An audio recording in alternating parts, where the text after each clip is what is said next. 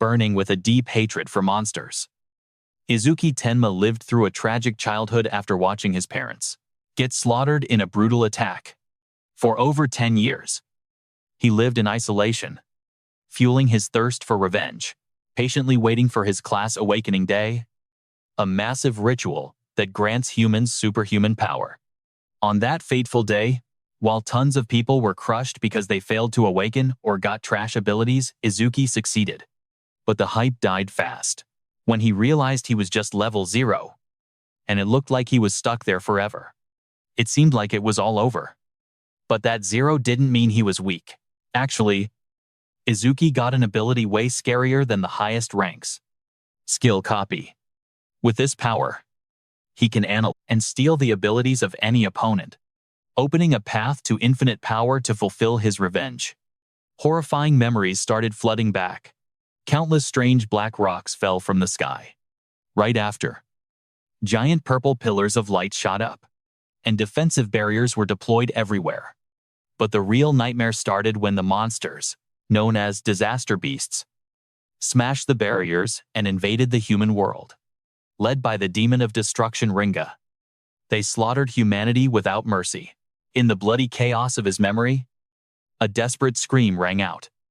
"Run, Dad!" The streets turned into a living hell. Blue monsters wrecked everything, sending people into a panic. A giant monster let out a fierce roar, charging with killing intent, targeting the survivors. A swirling blast of blue energy exploded, cruelly swallowing a woman who was trying to shield the child in her arms. As the light of life faded, the mother's hand dropped in pain, gasping her final words. "Run, Izuki, Mom." He jolted awake from the nightmare. His friend next to him kept calling his name. "Izuki." The girl turned around and asked worriedly, "What's wrong? You're totally zoning out." But he just gave a vague reply. "No, it's nothing." She tilted her head. Her blue eyes widened with suspicion, staring right at him. For real, he was still shaken from the dream. A tear unconsciously rolled down his cheek, making her wonder. "Then why are you crying?" The guy with glasses next to him leaned in and whispered to save him. "You're sleepy." "Right. Usually. You'd be asleep by now. But today we suddenly have this school assembly. More importantly, that teacher dress is totally weird."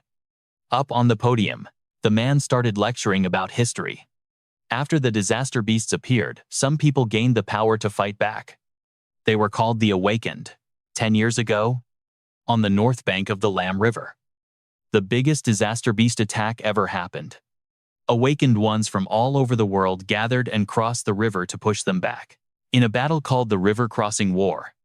Even though attacks decreased after that, the number of falling rocks has spiked recently.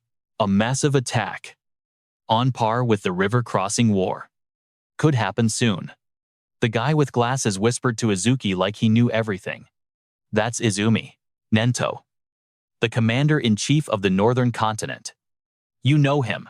You're from the Northern Continent and you don't know who he is." Izumi Nento, that name sounds really familiar. I pictured him as some hunched-over old geezer with a long beard, but he looks way weirder than I thought. "I get what you mean. But ignore the looks. He's the first ever Awakener. Thanks to him, we even know about the stones and the beast calamities." His friend's eyes lit up with pure admiration while talking about his idol. "By the way, he's the strongest Awakener alive, even Taiwazine, the guy holding the title Light of Humanity, was his student." Up on the stage, the man continued. "Recent research shows that even a normal unawakened person has a certain probability of becoming an Awakener just by touching a stone. I came here today to let you all try it out. Become an Awakener and dedicate your lives to the war against the beast calamities." Saying that, he waved his hand to unleash his power. The ground cracked open, and brilliant golden light shot up into the sky. Under the tight guard of bodyguards, the students went wild.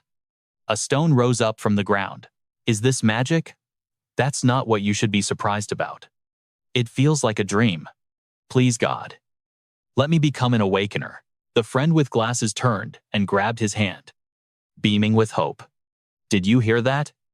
Izuki, we finally have a chance to become Awakeners.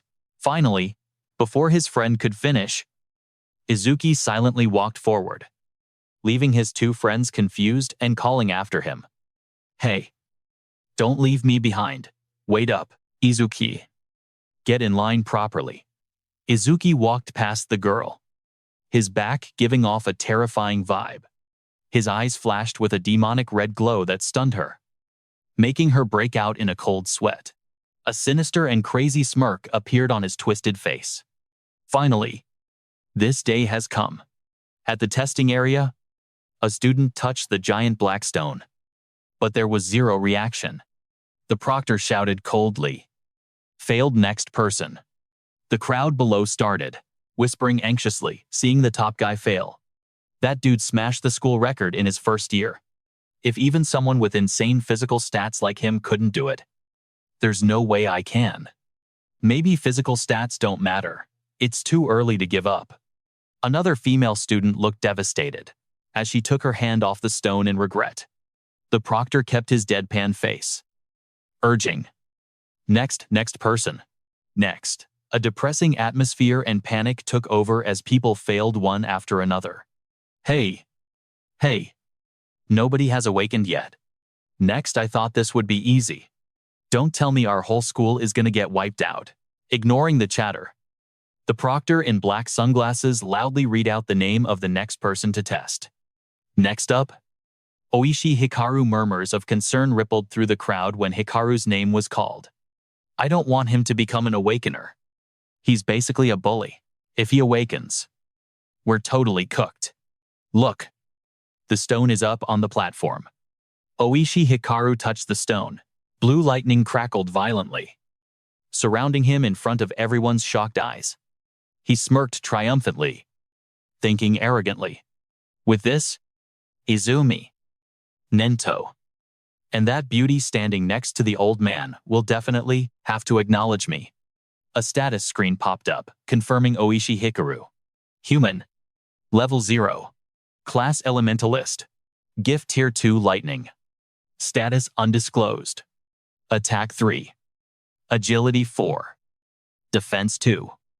Magic 3. Total 12.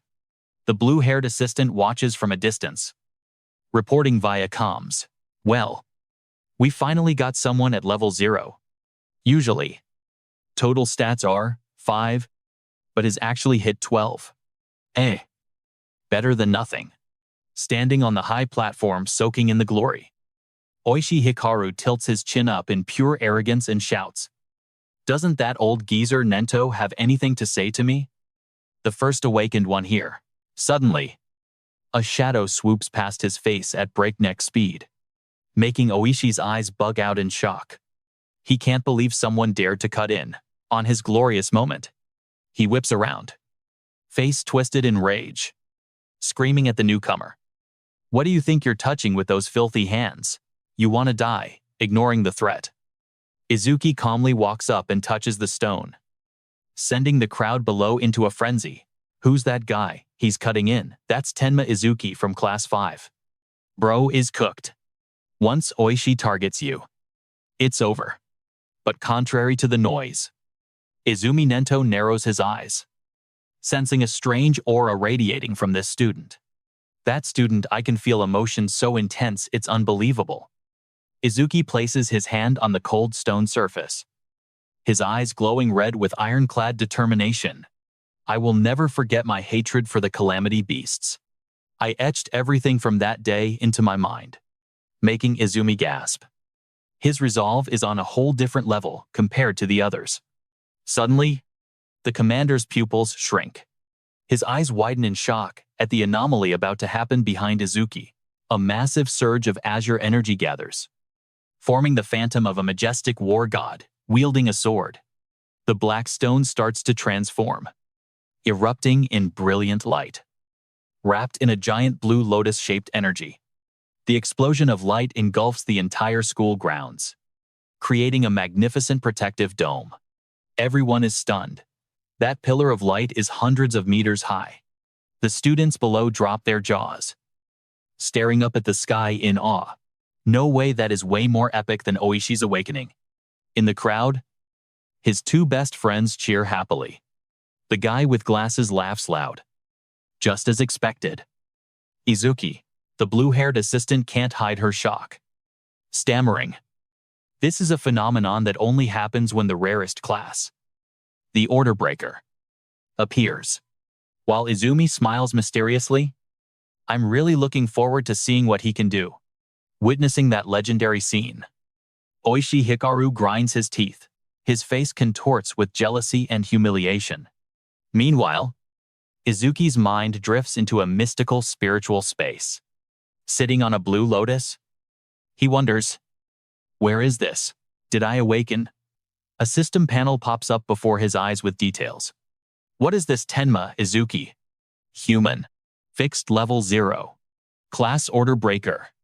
Gift Nirvana. Rank Special. Level fixed. Stats increase upon acquiring skills. Removes all debuffs. And completely heals all injuries. A skill notification continues to appear. Skill Absolute Simulation. Rank C. Analyzes enemy attacks and grants counter-attack skills. Izuki stares confusedly at his empty stat board. He gasps in panic. Status Attack 0. Agility 0. Defense 0. Magic 0. Total 0. Everything is 0. But right then, a barrage of new notifications spam the screen. Acquired Rank Z Skill Absolute Simulation. Special Rank Gift Nirvana activated. All stats increased by 200. Attack plus 200. Agility plus 200. Defense plus 200. Magic power plus 200. Total plus 800. Understanding his power mechanic, Izuki smiled with pure confidence. So that's how it works. Once I copy a skill with absolute simulation, I get stats through Nirvana. Even if I can't level up, I can still get cracked in my own unique way. He clenched his fist, eyes burning with determination, ready for the thorny path ahead. I don't know what this awakening level equates to, but I'm gonna annihilate the Calamity Beasts. No doubt about it. I've become an awakener. Back to reality, a blinding light exploded from the stone, making everyone shield their eyes and scream, "Too bright, my eyes." From the center of that brilliant blue light, Izuki's silhouette slowly emerged. Standing tall amidst the energy fragments, Oishi Hikaru stepped back, sweating buckets, his face blank with disbelief. That guy, no way. A blue-haired female assistant trembled, covering her mouth, unable to hold back her emotion as she looked at the measuring device. These stats are insane for a rookie awakener. It's hard to believe, but that boy is definitely cutting her off. Izuki stood proudly, adjusting his tie with the arrogant aura of a king. The girl finished her sentence. The strongest rookie awakener in history. The status board popped up, the terrifying numbers leaving everyone stunned. Name Tenma Izuki. Race human. Level 0. Fixed class Order Breaker. Special rank gift undisclosed. Skill undisclosed. Attack status 200. Agility 200. Defense 200. Magic power 200. Total 800. The whole school exploded in absolute shock. Cheers erupted everywhere. Tenma's stats skyrocketed all at once. I can't believe our school has someone this cracked. This is a miracle that'll go down in school history. Meanwhile, Oishi Hikaru gritted his teeth. His face twisted with insane jealousy. That trash stole the cheers that were supposed to be mine. Unable to control himself, he launched an attack. Oishi fired a lightning bolt at Izuki. In the middle of this crowd, a loser like you should stay a loser forever. He screamed with murderous intent as he unleashed the lightning. I'll wipe you out with the skill I just got. Silver Snake. Izuki calmly observed the attack. The system analyzed it immediately. Detected rank C skill Silver Snake.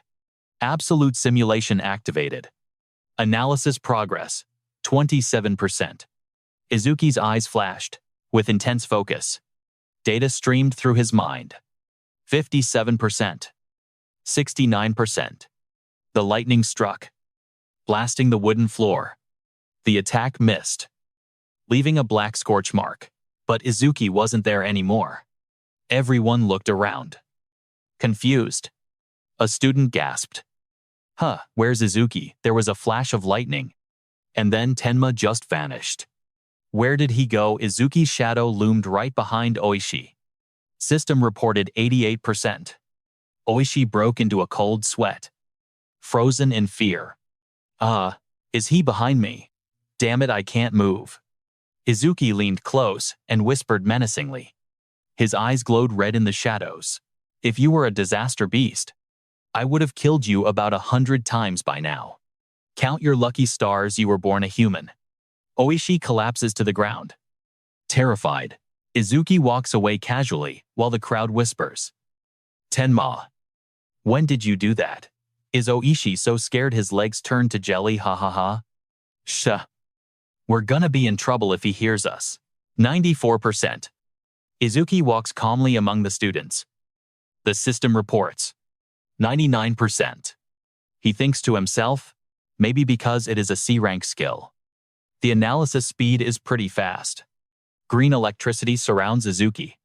A notification pops up showing analysis progress. 100%. Acquired C-rank skill. Thunderbreaker. 2 male students nearby cover their eyes. One jokes. Wait. He is glowing again. Good thing I brought sunglasses. Izuki sits in his mental space. Pondering. Looks like I get forcibly dragged into this space every time analysis completes. Silver Snake analysis complete. Acquired Thunderbreaker. The skill details panel appears. Thunderbreaker level 1. Active effect can absorb C-rank lightning attacks and lower into the body. Once releasing the absorbed lightning energy, personal agility increases by 50%. Absorption limit is 3. Passive effect. Every time a C-rank lightning attack is absorbed, agility increases by plus 5%. Currently plus 0%. Acquired Thunderbreaker level 1. All stats plus 10. Cleanses all negative status effects and completely heals wounds. Izuki stands tall, shining brilliantly. He spreads his arms wide. Surging green electricity covering him. In contrast to Oishi sitting pitifully on the ground. Oishi's jaw drops in terror. And the bodyguards are stunned too. Now, Izuki is covered in lightning all over his body. That lightning is even brighter than Oishi's. How the hell did he learn a skill like that? Izuki's stats continue to rise. The system updates. His stats increased by this much again. Status window. Attack 200 up to 210. Agility 200 up to 210. Defense 200 up to 210. Mana 200 up to 210. Total 800 up to 840. The sky suddenly turns dark. Everyone looks up anxiously. It was sunny just a moment ago. Rain. Hey. Something is falling down. A giant black rock plummets from above. It tears through the sky. Wind and rain. And crashes straight into the school grounds. Monsters emerge from the rock. The blue-haired girl screams in order. The rocks. Why here of all places? The school assembly is cancelled immediately. Everyone evacuate outside the school campus now. Just like we practiced, no doubt about it. Their target is us. The girl with glasses turns around in panic. Her face pale. We should run too. Fighting isn't our strong suit. The man calmly assesses. If we run too, everyone will get anxious. Look. That male student is even calmer than us. The crowd flees in panic. Izuki walks against the flow. As he heads towards the danger, the girl wonders. Why aren't you running? The rock slams into the schoolyard. Boom. The impact shakes the ground. Dust and smoke rise up blindingly. Friends pull at Izuki. The bespectacled friend shouts, Hey! The disaster beasts are coming. Let's get out of here.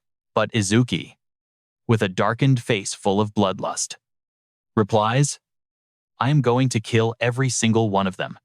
The female friend cries and begs. What are you saying? You are going to die if you don't run. Rikuro is right. You only just became an awakener. You're no match for them. Leave that to the other awakened. Itsuki looked back at her with eyes locked in, dropping a quick line to reassure her. Trust me. His buddy grabbed the blushing girl, screaming desperately as he dragged her off. Fine. Don't blame me if you die. Is it really okay to let him go? The enemy is a disaster beast. That thing's a walking weapon of mass destruction. Itsuki smirked. Confident. Scary. His thoughts were racing with hype. My first enemy after awakening is the one who killed my parents. Blue lightning sparked all over Itsuki's body as he looked up at the sky. I'm actually lucky. Monster info popped up. Skeleton Soldier. HP 10,369. Level 8. Gift rank 2. Defense increases by 100% if the enemy's attack exceeds its own defense. Gift becomes null. B rank skill Bonefire. Stats attack 15. Agility 10. Defense 120. Plus 120. Mana 30. Total 295. Itsuki got into his stance, ready to throw hands. His eyes glowed red, mocking it. Should I test out that new skill I just got? Itsuki rushed in, unleashing lightning. He shouted, the move, name, Thunderbreaker. The strike carried destructive power, crashing head-on into the monster. Itsuki's face hardened with resolve. He roared in his mind. I won't let anyone else die. Itsuki threw a massive punch, determined to end that bone monster. It got sent flying. Boom. It smashed into the school building, causing a huge quake. Dust everywhere. The group stood there, stunned. The assistant dropped her jaw. Itsuki is broken. Maybe we don't need to run anymore. He knocked it into the school with just one hit. A rookie who just awakened sent a level 8 disaster beast flying. Nento pondered, assessing Itsuki with a sharp gaze. That kid's speed and power completely different level, compared to the rank zeros. But even so, beating a skeleton soldier is impossible. They have two annoying abilities. First, a gift that boosts defense. Second is, the monster roared. Blue flames exploded, scorching the area. A skill called Bonefire. It'll burn your body to ash the moment it touches you. Watching Itsuki engulfed in flames, his friends screamed in pain. Itsuki Oishi laughed maniacally, his face twisted with glee. Idiot. Bro doesn't know his place. You're just gonna burn to ash. Right there in that sea of fire. Itsuki's system stayed calm. It is using Bonefire, analyzing progress, 1%, 25%. He stood there taking it, eyes cold and calculating. Looks like analysis speed increases when the enemy's skill hits me. 39%, 57%. The blue-haired assistant was sweating buckets. She couldn't believe her eyes. Even a level 10 awakened wouldn't stand a chance taking a direct hit like that. Flesh started peeling, revealing white bone. Itsuki gritted his teeth. 77%. A genius just showed up, only to get killed by a disaster beast before he could even grow. So this is what burning alive feels like. Must have hurt like hell. 81%. In the agonizing pain, the image of his mother came back to haunt him. Mom. Nento narrowed his eyes, watching closely. He mumbled, suspicious. Wait. Tenma Izuki hasn't even gone all out yet, has he? Suddenly, Izuki looks up, eyes locked in, while his body regenerates. The moment that analysis hits 100, you're cooked. Analysis progress 100%. The crowd goes wild, hoping for a miracle as that blue lotus blooms. Is it too soon for a rookie who times awakened? I was an idiot for trusting him, even for a second. Yo. Look, that blue lotus is back. Tenma might actually pull off another miracle.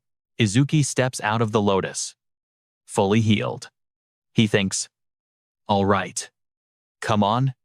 What kind of skill am I getting this time? 94%. 99%? The system window pops off with a ton of new stats. Analysis of Bonefire complete. Acquired Black Wall. Black Wall level 2. Active effect continuously generates ice on the body's surface when activated. Consumes mana to block fire-type skills ranked B and lower. Passive effect defense plus 10% when blocking fire-type skills ranked B and lower. Current bonus 0%. 1. Acquired Black Wall level 2. All stats increased by 20. Clears all debuffs and fully heals all injuries. 1. Attack 210 to 230. Agility 210 to 230. Defense 210 to 230. Mana 210 to 230. Total 840 to 920. He clenched his fist, feeling the power surge through him. Just a moment ago, even my full power attack couldn't scratch its defense. But with this attack buff, I can take him down. A brilliant blue aura radiates from the Lotus. Blinding energy floods the entire campus. Izuki floats in a spiritual void. His muscles ripple, overflowing with vitality. His squad jumps up, hyping him up like crazy. Thank God. He's alive. Let's go. I knew he could do it. A full recovery. It's literally a miracle. The blue-haired assistant analyzes the situation. Completely shook. Does he have a self-healing skill? But I thought he was a lightning-type user. They said the Order Breaker class was mysterious. But Tenma is on a whole other level. Even for them. Her eyes are glued to Izuki. Totally fascinated. To heal perfectly like that. Could he regenerate lost limbs? What if his brain was destroyed? I need to know the limits of that healing factor. The skeleton soldier lets out a savage roar, rushing in with murderous intent. Izuki just calmly holds out his hand. Black ice erupts, blocking the flames. Black ice wall. The blue fire smashes into the ice, triggering a massive steam explosion. And from the smoke, Izuki's glowing red eyes shine through, looking absolutely terrifying. He dashes forward too fast for the naked eye to track, leaving trails of blue light behind him. One lightning-fast strike. He completely obliterates part of the monster's body. Izuki summons a massive ice sword and brings it down like a thunderbolt from the heavens. The monster gets sliced into pieces. Bone shards fly everywhere amidst the blue lightning. The students watching are just jaws on the floor. He got behind the Calamity Beast in a split second. It's like he teleported. Only an Awakened could even hope to track that speed. Oishi is sweating buckets in fear. And the assistant is stunned. I couldn't see him move at all. Is this guy seriously a rookie? It feels just like before. Izumi Nento watches Izuki in awe after that crushing victory. He didn't just create impenetrable armor, he can shape weapons into any form he wants. It's a god-tier skill that combines offense and defense perfectly. Standing amidst the ruins of the schoolyard, Izuki stood there dead silent as his buddy Rikuru came running from the distance, shouting his name in panic. Izuki. Rikuru rushed in and bear-hugged Izuki, letting out a huge sigh of relief. I'm so glad you won. Bro, I was scared to death. But hey, what about Seiya? Izuki looked around with a totally confused face and asked.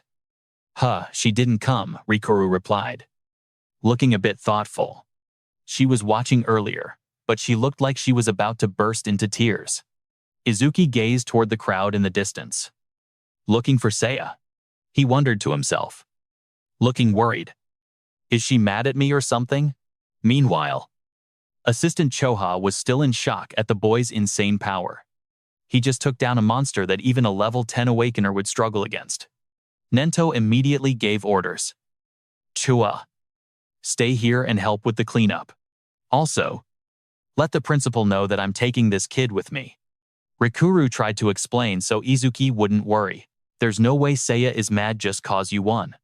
She's probably just scared you're gonna leave her in the dust. So she went to touch the awakening stone. Izuki just sighed and said, I hope you're right. Suddenly, Izumi Nento walked up to Izuki. He looked him up and down before speaking. Greetings. You are Tenma Izuki. Correct. Izuki stood face to face with the majestic commander. The vibe got super serious as the two locked eyes. The crowd of students started buzzing, whispering about this crazy scene. Yo, look at that, Izumi Nento is actually talking to him. You think he's gonna take him on as a student? No way. The only person to ever be his student was Taiwazin, the strongest human alive. So no matter how cracked Tenma is, that ain't happening. Seeing the commander had private business, Rikuru awkwardly excused himself. All right. Catch ya later. I'm gonna go find Saya. Now. It was just the two of them on the field. Nento spoke up, sounding genuinely interested. You're pretty special, kid. Izuki tilted his head, repeating the word with a skeptical look. Special. Nento's eyes deepened as he sensed the killing intent radiating from Izuki. It seemed his heart was overflowing with rage and hatred. He looked straight into the boy's eyes and asked point blank, I want to know why. Izuki's face went dark. Dark memories from 10 years ago suddenly came flooding back. 10 years ago, my parents, they were killed by disaster beasts while trying to protect me. The image of young Izuki appeared, full of pain. His face drenched in tears as he witnessed the tragedy, right in front of my eyes. He recalled the moment that sealed his fate. I almost died too, but an awakener saved me just in time. Right before my eyes. He choked up, remembering the moment his mother vanished into the sea of fire. I watched my mom die. She told me, you have to walk the rest of the way on your own. The boy Izuki stood there, paralyzed among the ruins, his soul completely shattered. Mom, Dad, and Mom are dead because of them. The pain turned into pure fury. The boy screamed in bitterness. No, the shadow of a demon. Maringa loomed threateningly in Izuki's mind. He knew this thing was the root of all evil. His eyes glowed red with hatred as he remembered his old oath. That day, I swore that I would definitely kill that demon. And, the present day, Izuki gritted his teeth. A single tear rolling down his determined face. Every single one of its kind. Nento quietly observed Izuki, then asked in a low voice, even when your heart is consumed by hatred, you still shed tears. Izuki covered his tear with his hand, explaining his abnormality. Ever since I witnessed the tragedy of my mom's death, my left eye has stopped crying. But my right eye starts crying on its own again. Because of it, I can never forget the hatred I hold for those calamity beasts. Nento nods, then drops a sudden offer. Do you want to be my student? I'll get you into the Salvation League and help you gain insane power to get revenge on those beasts. Itsuki repeats, surprised. Salvation League. Nento starts explaining this massive org. To fight calamity beasts more effectively and scientifically. Governments from all 5 continents gathered powerful, awakened from around the world to form this group. Think of it as the official army against the beasts. Members are called saviors. Saviors get resources like private training grounds and OP weapons, plus guaranteed high pay. Even trainees get 10,000 gold a month. That's enough to buy a car. Of course, all those generous perks aren't free. Saviors are expected to constantly fight beasts on the front lines and keep civilians safe. Itsuki thinks to himself, honestly, I don't care about the fat paycheck or resources. The most important thing is he clenches his fist, eyes burning with fighting spirit, being able to fight those beasts right on the front lines. I want to be a savior too. Izumi. Nento starts explaining the brutal selection process. The league holds an exam every February. It's called the National Salvation League Tournament. With over 10,000 participants, contestants get points based on their performance. But only the top 100 earn the right to become saviors. Then Itsuki immediately asks, what's the highest score in history? Nento pauses. His eyes behind the mask deepen. It won't help much as a reference. But still, he points at a massive number appearing. The all-time record is 115,000 points, set by Taiwazin 11 years ago. You'll pass if you get 30% of that, and take first place with 50%. Itsuki freezes at the familiar name. The image of the legendary hero flashes in his mind. Taiwazin, the strongest, awakened, known as the light of humanity that Rikuro mentioned. Then, Nento gets real and gives some sincere advice. Jin is built different. Comparing yourself to him will only lead to despair, trust me. But keep your head up. You could stand on his level. Itsuki stares straight ahead, clearly declaring his massive goal. I'm gonna surpass Taiwasan Izumi. Nento goes silent, his eyes squinting slightly, like he's watching a potential seed just sprouting. He recalls the past, seeing Taiwasan's shadow. You've become super famous. Young people are all trying to follow your footsteps. But just following behind won't win the war against the calamity beasts. One day, someone will surpass me. Just like a new sun replacing the setting one. Nento looks at Itsuki with hope. I'm really looking forward to that. The dawn Jin was waiting for has finally arrived. They stand before a massive spherical structure, glowing brightly. Itsuki gasps. What the heck is that? Nento starts explaining the nature of the invasions. These stones are like gateways connecting this world and the world of the calamity beasts. So, if you just kill the monsters and leave the stones, new beasts will just keep coming. He points at the magnificent building. This facility it was built to isolate the stone gates that hadn't been destroyed yet. But awakened ones would periodically wipe out the disaster beasts pouring out from them.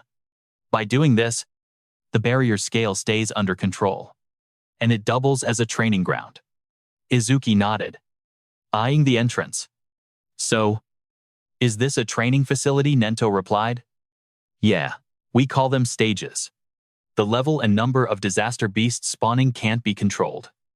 So it's pretty dangerous inside. A haunting scene of monster corpses and broken weapons appeared.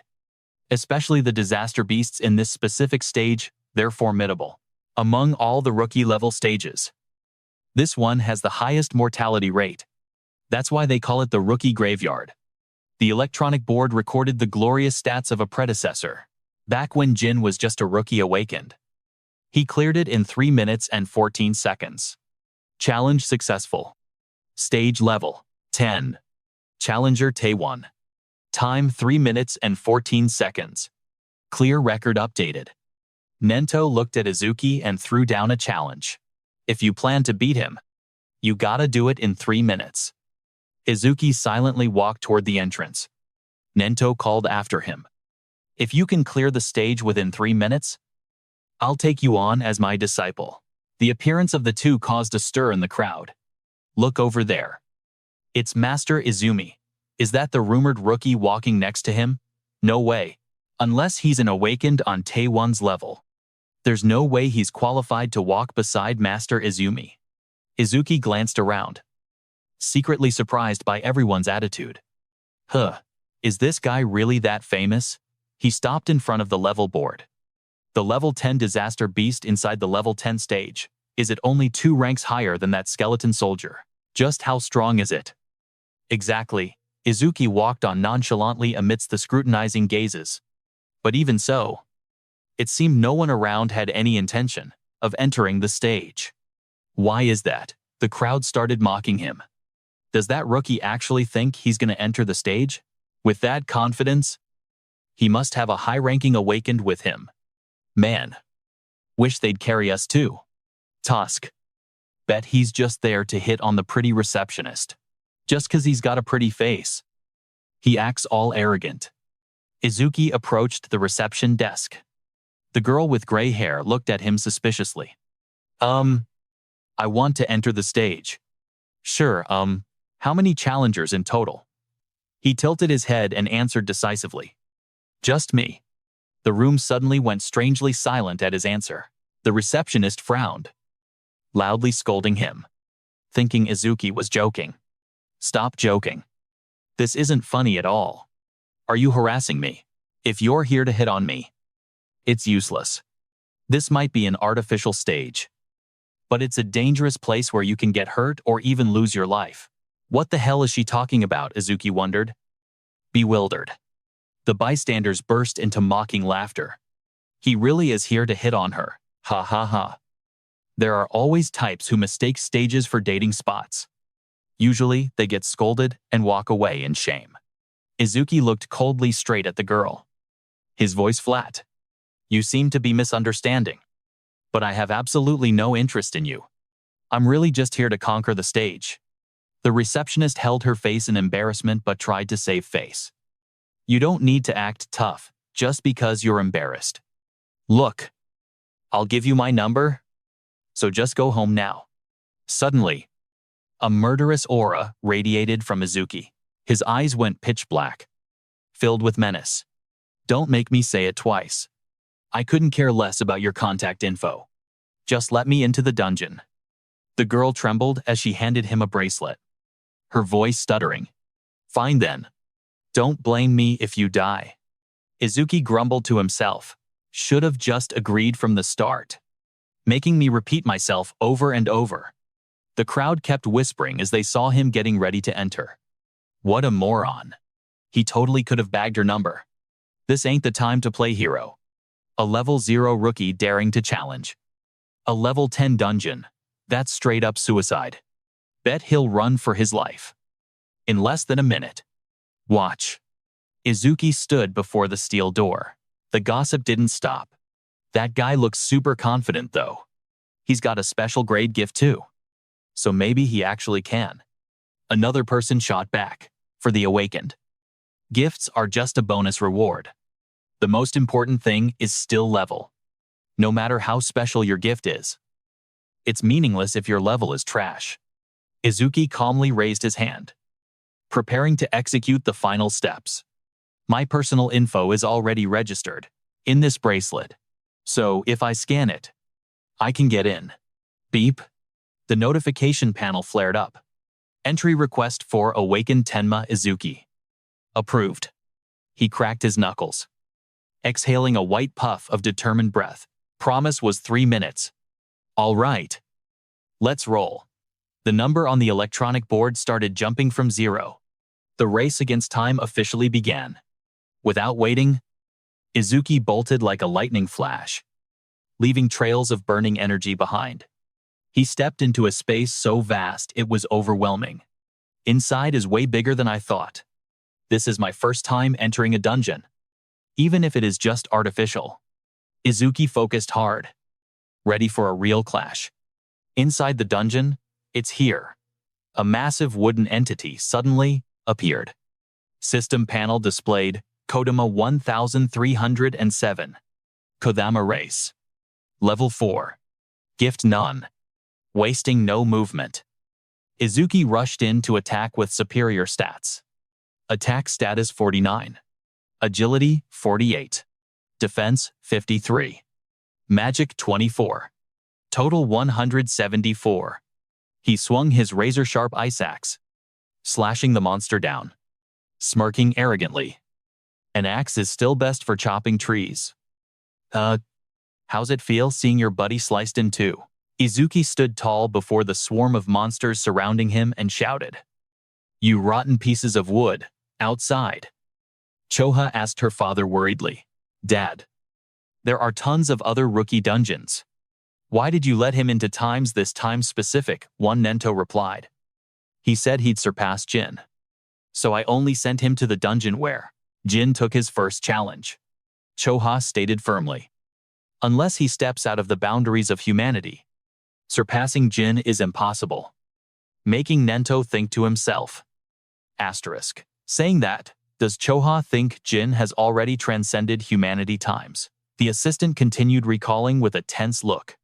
I used to think Jin was kind and approachable, but I saw him slaughter a level 97 catastrophe beast in a split second. His eyes back then. The image of glowing red eyes surfaced, haunting her mind. Cold, solitary, and godlike. Those eyes were like they weren't human.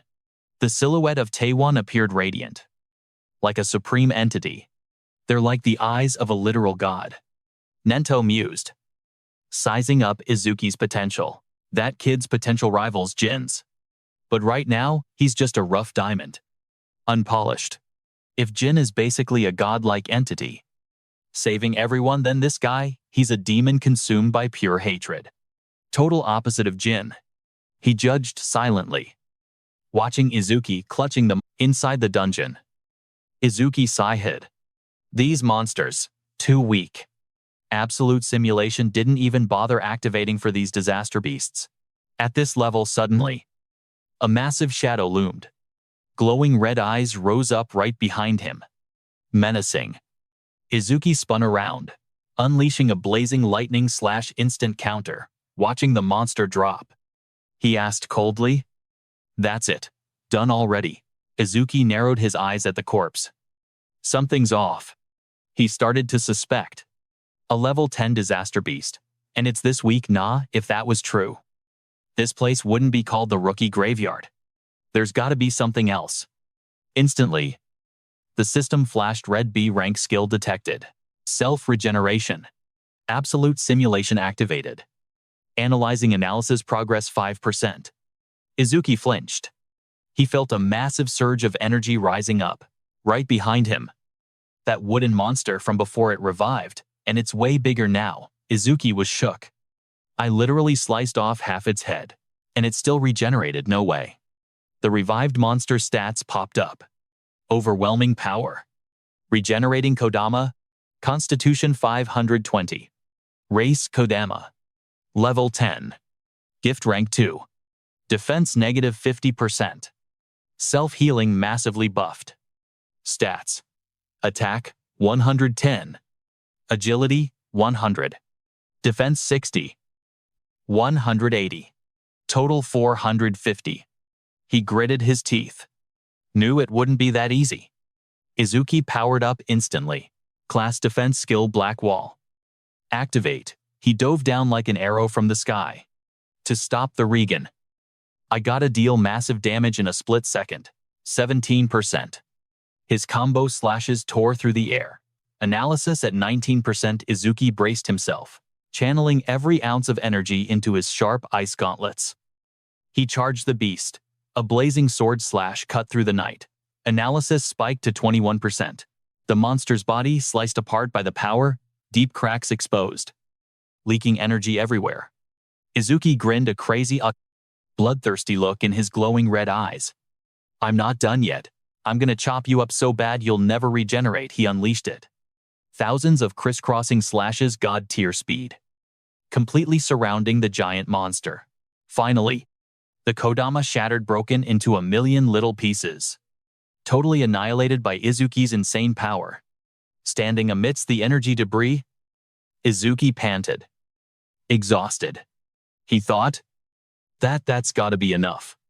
Using Black Wall this long, it's draining my mana. But then, the ground shook violently. The giant wooden monster rose up again, stronger than ever. Roaring like crazy, he backflipped, dodging sharp roots. Progress bar hit 60%. He shouted. Annoyed. It's still not dead. After all that, so annoying. In the middle of this crisis, Izuki's eyes lit up. He spotted an opening. But every time it regenerates, Izuki's eyes lit up. He spotted an opening. But every time it regenerates, the absolute simulation's analysis speed ramped up again. He started calculating his next move. His face was pure determination. I'm dropping Black Wall to save mana. I'll use Thunder Break to dodge its attacks while kiting it. Just gotta keep this up until the analysis is done. That's the winning play. But looking at the analysis bar hitting 75%, Izuki gritted his teeth under the pressure, running out of time before the 3-minute limit. Deciding to bet it all, he burst out his energy, triggering both Thunder Break and Black Wall at once to push the attacks to the extreme, forcing it to regenerate constantly. That'll speed up the analysis the moment the monster smacked him down. Izuki bit his lip against the bone-shattering pain. If absolute simulation doesn't trigger when my mana hits 0, I'm cooked. The progress bar hit 80%. He flipped in midair amidst a cage of sharp roots. Progress shot up to 85%. Izuki steeled himself and charged straight at the enemy. But if I die here, then that's all I was worth anyway. His eyes glowed with a blood-red murderous intent. Ready for one final strike. Boom. A massive collision. Thunder power slammed straight into the monster. Flashing with blinding light. Blown back with blood covering his face. Izuki groaned in pain. Damn it. As countless roots skewered his body. The bar hit 99%. He felt total exhaustion. His mana was completely tapped out. But suddenly, a wicked grin appeared. The 100% notification blazed bright. He crowed. Knew it. Absolute simulation doesn't need mana to activate. This match is my WA. Massive blue energy Lotus bloomed explosively. System alert. Self-regeneration analysis complete. 1. Immediately acquired Lotus Blast. Skill details popped up. Lotus Blast level 2. Active effect consumes mana to deal explosive damage to enemies within a 5-meter radius. Power scales with mana consumed. Passive effect. Every time Lotus Blast defeats a Tier 1 living creature, or higher, the range of all skills increases by 1%. Standing amidst the Divine Lotus, Isuki's body was fully restored. Acquired Lotus Blast level 1. 2. All stats plus 20, removed all debuffs and fully healed all injuries. Glancing at the terrified monster, the final command appeared: Lotus Blast activated. Isuki calmly clasped his hands, focusing all his might into a single point. A massive explosion shaped like a fiery lotus swallowed the target whole. In the blazing sea of fire, the wooden monster shattered and turned to ash under the intense heat. Standing in the smoke, Isuki wiped the blood from his lip and remarked coldly, "Lotus Blast ain't bad." He looked in shock at the giant crater he'd made. This much power with only a third of my mana, wiping out those weak calamity beasts will be a breeze now. But I never expected absolute simulation to restore my mana from 0. Suddenly spotting a green crystal drop, Isuki paused. What's this? Meanwhile, outside, the female staffer panicked, looking at the clock hitting 2 minutes and 9 seconds. It's been almost 3 minutes since that rookie went in, but no sign of him coming out. We should call the rescue team. Stat Cho-ha was stressing out, sweat rolling down her cheeks. I didn't think he'd lose to those level 10 disaster beasts, but clearing the stage in under 3 minutes seemed impossible. Suddenly, the whole system lit up bright blue with the text "New record achieved." Izumi Nento, and the crowd froze. He squinted, totally shocked, and gasped. No way. Cho-ha's jaw dropped, stunned by the actual results. Did he seriously clear it? But the crowd outside the scoreboard went silent, staring at that insane number. Not even 3 minutes challenge success. Stage level 10. Challenger Izuki Tenma. Time elapsed 2 minutes, 14 seconds. Stage clear record updated. The stage gates open. Izuki walks out, clothes shredded and eyes ice cold, leaving the leaderboard in the dust. Rank 1 Izuki Tenma. 2 minutes, 14 seconds. Rank 2 Jin Taiwa. 3 minutes, 14 seconds. Rank 3 So Hayden. 7 minutes, 17 seconds. The crowd starts whispering, terrified. He actually survived. Is that blue liquid disaster beast blood? He was a whole minute faster than Jin Taiwa. Master Izumi Izuki stands right in front of Izumi Nento, looks him in the eye, and makes his offer. Will you officially train me now? He smirks slightly. The dried blood on his face just makes him look tougher. Sensei.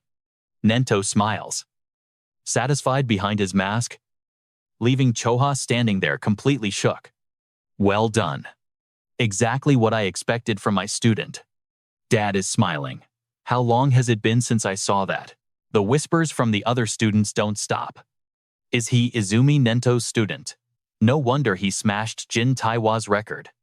But even if he really is his student, as long as his level doesn't go up, he's got 0 room to grow. Suddenly, that receptionist from earlier walks up, face burning red with guilt. She holds out a fancy wooden box. This is a reward for breaking the record. Please accept it. And I'm sorry for being so rude earlier. Izuki calmly takes the gift, his eyes softening a bit. I get a reward. It's fine.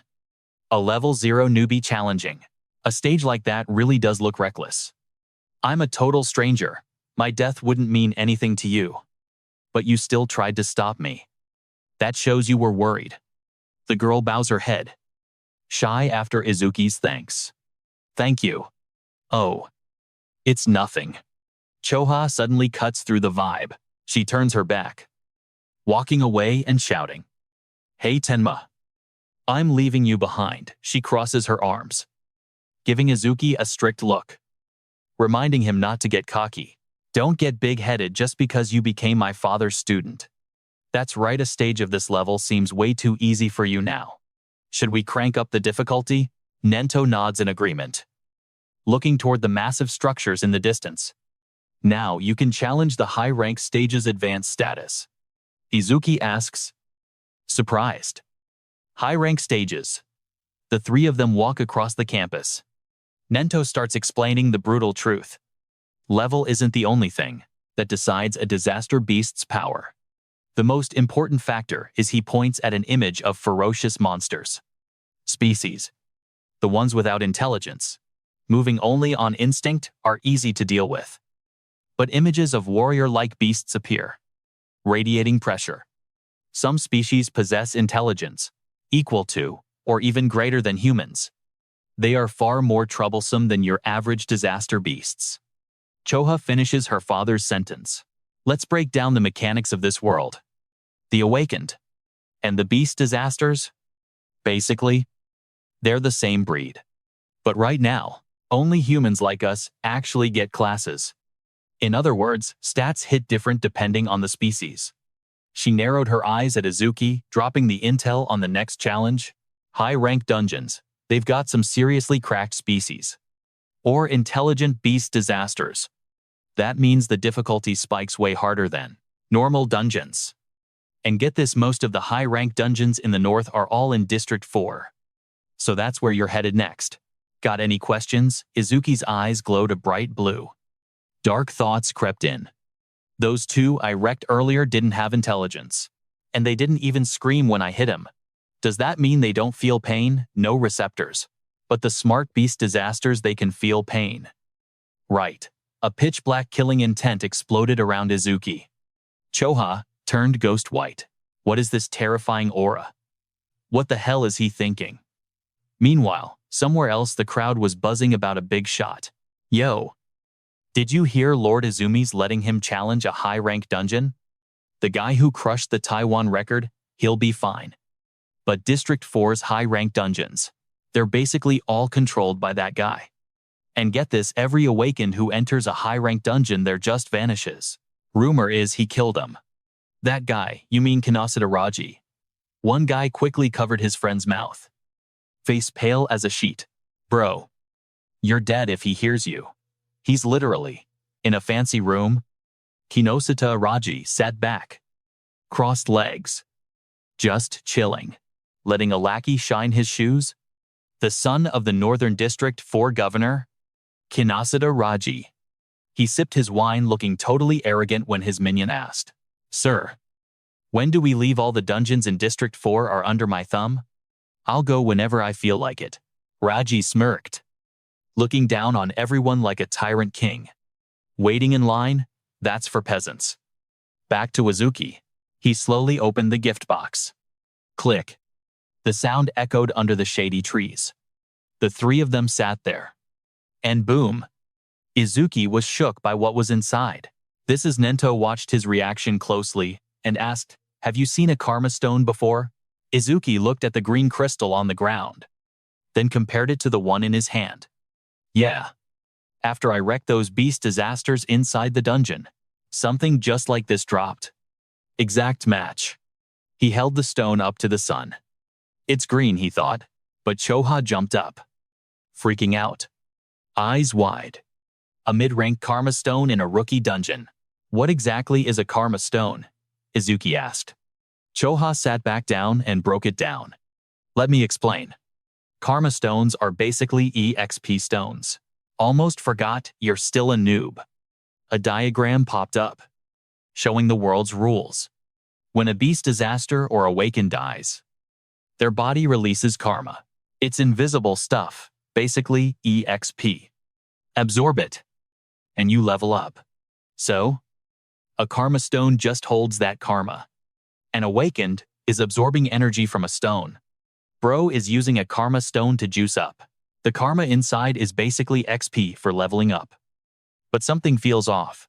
Karma stones aren't supposed to spawn naturally. Choha looks up at the sky. Deep in thought, she's trying to figure out why it spawned in this dungeon. Maybe it's because of Tenma's gift. Nento suddenly looks at him, explaining the level-up mechanics. Izuki looks at Choha, totally clueless. Like, gift. Nento keeps breaking down the glitch. Usually, the karma from defeated enemies gets absorbed by the one who wrecked them. But even though Tenma soloed 2 disaster beasts, he didn't level up at all. That means the XP wasn't absorbed. But manifested karma can't just vanish into thin air without a reason. He looks at Choha and Raji and drops a bombshell theory. If my guess is right, then the karma from the disaster beast that attacked the school was actually absorbed by the Awakened who were there. Meaning us. The stone in Izuki's hand glows with a crazy blue light. Meanwhile, a dungeon is a closed instance. Tenma couldn't absorb the karma he generated, and there was nobody else to take it. So it all clumped together and formed a solid karma stone. Watching Izuki from the back, Choha is confused and thinking hard. He really can't level up. Then how exactly do his stats keep going up? That seriously? Suddenly, Nento cuts her off. Voice serious. Choha, an Awaken's gift is top secret. You don't go spilling that info. You didn't forget, did you? She goes pale and apologizes instantly. I'm sorry, turning to Izuki. Nento gives him some solid advice. I'll let you decide whether to keep that karma stone or sell it. I've got a meeting with the commanders of the 5 continents, so I'll be away for a while. Choha will watch your back in the meantime. But before I dip, remember this. He lays down the iron rules. First, keep our connection a secret. Second, never reveal your gift to anyone. Third, clear at least 6 high-rank dungeons before I get back. Fourth, do what you think is right. No hesitation. Because no matter what goes down, I've got your back. Izuki smirks, looking confident and determined.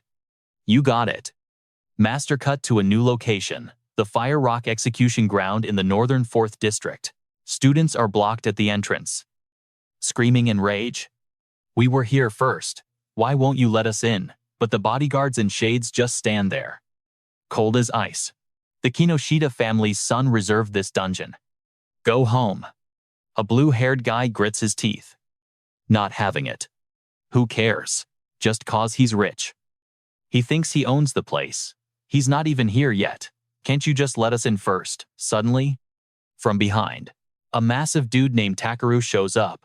His red eyes are terrifying as the student yells, I don't care who that rich kid is, if you don't let us in. I'm reporting this to the Awakened Association. Without saying a word, Takeru throws a massive punch, ripping through the air straight at the students, face full of savagery. Muscles bulging, he unleashes a devastating strike. Boom. Huge impact. The attack crushes all resistance in a split second. The blonde student drops to his knees, face pale as a sheet. No way, my B-rank Earth Spike skill didn't even scratch him. Takeru stood there like a fortress of steel, answering with cold indifference. That didn't even tickle. The victim looked up, his body trembling. Cold sweat poured down his face in the presence of such monstrous power. Earth Spike was a skill that could pierce through anything. Is this guy a monster? He didn't hold back one bit. Takeru loomed over him and grabbed the poor student by the head. He struck ruthlessly, making the boy cough up blood and scream in agony. Erg, cough. The surrounding crowd whispered in terror. The level 7 and 8 duo got wrecked instantly. They couldn't do a thing. That musclehead is broken. That's Ogata Takeru, one of the 4 pillars of Kinoshita Raji, and a level 12 metal mage. Level 12. No wonder Takeru hoisted the limp body up with pure contempt. He growled menacingly. I won't forgive anyone who tries to enter the stage without Raji's permission. Dare to resist, and I'll make sure you suffer the same fate as these 2. Standing arrogantly amidst the rubble, he barked his orders. This trash is finished right here. Don't anyone think about saving them. His minions behind him laughed, hyping Takeru up. Please don't go too far. Boss. Those pieces of trash are watching. If you beat up weak students, you'll get reported to the teachers. Bwahaha. He snorted in disdain, tossing the body aside like garbage. HMHF. Suddenly, Izuki appeared out of nowhere and caught the victim. His calm expression left Choha completely stunned. Everyone around stared wide-eyed. Who is that guy? Did he not hear us say don't help? Level 0 bro is cooked. The beauty beside him looks familiar. Though, Takeru glared at Izuki with murderous intent. Hey rookie. I said nobody passes.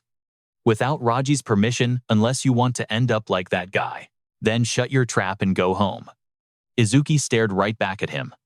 He analyzed calmly. I see. So I can't enter the stage unless I beat you. Meanwhile, Choha hurriedly grabbed her phone. I'll contact the manager of the Northern 4th District. This kind of behavior cannot be allowed. Izuki raised a hand to stop Choha. His eyes glowed with a steady blue light. No need. My teacher told me. I can do what I believe is right without hesitation. He handed the injured student to her, calmly instructing, I'll leave their treatment to you. Takeru started feeling uneasy. He broke into a sweat facing Izuki's hidden status window. This guy, who is he? Even though he's just level 0. He's not scared at all. And he dares to stand before me. Does he have a rare class? He tried to reassure himself by comparing power levels. Wait. Why do I feel pressured, rare class or not? I'm still 12 levels above him. The stat gap is unbridgeable. Ogata Takeru's status window appeared with a total stat count of 605. Takeru glared at Izuki. His pupil shrank, as he sensed a terrifying killing intent radiating from the young man. In his horrified eyes, Izuki's figure rushed forward like a hurricane, reflected clearly in Takeru's pupils. Instantly, Izuki's heavy punch slammed straight into the giant's face, creating a massive impact. Boom. Witnessing the scene, the crowd of students dropped their jaws in shock. So fast, is he really level 0? Even I'm level 8. And I don't know if I could keep up with that speed. However, the moment Izuki's fist touched Takeru's skin, strange white smoke rose up. Izuki narrowed his eyes slightly, surprised to realize his attack was stopped. He blocked it with metal hardening. Takeru smirked, thinking he'd won. His metal arms locked Izuki down tight. Growling, nice speed. Then he smashed his fist down hard. Boom. A pressure explosion burst out. Izuki jumped back just in time. But you lack power. Izuki landed in a defensive stance, calmly calculating. How do you take down an enemy over level 10? Gotta boost my agility with Thunder Break. Just then, the system panel lit up bright. Stats updating. Copying process initializing. Tenma Izuki. Human. Rank undetermined. Total 1100. Detected rank C skill metallization. Absolute simulation activated. Analysis progress 1%. Izuki got low, his eyes burning with fighting spirit. Is he actually a threat enough to trigger absolute simulation? Okay? Time to get serious.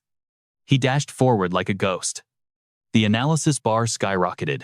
5%? Just a normal attack. Can't break the metal parts? Fine.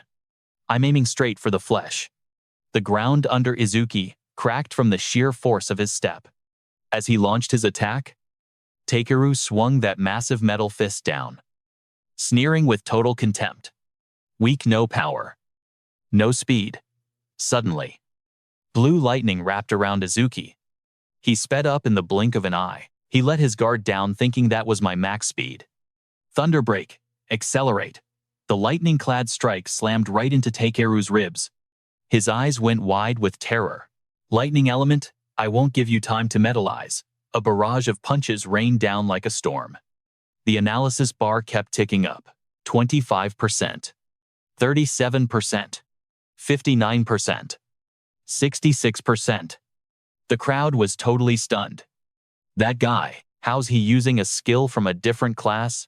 Too fast. I can't even see him. A rank 0 might actually beat Ogre Takeru. gritted his teeth through the pain.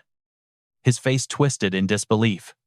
Damn it, no time to metalize. Why is a rank 0 this fast? At this rate, I'm gonna lose.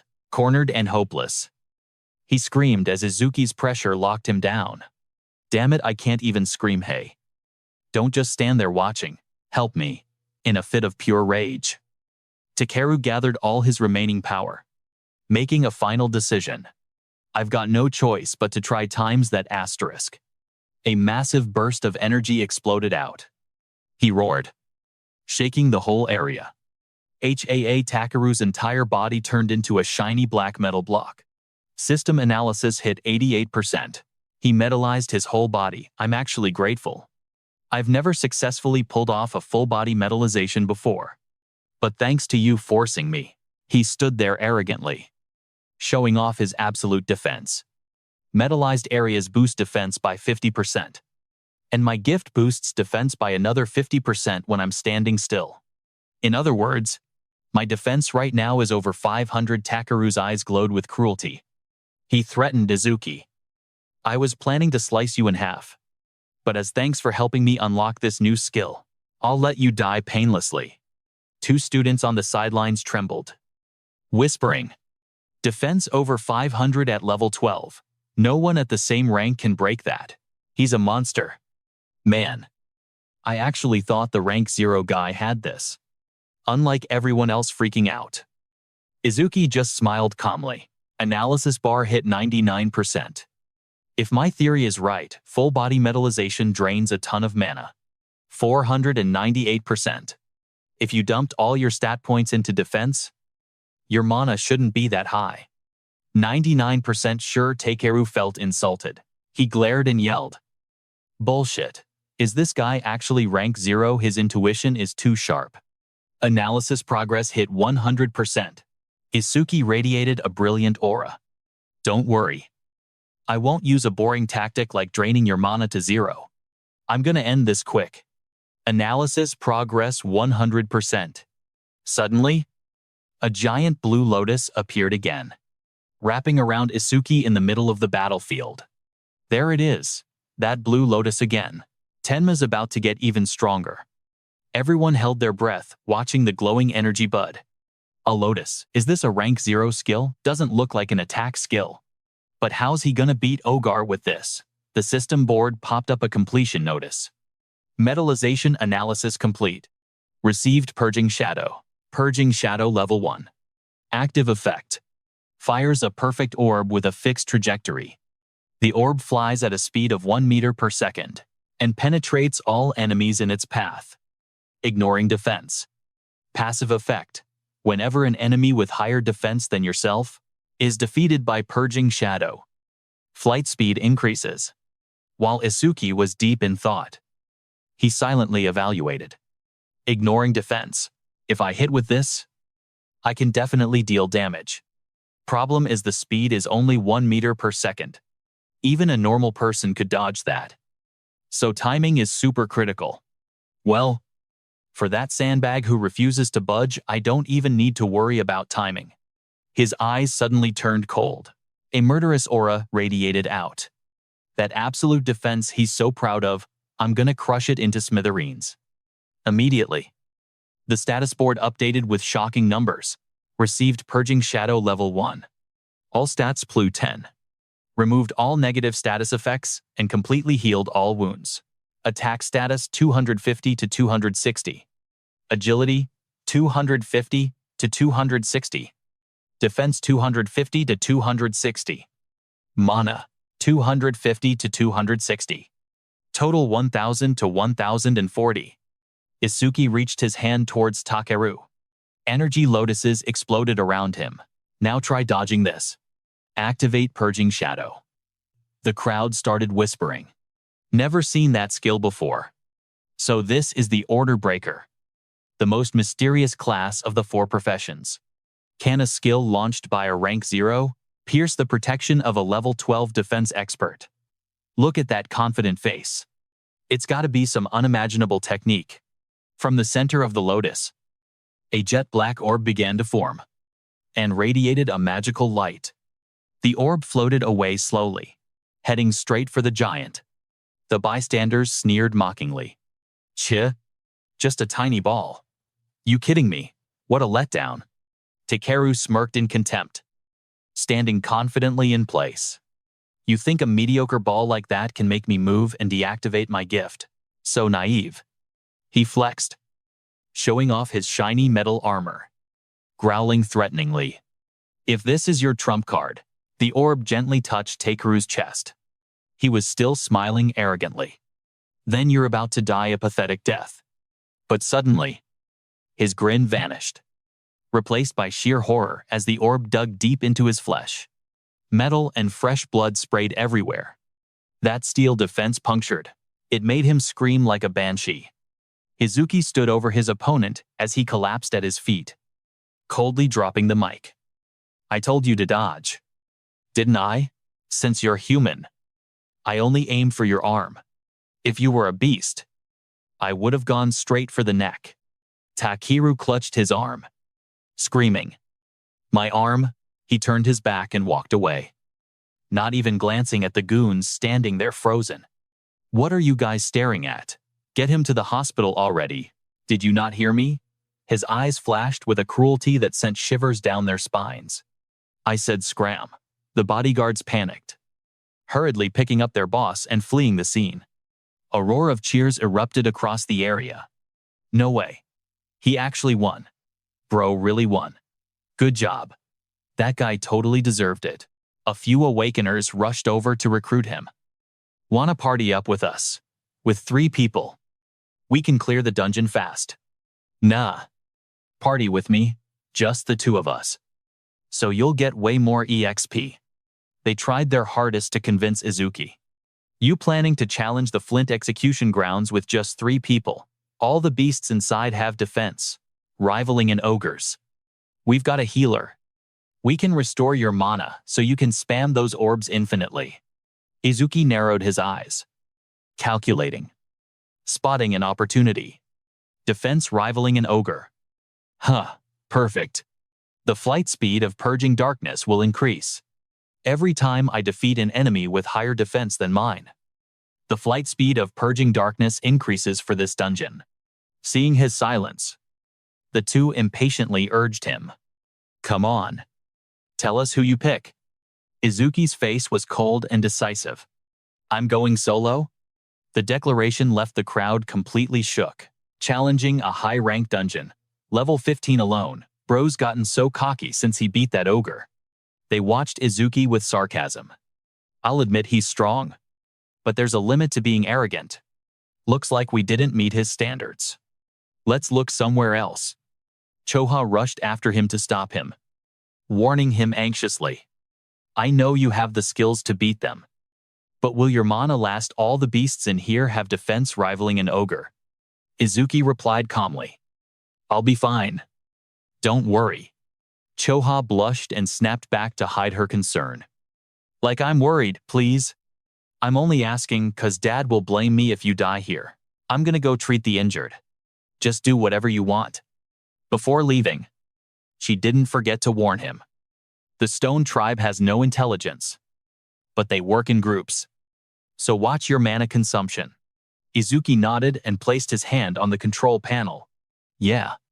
The system chimed in with a notification entry request for Awakener Tenma. Izuki approved.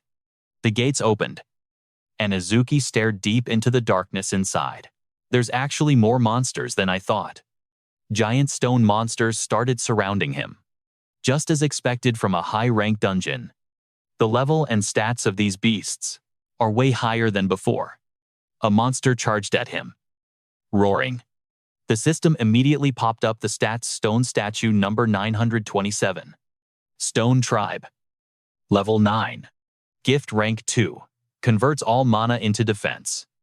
Stats: Attack 115. Agility 50. Defense 295 mana. No. To make that 460 total. Izuki raises his hand high, ready to unleash the finisher. Time to check if these scrubs meet the passive requirements for Shadow Purge.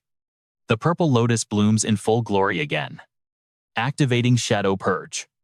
A tiny black orb drifts forward, slow and steady, locking onto the rock monster. Then bam, it pierces that rock-hard defense in a blink. Level 19, Stone Statue, deleted. Suddenly, the orb hits hypersonic speed, shredding through a whole line of targets. Shadow Purge flight velocity increased by 100%. Izuki smirks, confident. Just as I calculated. The horde of angry rock monsters roars and rushes in. But Izuki stands unbothered, wrapped in lightning. These slow-motion losers with zero evasion skills are the perfect prey for Shadow Purge. The system starts spamming victory notifications. Level 9, Stone Statue defeated. Shadow Purge flight velocity increased by another 100%. Level 8, Stone Statue defeated. Shadow Purge flight velocity increased by 100% after clearing the trash mobs. Izuki stands amidst the rubble, checking his status window. Mana at 110 out of 260. He does the math. One cast of Shadow Purge costs 50 mana. So I've got 2 shots left. He calmly scans the battlefield ahead, assessing the situation. 2 enemies rushing me, and 1 boss still hiding. 3 enemies left. That means Izuki instantly channels burning energy into his palm, his face locked in determination. I gotta take out both of them with a single orb. A massive explosion shakes the ground. The attack pierces the earth, generating a massive shockwave, blocking all vision. Using the dust cloud as cover, he dashes straight at the target, shouting. Right now, Izuki's eyes glow with a deadly red light. He roars as he unleashes the finisher. Take this. The energy orb crushes every obstacle in its path. The system spams the good news. Level 9, Stone Statue defeated. Level 10, Stone Statue defeated. Shadow Purge flight velocity increased by another 100%. As the battle quiets down, Izuki collapses on the ground, gasping for air. That drained feeling right before hitting 0 mana. It's brutal. I hope I unlock a skill someday for mana regeneration. He sits up, looking at his upgraded skill tab with satisfaction. Speed is now 5 meters per second. I can chase down any enemy trying to run. Shadow Purge level 1. Current flight velocity plus 500%. Suddenly, a massive shadow looms over him. Izuki shudders and turns around. Huh. The ground shakes violently. Dust swirling everywhere, crushing the earth with tons of weight. A colossal stone entity towers over him. The system flashes a red alert. B rank skill detected. Giant stone golem number 28. Rock tribe level 15. Total stats, 777. Izuki does a quick combat roll to dodge the stomp. He instantly buffs his stats. This thing is huge. Thunder Break activated. Agility plus 50%. Facing an opponent on this level, he silently calculates his strategy. Can I really take down this thing with a single Shadow Purge shot? He squints, analyzing its rocky body, and tells himself, maybe if I aim for the head. He spots a gap in the monster's attack pattern. Izuki jumps high into the air and shouts, an opening. But the moment the orb flies out, Izuki realized he messed up the math. Not good. The orb's too small, even if it pierces through. The damage will be trash. The monster roared, winding up a massive swing. The shockwave ripped through the air. Boom. Izuki got launched sky high. Cold sweat dripped. I'm cooked. Can't dodge in midair. Do or die. He popped his shield instantly. Black wall activated. Crack. A loud explosion rang out as the monster's giant stone hand smacked him into the next hallway. He flashed back instantly. Blood trickled from his lip. He gritted his teeth as the system started copying. This big guy's tankier than I thought. Detected B-rank skill gigantification. Absolute simulation 1%. Then, a cocky smirk crept onto his face. So he's only huge cause of a skill, hey. Too easy. Meanwhile, at a Bauji villa, a goon was sweating bullets. screaming into his phone. What Kinosida Raji pushed up his glasses. His glare cold and commanding. I told you to keep it down when I'm around. The lackey trembled, bowing his head. Sorry? Boss, it's just this is crazy. What happened? Raji asked coldly. The goon looked like he'd seen a ghost. Dropping the bombshell, someone wrecked Ogar and forced their way into the dungeon. Raji frowned, crushing his wine glass. What the hell is he doing? He always bragged that no one under level 30 could break his defense. Don't tell me an Awakener ranked level 30 or higher actually showed up. The goon started panic explaining. With all the dungeons popping up lately, everyone level 30 and up is booked solid. They're too busy with raids to come here. Plus, the challengers at the Flame Rock Execution Ground are mostly level 10 noobs. No way a level 10 could clap Ogar. The goon panicked. Right. Boss, if you give me a sec, I'll get the full scoop. Raji cut him off cold. His eyes narrowed. Calculating. No need. Even if the guy is level 30, he's still there. Right. The Flame Rock Execution Ground is famous for its tanky, nightmare-tier monsters. It takes forever to clear. If we bounce right now, we'll still catch him. Right? But since this guy's a mystery, we should be careful. Raji's eyes glowed with a menacing purple light. He growled. I said we're leaving now. Don't make me repeat myself. The goon shook, sweat pouring down his face. He bowed. Yes. Sir Raji threw on his coat as he walked, his aura screaming pure dominance. I'll make them regret messing with the Kinosida clan. Meanwhile, in the dungeon, Izuki stood in the level-up light, sighing in relief. Finally, no more running around like a rat. The monster faded away. Ping. Asterisk, system notification. Analysis of B-rank skill gigantification complete. Izuki narrowed his eyes, checking his new stats. Instead of a new skill, his clear orb hit level 2. 1 star. Let's see if there's any new buffs. Clear orb. Level 2. Active effect. Fires a perfect orb on a fixed path, piercing every enemy and completely ignoring defense. New feature unlocked. The orb size can now be adjusted by burning extra mana. Plus, a passive buff flight speed increased by 200%. Current boost, 500%. He smirks, realizing just how broken his growth really is. Passive stats jump from 100% straight to 200%. And the best part, I can actually change the size of the piercing orb just by pumping in more mana.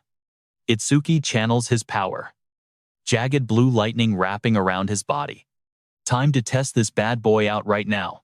The status window flashes brightly, signaling a massive power breakthrough. Piercing through orb. Level 2. All stats plus 20. Cleanses all debuffs and fully heals all injuries. Attack 260 up to 280. Agility 260 to 280. Defense 260 to 280. Mana 260 to 280. Total stats 1040. Up to 1120. Itsuki shoots into the air, pouring everything into a massive orb, burning through every drop of his mana.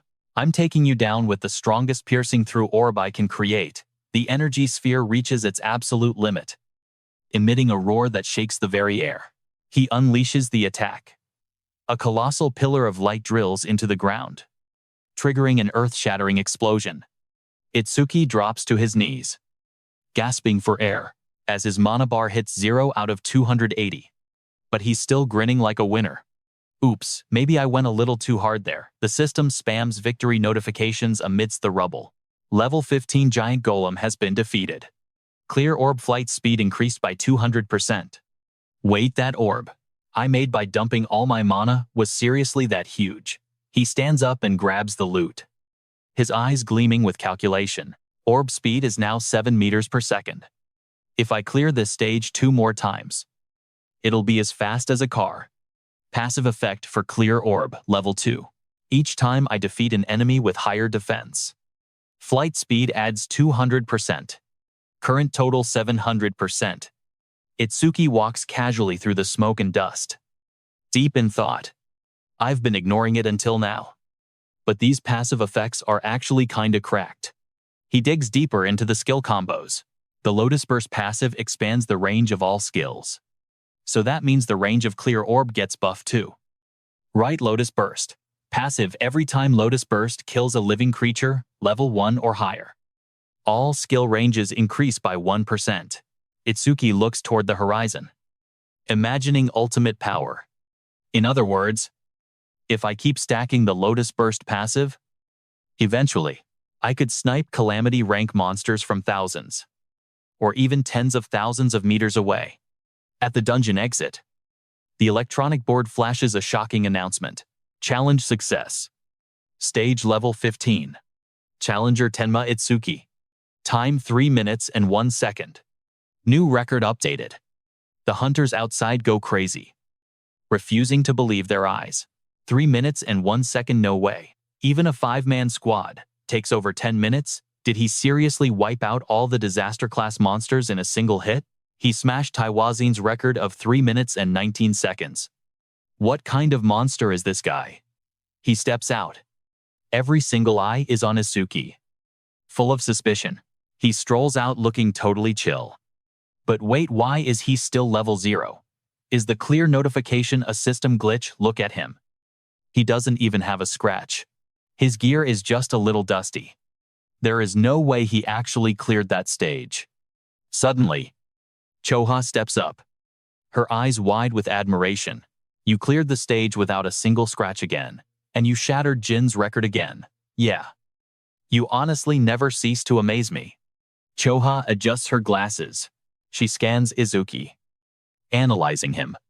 That battle was way faster than I expected. Itsuki scratches his head, totally unbothered. Yeah. Those calamity beasts inside. Their defense was actually pretty trash, so I just wiped them out. Easy. Itsuki stares at the glowing creature sitting on her shoulder and asks, full of curiosity, "Hey Choha, what is that butterfly thing?" Choha spins around with pure elegance. A classy aura radiates off her. My class is a Shikigami user, and this right here is my Shikigami. Watching the butterfly flutter over her hand, Choha whispers its name to Maku. Itsuki reaches out to touch it. Honestly impressed. This is my first time seeing a Shikigami. But wow, it is seriously beautiful. Then Itsuki's face gets serious, and he asks something that leaves Choha stunned. I've been wondering about this for a while. What kind of Awaken classes actually exist? Her eyes go wide, looking at him like he's an alien. You seriously don't know? That is basic common knowledge. Choha flashes a charming smile and holds up 3 fingers, starting a quick lecture for the clueless rookie. Classes are broadly divided into 4 main types. With your skills, shouldn't you have seen at least 3 of them? By now Choha starts breaking down the class systems. First up, the Elementalist. They have the power to control 7 elements: fire, water, wood, metal, earth, wind, and lightning. She points out an example of a lightning user, like that classmate of yours. And that guy Ogawa from earlier, he's one of them too. Elementalists make up the biggest chunk of the Awakened, and they've got the highest base combat power. Continuing the lecture, Choha introduces the second type, the Shikigami user. They can summon Shikigami that only obey their specific master. Choha's status window pops up. Izumi Choha. Level 6. Class Shikigami user. Shikigami Tamaku. B rank. Level 15. These spirits usually bond with their masters right from birth. Choha smiles with total confidence and asks Itsuki, "So, do you have any questions so far?" Itsuki looks at the stats and hits her with the blunt truth. Your level is actually lower than your Shikigami's. Are you sure you're actually a veteran? Awakened? Choha completely freezes. She looks like she just took a critical hit from shock. Does this guy not know what a filter is? She regains her composure, puts a hand to her forehead. and explains, that is true. A Shikigami also absorbs experience points and levels up. So basically, they will always be a higher level than their master. Izuki's eyes suddenly flash with a dangerous blue light. He calculates in his head in that case, when fighting a Shikigami user, targeting the summoner directly is way faster. Choha shivers as she feels the killing intent. That dark, negative aura is leaking out of him again. What is wrong with this guy? Izuki pulls back his killing intent and asks calmly. Anything else? You've only introduced 2 types so far. Choha gets serious again. Hand on her chin. The 3rd type is currently the most mysterious class, with the least amount of info. She looks straight at Izuki and states it clearly. That's your class. Order Breaker. The Rule Wrecker. Choha broke it down. It's mysterious because every single Order Breaker has totally different abilities. Just like that blue lotus of yours. Some can change their body size whenever they want. Others create infinite clones. Or there are Order Breakers who can stretch like rubber. She pulled up the skill rank chart. Normal classes have skills split into 4 ranks, from C to S. But Order Breakers, they possess Z rank skills. Stuff that exists way outside the rules. Choha's eyes went sharp behind her glasses.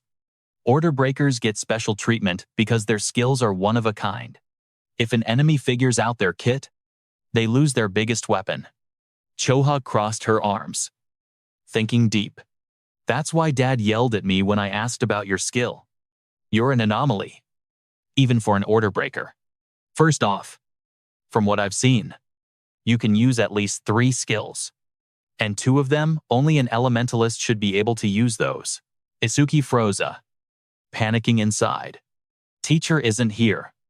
And I'm cooked if she keeps yapping about my secrets like this. To change the subject, Izuki asked, So, what's the final class? I've never seen it. That last class. Choha put a finger to her lips, acting all mysterious. I'll tell you, but only after you see it with your own eyes.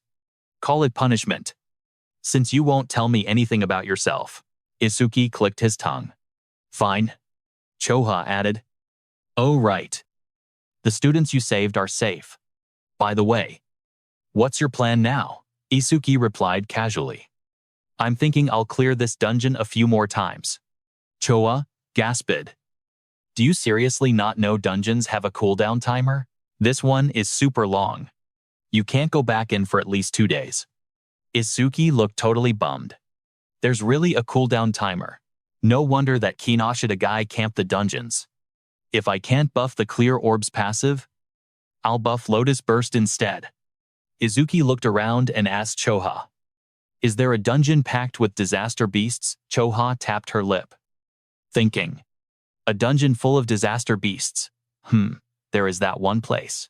An image of swarming bugs popped up. The Locust Wasteland. The monster levels aren't high there, but the number's insane. Conservative estimate, at least 100 Locust monsters. Lots of Awaken just bail the second they see the swarm. Choha looked at Izuki, skeptical. It's gonna be super hard without a wide AoE skill.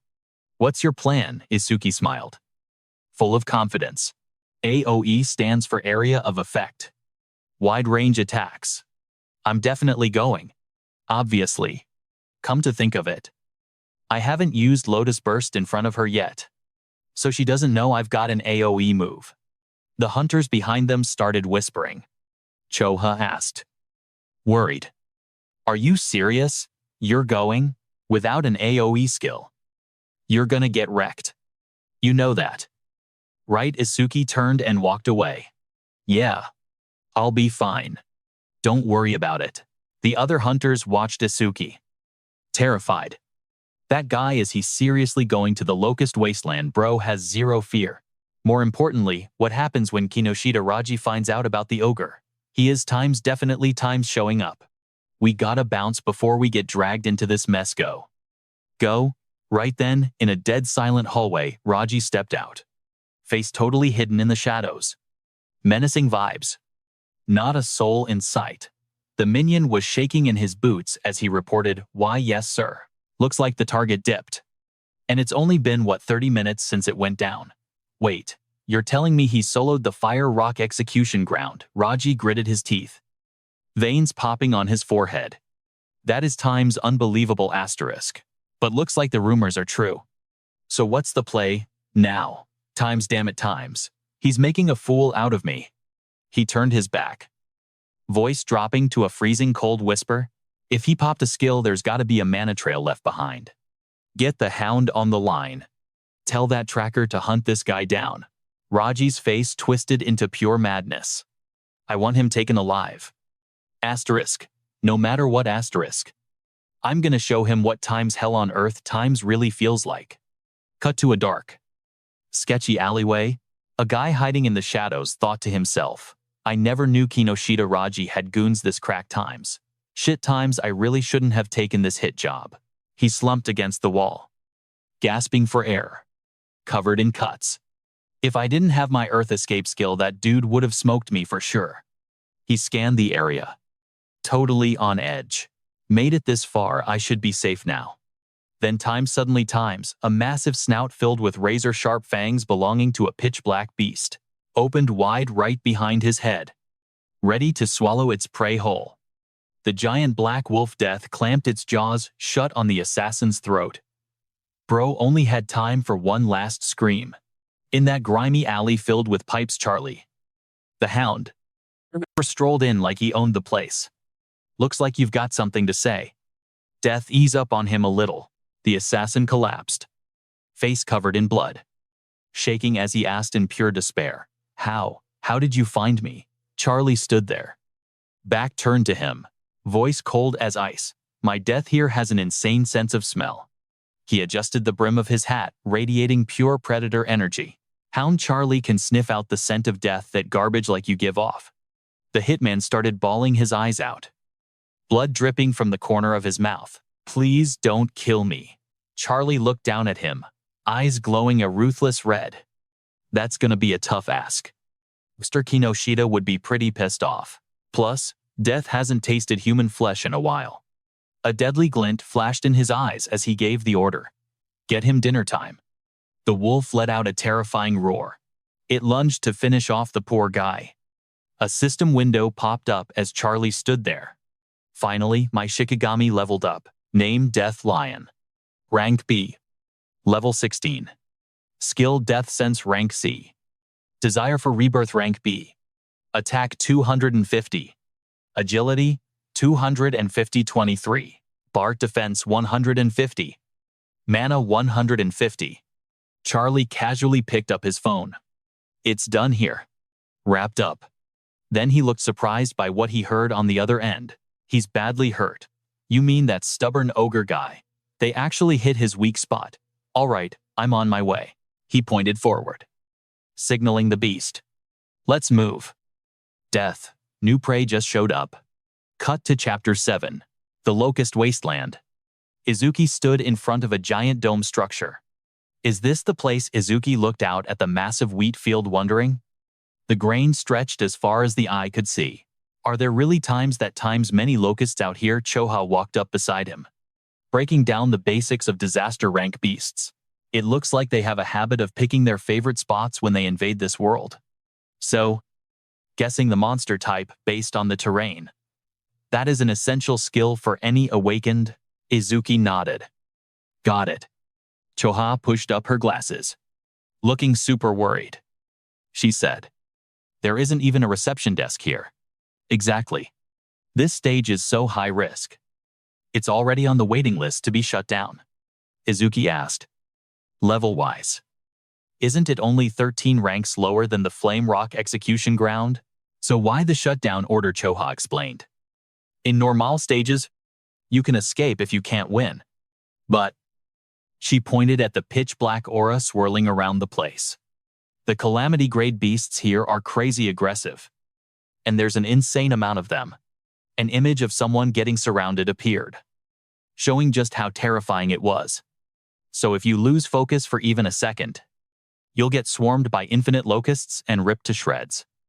A skull being gnawed on by locusts popped up. Horrifying.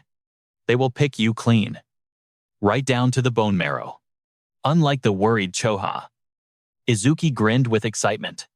Hey, so there really is a mountain of monsters here. Perfect Choha was stunned. What are you, speedrunning death or something? Izuki clenched his fist.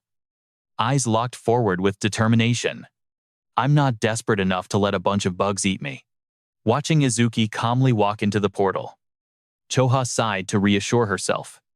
Judging by that attitude, he seems fine. She looked down and muttered. He went into that stage willingly, and I gave him all the advice I could.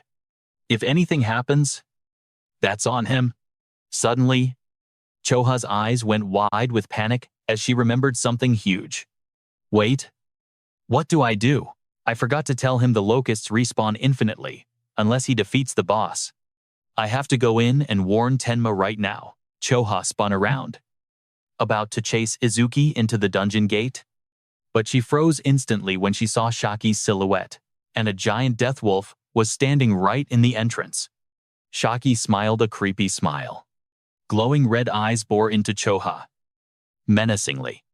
Little lady. I'm looking for someone. Meanwhile, Izuki was standing in the middle of a desolate field inside the stage. Looking at the scene, he muttered, What a total mess. Izuki rubbed his hands together, his gaze sharp and confident. Wake up. You bugs, I'm here to exterminate you. Standing in the dry field with a tattered scarecrow, he observed the enemy. Their individual levels are surprisingly trash. Well, but they meet the conditions for Lotus Burst. So, no problem. The system board popped up with monster info. A swarm of demon locusts. Number 20. 2301. Number 22,307. Number 22,309. Insect Tribe. Level 1 and 2. Reward none. Looking up at the sky, which was being covered by the dark shadow of monsters, Izuki exclaimed. That is a massive number. He immediately channeled mana, and a blazing fire lotus appeared brilliantly in his palm. But that actually works in my favor. Izuki turned and took a stance. With a calculating look, he thought, the more they bunch up, the easier my job gets. Once they are in range of Lotus Burst, I'm gonna wreck them all in one go. Right as the horde rushed down, he shouted. Now, a blazing red light exploded in midair, signaling the active skill triggered. Lotus Buster victory notifs popped up like rain. Defeated level 1 and 2 plague locusts with Lotus Buster. All skill ranges plus 1%. Standing in the ashes of the blast, Itsuki looked at the wall of text with a satisfied smirk. He checked the upgraded skill stats. Lotus Buster level 2. Consumes mana to deal explosive damage within a diameter of 10.5 meters. 110%. Means I just wrecked about 10 of them back there. Lotus Buster's range hit 10.5 meters. Not bad at all. Itsuki narrowed his eyes, calculating his resources. For this trash mob, I only need 10% mana for 10% output. That's enough. With 252 out of 280 mana left, and my regen speed, I've got about 10 shots in the tank. If I bag 100 kills per shot, I can boost the range by a total of 1000%. He thought about the dungeon's rules. If this stage has no cooldown, my grinding's gonna be smooth sailing. Suddenly, Itsuki froze, looking suspicious. Weird. No, challenge complete notif yet. Don't tell me the system's dropping a new warning. Detected C-rank skill Mother's Dying Wish. Absolute simulation activated. Analysis, progress 1%. He frantically looked around, feeling the pressure rising. Still got survivors. From the cracks below, black aura and monster shadows started swarming Itsuki again. A sudden strike forced him back. Itsuki gritted his teeth. Mother's Dying Wish. Is that the boss's skill? I let my guard down, 'cause I thought there was no boss here. Itsuki scanned the rubble for any sign. Lucky me, I can keep stacking skill range with Lotus Buster. But the problem is, I have zero clue where the boss is hiding. He switched tactics. His stone hands burst into flames. Then I'll wipe out this trash mob to force the boss out. A massive explosion rocked the ground, clearing everything around him. The system spammed update stats. Defeated level 1 and 2 demon locusts. Current skill range boost, plus 220%. Itsuki's eyes lit up looking at the status window. Lotus Buster's diameter is 16 meters now. This is insane. Level 2 Lotus Buster's power scales with mana usage. Looking at the wrecked field, he muttered. Confused. I smoke 10 more of these small fries. But the boss still won't show deep underground. Thousands of glowing eggs started to crack. New locusts were waiting to burst out. They respawned in waves from the pits. The system flagged another respawn. Analysis progress 27%. Itsuki calmly checked his mana bar. I can still cast Lotus Buster 9 more times. Mana 232. Out of 280. He clenched his flaming fist. The stone plates ground together, charging up massive power. Doesn't matter how many times you spawn, I'm gonna wipe every last one of you out, Itsuki roared amidst the blazing inferno. The attack went off like a falling sun, deleting everything in sight. Defeated level 1 demon locust. All skill ranges, plus 1%. Chain lotus bursts popping off, shaking the whole ground, wiping out everything in sight. The status window flashes up, glowing bright. Lotus Burst level 12 consumes mana to deal explosive damage within a 54.5 meter diameter. Current passive effect boosted to plus 990%. Itsuki is sweating bullets. Calculating internally. I've taken out 9 big groups and boosted the range to 990%. But my mana is down to 50 out of 280. I can only use it one last time. Looking at the sea of pitch-black locusts, swarming like a storm, he grits his teeth. Damn it. Is there no end to this? Itsuki looks around frantically, with a serious face. Still no sign of the boss anywhere. Tactical retreat and challenging again after finishing the analysis is an option. But Itsuki's eyes narrow, full of arrogance. That's just what bottom-tier trash would do. He focuses the burning lotus energy into his palm. I don't care how many disaster beasts there are. I'm wrecking every single one of you. A massive explosion rocks the field. Blinding light, erasing the darkness. After unleashing the move, Itsuki drops to his knees, hands on his thighs, gasping for air. With that move, suddenly, a black aura flares up violently from the ground. They're still here. And the numbers haven't dropped one bit. Analysis progress, 91%. Itsuki squints, observing the tiny monsters that just crawled out. What the hell is happening? All the monsters spawning after the first wave are just level 1. Their bodies are tiny too. Like they just hatched. I get it now. The boss's ability is. The image of a giant queen locust laying eggs appears. Infinite respawn. Queen locust, number 0379. Level 13. A C-rank skill Mother's Dying Wish. Controlling up to 110 demon locusts. Itsuki grits his teeth in stress, looking at the progress bar. If it's infinite respawn, we're cooked. Unless I take down the boss. Mana is completely drained. But analysis is at 98%. 99%. A blue light explodes. System notification analysis 100% complete. Acquired skill magic detection. Level 1. Effect range extended to 1100 meters, thanks to Lotus Burst passive. Every time an enemy is detected, personal mana recovers by 10%. Itsuki smirks looking at the new skill board. Detection skill, thanks to Lotus Burst passive. To effective range is now over 1000 meters. Plus, my mana recovers every time I detect an enemy. He rests his chin on his hand, eyes flashing with a calculating gleam. A perfect passive effect for this stage. Ignoring the boss and farming the trash mobs to grind. Stats wouldn't be bad either. But Itsuki looks at his fully restored status board. I'm keeping Choha waiting. Let's end this stage right now. All stats plus 10. Total 1120. Up to 1160. He stands up straight, channeling the new energy. Locking onto the boss with magic detection. Waves of energy ripple out from Izuki. Scanning the space for the target, detection waves pierce through the dust, hitting the Queen Locust hiding deep underground. Izuki's eyes glow icy blue. Found you. He points sharply toward the target revealed in his magic sight. Dark purple energy surrounds Izuki as he roars. Even if you try to use your spawn as shields.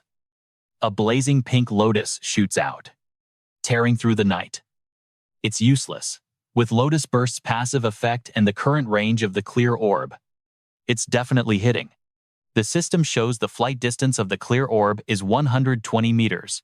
The attack pierces the ground, aiming straight for the monster's nest. Sensing the danger, the Locust Queen screeches and rushes out of her lair. Seeing that, Izuki charges in, his stone armor crackling with badass blue lightning. Locked on, his eyes turn cold, and he flashes a cocky grin. Checkmate. He throws a lightning punch that absolutely obliterates the monster's body. The boss is down. Green blood splattered everywhere. He stands there, watching the swarm fly around in panic. Total chaos without their leader. Izuki charges his stone arm to finish the cleanup. For the stragglers, don't worry. I'll send you guys to meet your mommy right now. Job done. He stands amidst the battle smoke, letting out a breath. All skill ranges increased by plus 1,210%. Lotus Burst blast radius is 65.5 meters. Clear orb's flight distance also buffed to 131 meters. The system window updates the details. Lotus Burst level 2. Range 65.5 meters. Passive effect plus 1,210%. Clear orb range 131 meters. Izuki looks at the loot in his hand, satisfied. This is a solid haul. Once the cooldown resets, I'll run it again. This time, I'm boosting Lotus Burst's passive to 5 digits. He steps into the deep blue portal to head back. New record, 17 minutes and 7 seconds. Took 17 whole minutes. Choha must be worried sick, thinking about her. Izuki smiles softly. When I get back safe, she's definitely gonna act all cold and indifferent again. But she's actually super kind and caring. That tsundere side of her is kinda cute. Honestly, Izuki steps out of the portal, grinning. I'm back. Sorry for making you worry. He freezes, meeting the blood-red, murderous eyes of Shaklee, who was waiting for him. Shaklee is choking Choha, who's badly hurt, and growls. Soloing this dungeon and making it out alive means you're exactly the guy Raji's been looking for. Right? Shaklee gives a cruel smirk as Izuki stands frozen. Perfect timing. I tried to beat some info about you out of her, but she wouldn't crack.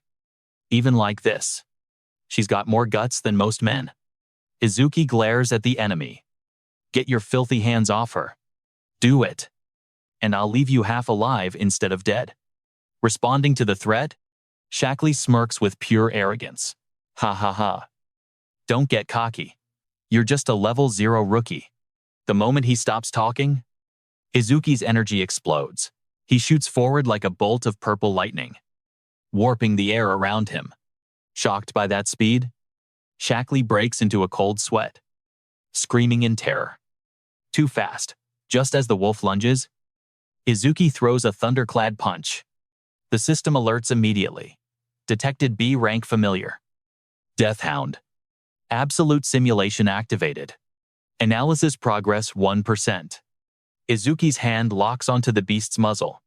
When progress hits 12%, he thinks, that dog is a familiar, which means the hat guy is a summoner. Watching from a distance, Shaklee squints in horror at Izuki's moves. No wasted movements. And his speed is insane. No wonder Oga lost. He probably didn't even have time to use metallization. Regaining his confidence, he sneers and tightens his grip on Choha's neck. But I've got debt and a hostage in my hands. Don't I? Seeing his friend in danger, Izuki gritted his teeth and roared, while the analysis progress hit 34%. Right at that moment, the wolf howled frantically, opening its maw full of fangs and aiming straight for Izuki, smirking maliciously. Exactly was convinced of his victory. Det's bite force can crush any enemy with defense. Under 30. Better prepared to get your arm ripped off, but his smirk instantly vanished. Eyes rolling back in shock. What? Instead of dodging, Izuki used his petrified arm to block the bite, while the other hand prepped a glowing energy ball. He finished the move right inside the wolf's mouth. Light exploded along with a scream. When the dust settled, Izuki stood calmly watching the beast collapse. Analysis at 77%. Without a Shikigami. A basic Shikigami user has 0 self-defense. Exactly stood rooted to the spot, staring at Izuki in disbelief. This guy, does he not know that? Just because he's a rookie. But then, the wolf started stirring again. Exactly snickered to himself. That Shikigami is regenerating with the B-rank skill. Thirst for rebirth. Det's revival time is significantly reduced. The monster suddenly sprang up, rushing Izuki from behind amidst its master's shouts. Go ahead and slack off. Become Det's prey. In that hair-raising moment, Izuki had already triggered his senses. Activated magic detection. Thanks to the detection waves, he effortlessly landed a kick, sending the charging wolf flying. Keeping magic detection active constantly since I got it seems like the right call.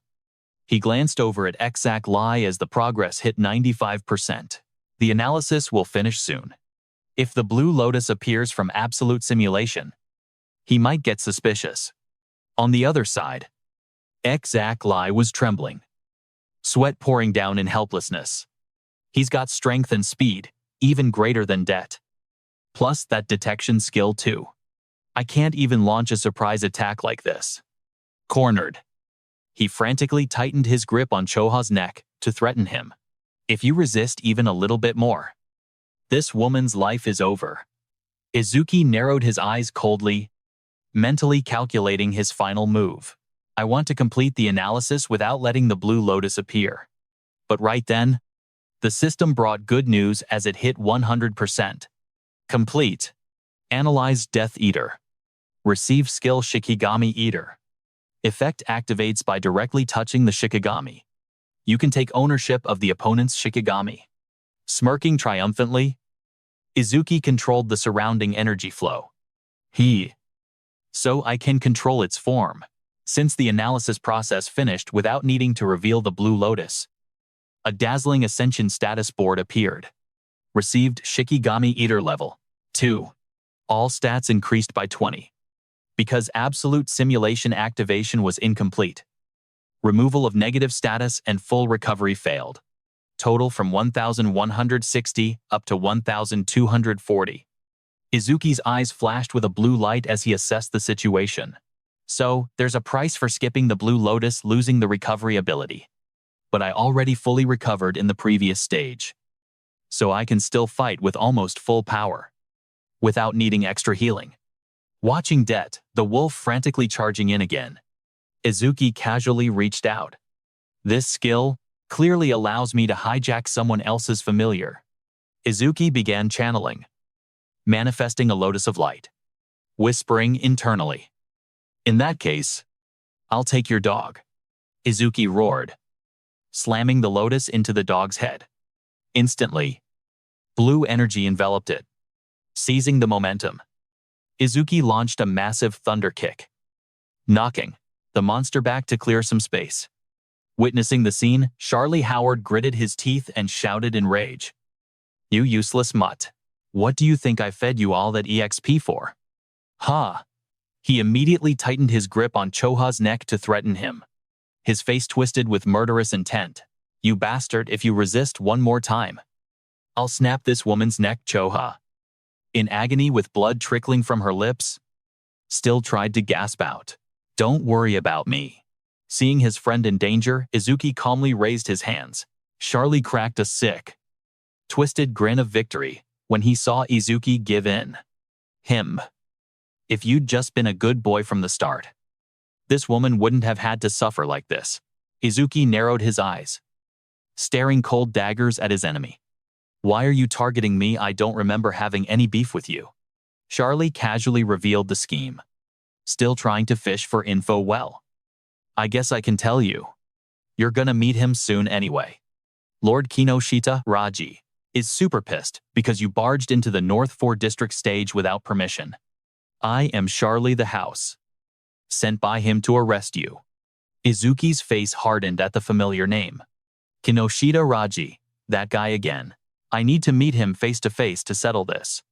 Charlie smirked, dropping a brutal threat. You'll see him soon enough. But you'll be in pieces when you do. Det is gonna rip your legs off. If you care about this woman's life, then don't use that weird ice to defend yourself this time. He ordered the wolf waiting to strike. Det, bite off both his legs for me. Suddenly, Izuki's eyes flared red, radiating insane power. Det, prove you're worthy to be my familiar. A lotus seal lit up on Det's forehead. Its eyes turned glowing red, totally loyal to its master. In a split second, Izuki dashed in, scooping up Choha in a blinding flash of blue lightning, saving her from Charlie like a boss. Charlie screamed in horror as his own wolf betrayed him. Damn it, why? Why are you attacking me? Your master Izuki calmly patted the head of the black wolf, now completely tamed. Good boy. Holding Choha in his arms, Izuki's killing intent flared up like crazy, suffocating the whole space.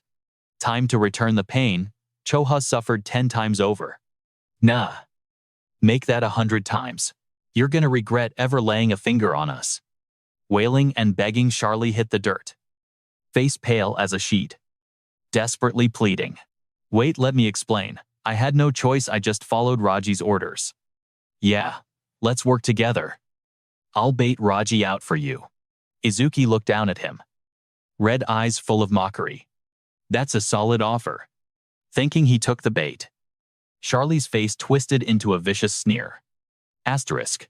He's wide open asterisk. He suddenly pulled a weapon, going for a cheap shot. Die. Die. Die. You little punk, but Izuki stayed chill. His gaze pierced right through that dirty trick. But I'm more than enough to delete Kinoshita Raji on my own. Turning to Det, he commanded. Give him the exact same treatment he gave Choha. It's dinner time, Shackley screamed in pure agony. Completely broken. He groveled and begged. My hand just slipped a little earlier, that's all. I'll apologize, please. Just give me one more chance. Ignoring the pleas, Det growled menacingly, closing in on his former master, desperate and crying. Shackley shrieked. Det, did you forget I'm your master? After everything I fed you, the monster opened its massive jaws wide, showing rows of razor-sharp fangs, and lunged straight at him. Izuki calmly carried Choha away, not even bothering to look back at the horror show behind him. You've been tailing me since I left the stage, haven't you?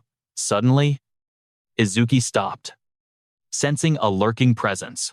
How long are you gonna hide? Why not just show yourself right now? In the dead silence of the dungeon, a faint sound came from behind the golden wheat fields. Out from the grain, a hooded figure stepped out slowly with an awkward chuckle. Heh. Busted. Still holding Choha, Izuki narrowed his eyes suspiciously and asked point blank, Are you with that guy from earlier?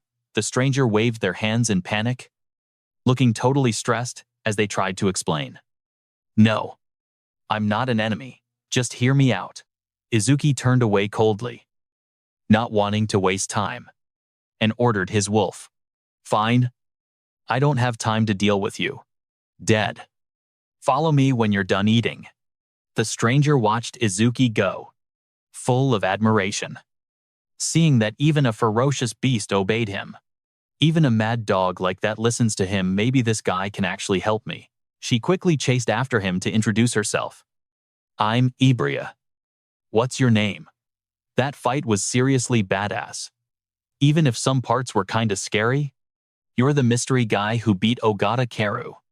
Right, I'm Tenma Izuki. Ibria leaned in excitedly and offered. Can you help me out? I'll pay you really well. Or I can give you Kama stones. How about a weapon? Seeing Izuki walk straight past, Ibria pouted in disappointment. What dad said everyone's willing to help if you offer enough money. Was he lying? In Ibria's memory, the image of a blacksmith hammering appeared. Compensation needs creativity too. Like how a glass of water is worth more than treasure in a desert. So for someone who wants revenge, give them a blade. For the injured, give them medicine. That's the best kind of payment. Suddenly realizing it, Ibria clapped her hands excitedly. I get it now. She blocked Izuki's path, pointing at Choha's wounds. You won't be fast enough walking with an injured person. The nearest hospital is tens of kilometers away. If you keep strolling like this, she's gonna die. Pulling out a scroll glowing with blue light, Ibria smiled confidently. I just happen to have a healing item right here. Izuki stopped dead, turning to look closely. I can save her. Izuki's eyes showed clear suspicion. For real? Ibria nodded, looking bright.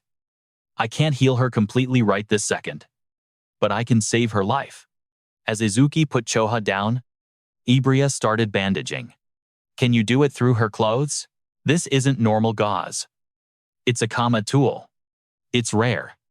Made from Shadow Clan ice and Kodama tree bark. Izuki watched, totally unfamiliar with it. Ibria explained while working. You don't know high-level Kama tools. You must be newly awakened. Huh, no wonder you're clueless. Guns are basically useless toys against monsters. Modern tech does 0 damage to calamity beasts, so it's totally useless. But crafters, they cook up gear using relic fragments and monster remains. They call them Karma tools. 4 ranks of gear glowing fresh out of the forge. Karma tools are split into 4 tiers based on the crafter's level and the mats used. Starting with the basics. Common rank. Pretty much just your average weapon. Except it can actually slice through monsters. Just a standard longsword. Rare rank boosts your stats a bit. That deep blue greatsword looking majestic, that's a rare Karma tool. Ocean sword buffs agility and mana. Then there's this glowing red demon sword leaking evil aura. Epic rank buff stats and has special effects. Blood sword drains health and heats up the blade. Cuts enemy regen by 50%. Then boom. The golden holy sword appears. Looking absolutely glorious. The ultimate goal for any crafter unique rank. The stats on these are insane. Holy sword boosts attack. Agility. Has a ceiling effect. And infinite mana. Broken. Iberia smiles. All proud. Crafters aren't great fighters, but they're super rare. They forge Karma tools. So every awakened puts some respect on their name. Izuki narrows his eyes, checking her background. So your dad's a crafter, she goes. Not just some average smith. Most people can't make a unique rank item in their entire lives. There's only 10 people across all 5 continents who can pull it off. Iberia flexes 3 fingers. And 3 of those items my dad made him. That's why everyone calls him the GOAT. A silhouette of the legendary blacksmith appears, the crafting king of the northern continent. Izuki suddenly turns away to check out some other loot. Iberia panics. Yo, are you even listening to me? Izuki grabs the crossbow he looted from Sharky, completely ignoring her yapping. I'm explaining this nicely. You're so rude. Don't ignore me. Izuki mutters to himself. This is the crossbow Sharky used. Izuki inspects the weapon, calculating his next move. You hear about my dad and don't even flinch. Most people would be glazing me right now. Izuki thinks. With this, I won't have to spam clairvoyance as much. Keeps my trump cards hidden. Iberia looks at the crossbow. Oh. That's a rare rank Karma tool. Too bad it's unnamed. But this type converts normal bolts into magic ammo automatically. So, you're good. Rare hunter crossbow. Plus 50 agility. The crossbow dissolves into pixels. It vanished? That's a feature. Once it's soul-bound, it goes into your inventory and pops out when you need it. Izuki turns, keeping it brief. Pretty convenient. Thanks for healing her. Let me know if you need anything. After this, I've got to find Kinoshita Raji. Iberia freezes. Wait. I heard that name earlier, but I thought I was tripping. You've got some serious guts trying to beef with Raji in North District 4. Izuki asks, why you gonna tell me to quit? Iberia thinks for a sec, then looks at him. Nah. If it's Kinoshita Raji, then our goals align. Izuki's confused. You beefing with him too? Iberia proposes a plan. Not exactly. But I want you to party up. With me? For the national tournament prelims in 2 days. Izuki replies. Prelims? Choha mentioned that too. I've been grinding non-stop to get ready for it. Izuki asks for the connection. What's that tournament got to do with Kinoshita Raji? The prelims are regional. And for the northern continent, it's held right here in North District 4. His turf. Kinoshita Raji is the son of the District 4 admin. He's obviously aiming for the main tournament. Actually, his older brother is a savior too. So if that guy doesn't hit the top 10, it's gonna be a massive humiliation for the Kinoshita family. Itsuki just listened, as Iberia kept yapping. That's why he's hogging every dungeon in the North 4th District to level up. But wait. Why do you want to party up with someone like me? I've been watching you this whole time. Iberia hyped him up. Absolutely convinced. Because you're cracked. My gut tells me that if I team up with you, we're definitely clearing the prelims. You're younger than me. Right. You've got tons of chances to try again. So why are you so obsessed with this year? Iberia's face got serious when she answered. Why do you ask? It's because in Iberia's memories, her legendary blacksmith dad popped up. Since I was a kid, I watched my dad craft those kama tools with my own eyes. Every finished piece was perfect. Literally, a work of art. And my respect for him just kept growing. An image of Iberia holding a weapon and fighting flashed in her mind. So, I always dreamed that one day I'd become an awakener and fight those monsters using the kama tools my dad made. Disappointment was written all over the teenager's face. And then, 1 month ago, I finally awakened. I was so hyped. I asked my dad for a weapon. But it's too early for you. Only saviors can wield my kama tools. Iberia started tearing up, remembering her dad's harsh condition. Still, I didn't give up and kept begging him. So then, he gave me a condition. If I pass the prelims this year, he'll give me one. She clenched her fist. Fully determined. That's why I have to win the prelims this year. No matter what. Itsuki narrowed his eyes, analyzing logically. With a dad that awesome, you must have tons of options. You don't need to party up with a level 0 like me. Iberia shook her head, explaining her dad's strictness. My dad calculated that before I left. He said, listen here. Pass the prelims with your own skill. If you just get carried by strong teammates using my clout, you're not getting any kama tools. She sighed, worried about the current situation. Plus, according to the Intel network, most of the cracked participants have already been bought off by Kinoshita. The rest are just lone wolves who hate partying up. Or they're already in full squads. So I had zero luck finding a teammate. Iberia's eyes lit up looking at Itsuki. But 2 days ago, I heard someone cooked Ogata Takaru, one of the 4 pillars, and even shattered the dungeon record. I kept digging for info nonstop, and finally found my way here. Itsuki raised his hand, agreeing instantly. All right. Partying up isn't a problem. But first, I need to get her to a hospital. I'm coming with you. We're a dynamic duo now. Iberia wouldn't stop yapping about new team names. We need a name for this duo. You're Tenma Itsuki. And I'm Iberia. How about Ibiden? Sounds like a shop name though. Maybe Ibisu, that's kinda weird too. How about Ten Maria or Tenafu? Itsuki looked done. She talks even more than Rikiru. She cheered, looking all proud. Right, we both have an I in our names. Let's go with double I. Itsuki mumbled. Speaking of which, wonder how Rikuru and Seiya are doing. Are they joining the prelims at a training ground? Hoshino Rikuru suddenly sneezed hard. Achoo, Seiya Kisaragi turned to ask. You catch a cold? Nah.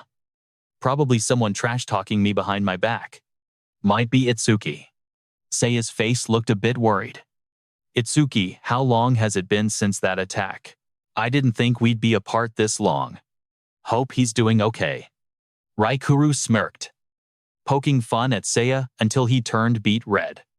You are seriously weird. 8. If you're stressing over Izuki that much, why not go visit him after we wreck the monsters? Called out. Seiya instantly launched a savage water attack. Whoa, Rikuru dodged and yelled. Hey! Sneak attacks are cheating, Seiya replied coldly. Cheating or not? We're in the middle of training. It's your fault for leaving yourself open. Right. The master with a massive mechanical arm appeared. Ah. Sensei, the national tournament prelims kick off the day after tomorrow. This isn't the time to mess around. Seiya powered up. Eyes hyped. Sick. Finally get to throw hands with other Awakened. Hanging out with Rikuru all the time is getting boring. I've never been to North District 4. Heard it's a popping town. I want to see it with my own eyes, as soon as possible. Scene cuts to Raji. He's cracking open a suitcase, filled with black magic stones. Seiya's level 11 status board and Rikuru's level 10 pop-up. Raji's minion reports nervously. That house guy still hasn't arrived. It's weird for him to be lagging like this. Maybe something went off script. Raji grinds his teeth in rage. A dark aura flaring up around him. Again, did those useless trash mobs use the Kama stones to farm XP? He growled. Should I send a search party? Sir, forget him. The national prelims are the main quest now. If I take an L here, Father will lock me in that damn confinement room. Once again, Raji regained his cool and asked about the plan. By the way, how's the task I gave you? Out of 3,113 participants in North 6, I convinced 87 to follow your orders. All rank 5 or higher. A sinister smile curled on Raji's lips as he gripped the glowing stone. Good work. You're the only one I can trust. Raji held the final magic stone. Eyes dripping with ambition. This is the last Kama stone. Purple lightning crackled around Raji's body as he leveled up aggressively. That's enough to stomp those peasants.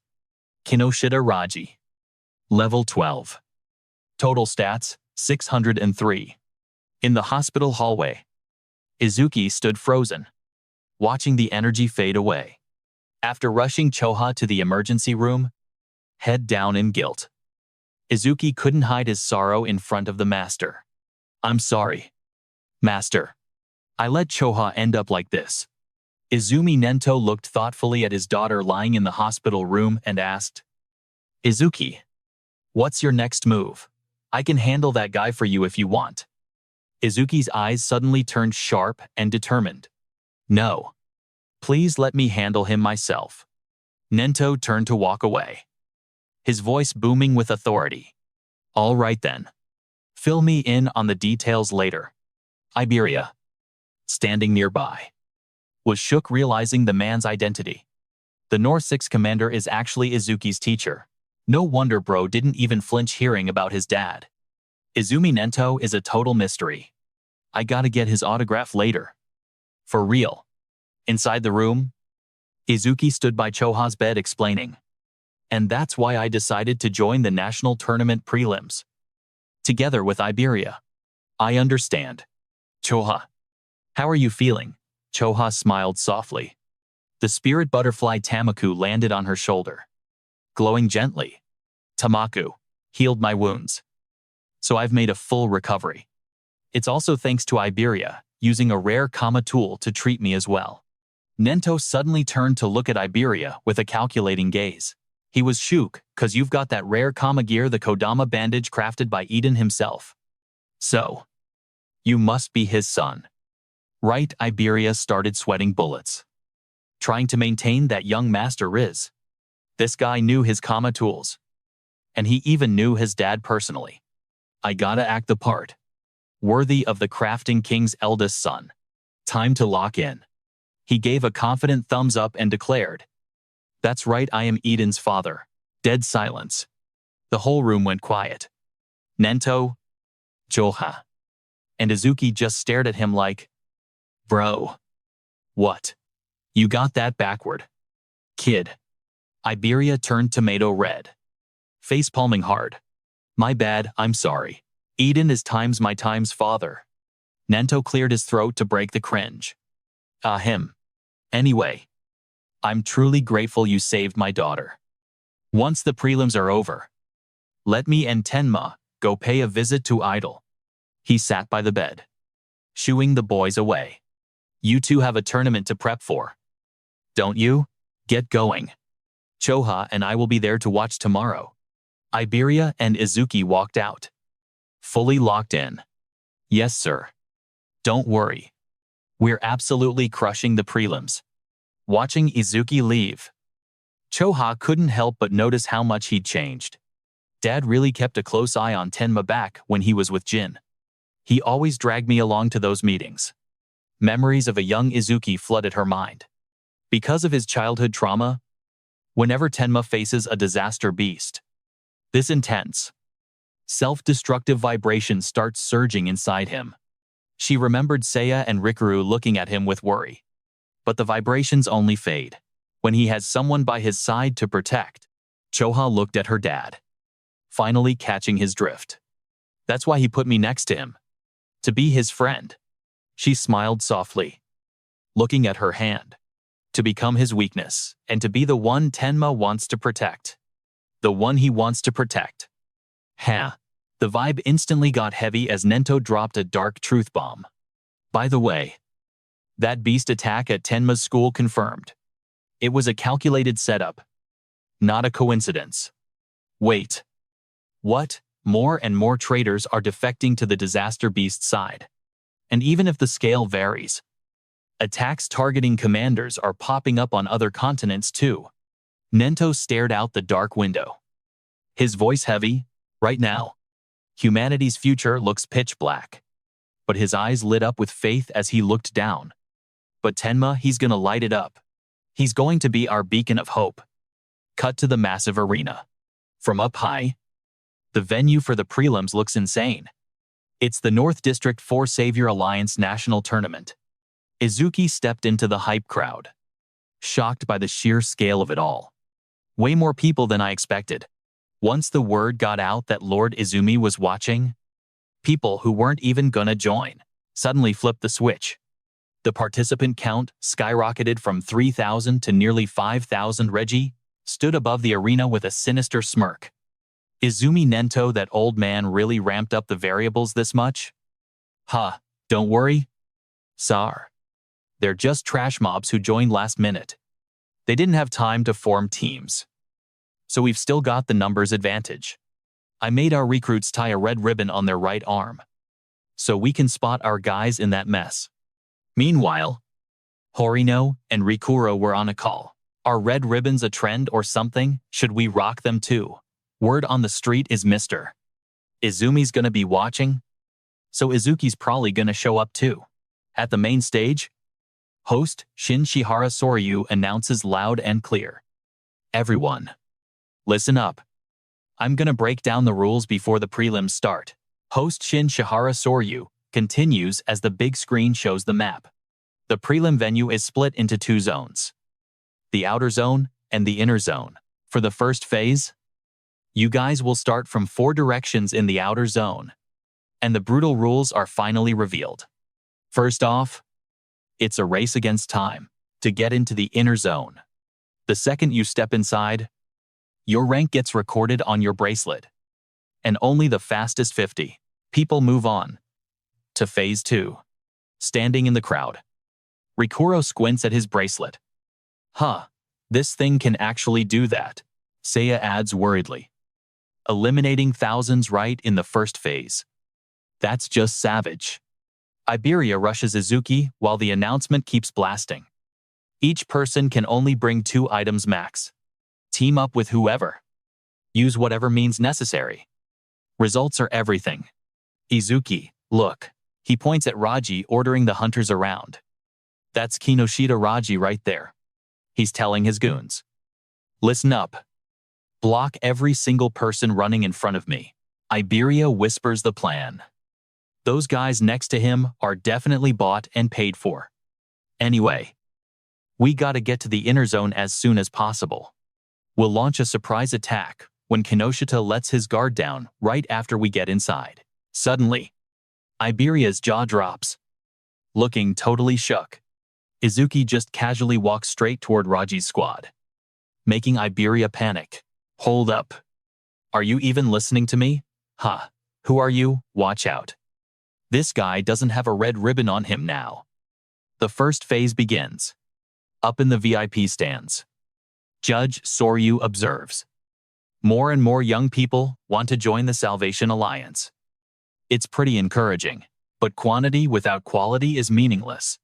Top ranker Heitan Akira crosses his arms, looking arrogant. Back in our day, there were quite a few participants over level 15. You say quite a few. Heitan Akira scoffs. Soryu scrolls through the old records. There were literally only 2 people in your year. Taiwa Jin at level 21 and Heitan Akira at level 18. Akira smirks sarcastically. That's why I said, it's boring without rookies like Taiwa. Hope there's someone cracked like that in this batch. Soryu replies, don't be stupid. A genius like that only comes once in a century. They don't grow on trees. Akira suddenly asks Izumi Nento. Sir Izumi, I heard there's a student in the north who defeated a level 8 skeleton soldier right after awakening and became your disciple. Is that true?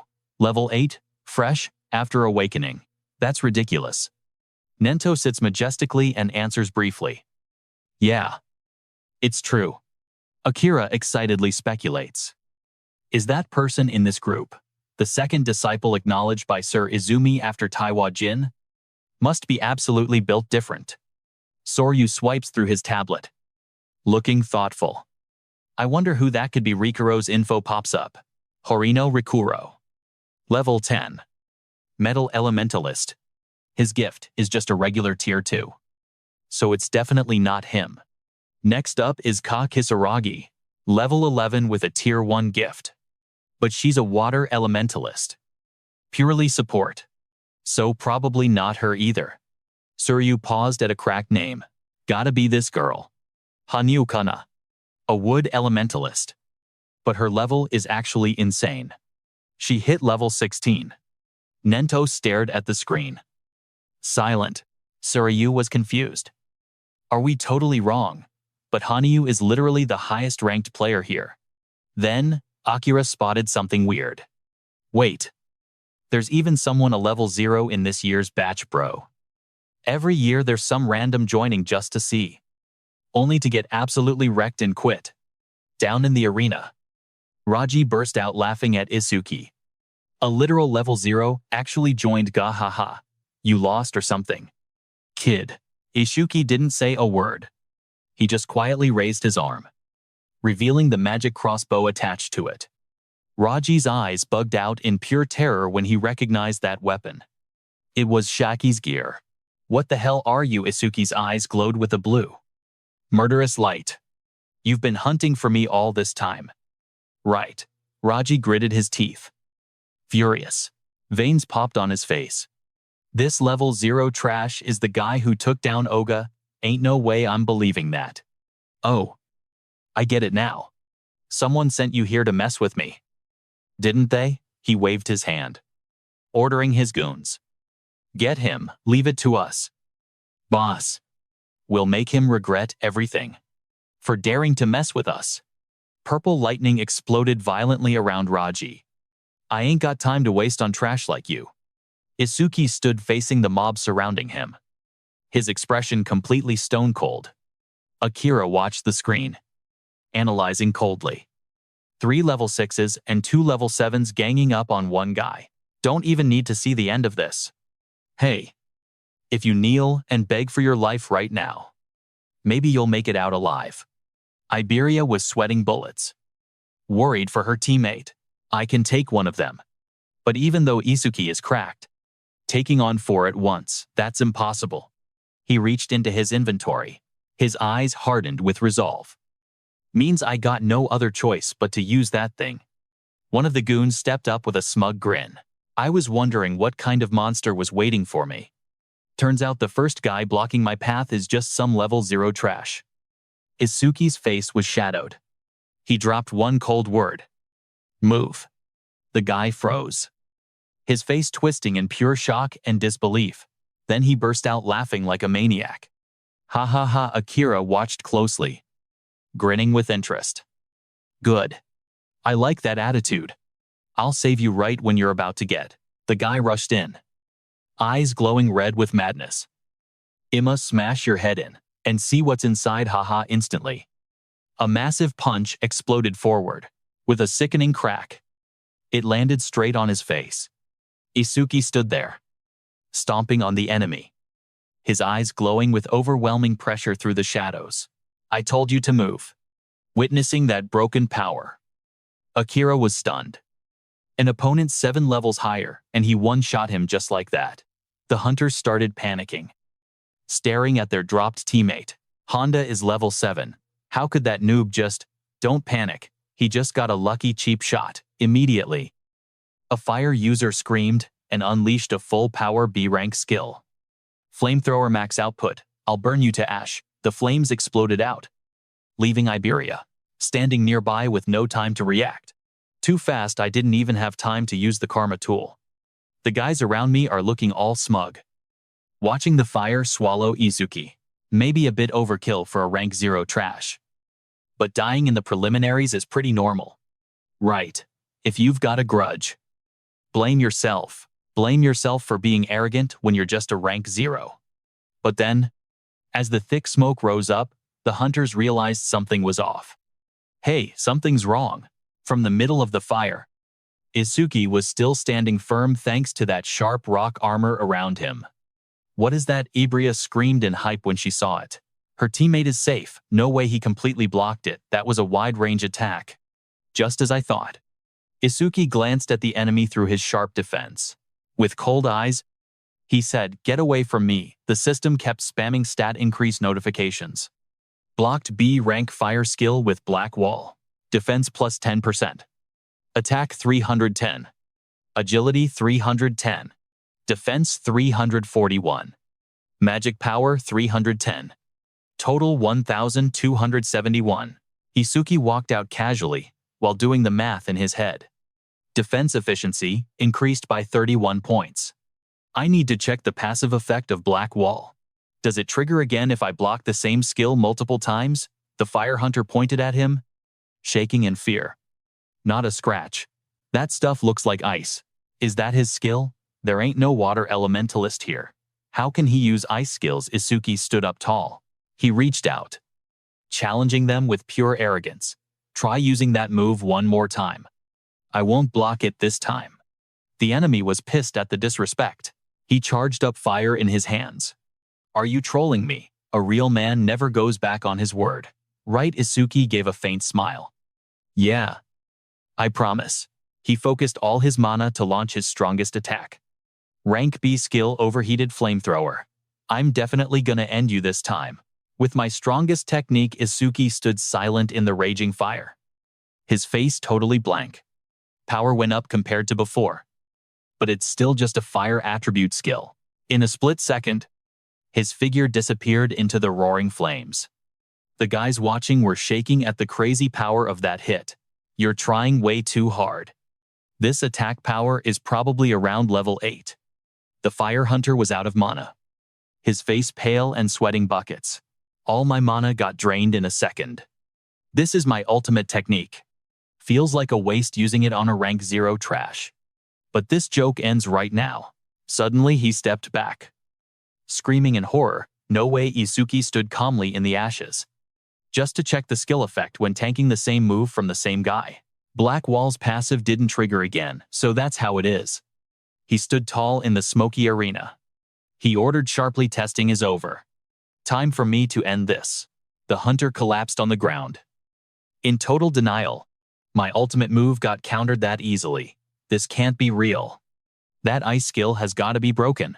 But I spotted his weakness. Another guy rushed in, attacking like a maniac, with hands blazing with fire. Rank B skill continuous firepower. Izuki instantly popped his shield again to deal with the mob. Black wall activated. You guys think you can win just by swarming me? A massive explosion went off, shaking the whole place violently. The enemy gritted his teeth and grinned, thinking Izuki was totally cooked. No matter how cracked your skills are, a rank 0's mana pool is basically nothing. If we drain his mana until he can't spam that water shield anymore, we win. Suddenly, an iron grip crushes his arm, making his eyes pop out in terror. What the ass? Izuki blitzes him.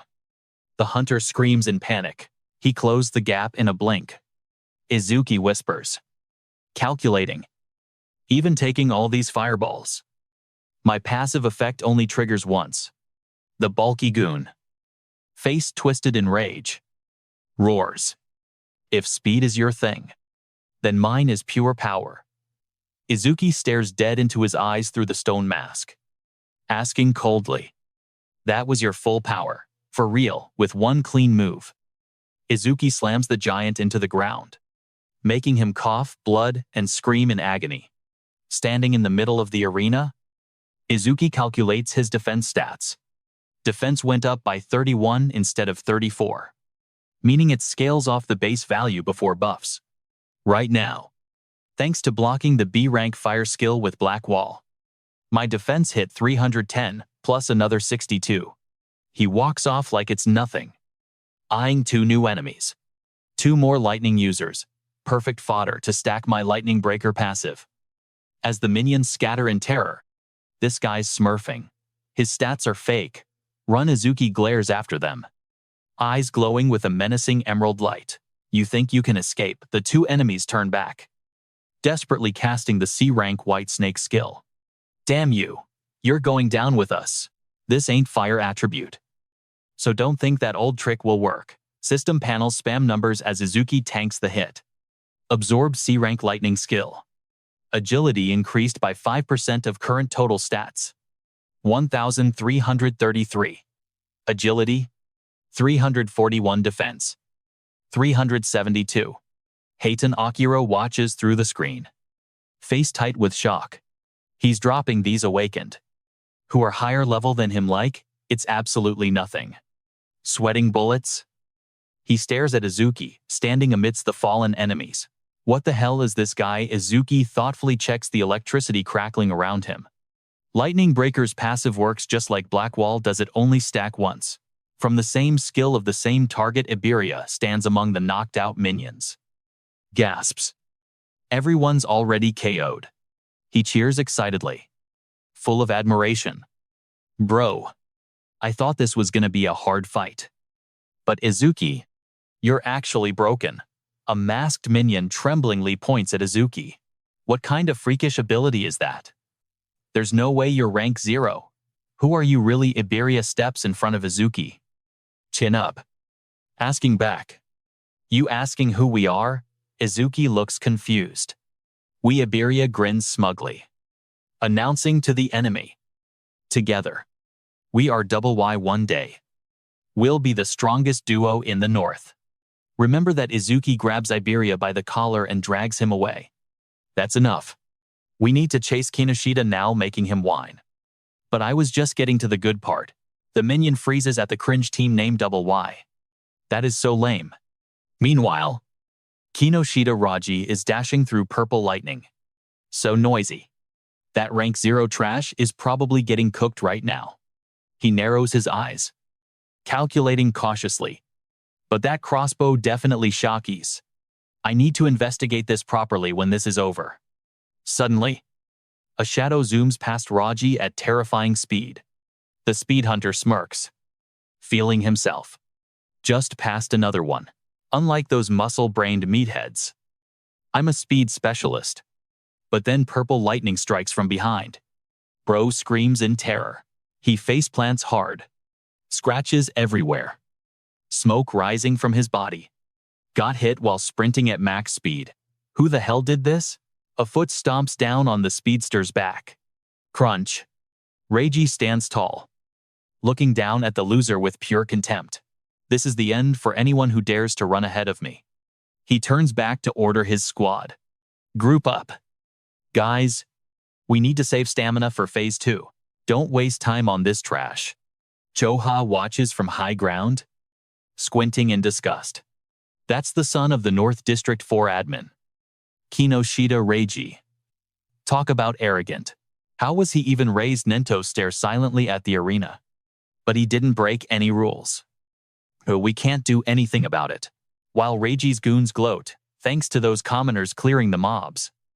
Our stamina is still full. Phase 2 is gonna be a walk in the park.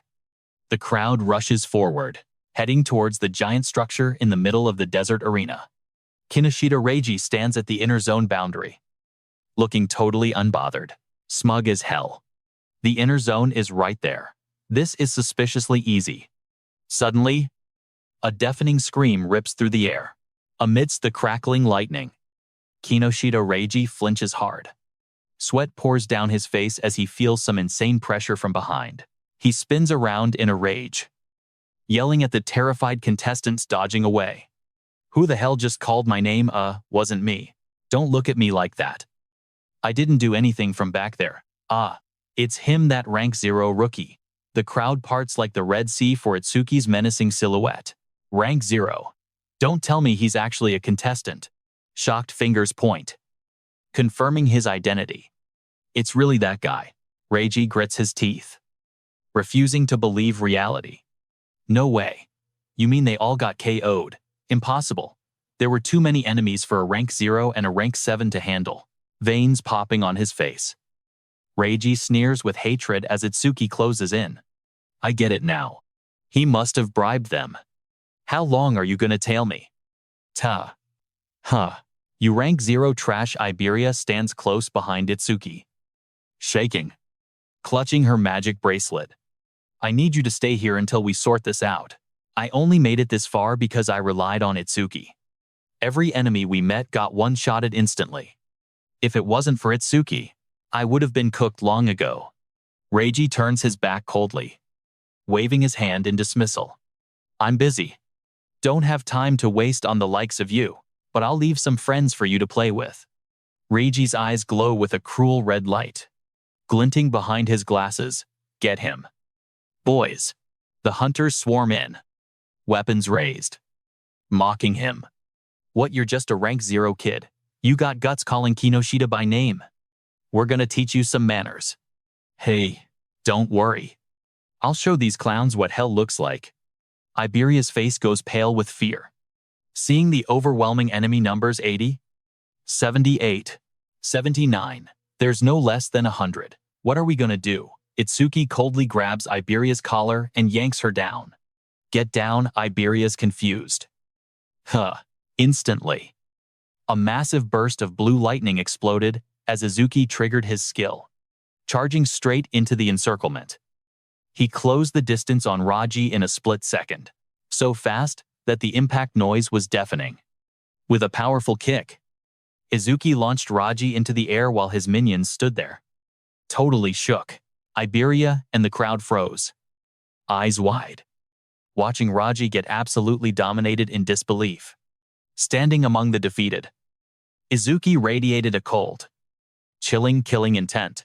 Guess I wasn't clear enough earlier. He stared straight at the enemy, eyes glowing with menace. Let me correct that. Until we settle this, I'm not letting anyone go anywhere. In another corner, Seiha leaned on her knees, exhausted, while Rikuro collapsed on the ground. The fourth inner zone. Those red ribbon trash made it in and shamelessly blocked our path again. If we acted alone, we probably would have been cooked before even reaching this point. Fifth inner zone. Rikuro panted, staring at the leaderboard in shock. I thought we were running pretty fast, didn't think there were people even faster. Uegaku, ranked 3rd and holding a giant mace, clicked his tongue in disappointment. Slow, I'm only 3rd. Akagami-sen, ranked 2nd, replied sarcastically. You hungry again? You literally just ate. Look. Everyone's eyes are fixed on that blue-haired girl sitting alone. Wait. Forget that. Look at the first place spot. Hani Ukana, she already hit level 16. Seiha and Rikuro suddenly flinched, sensing a strange energy. Knowing Izuki, he definitely went solo. And if he got blocked like we did, wait a sec.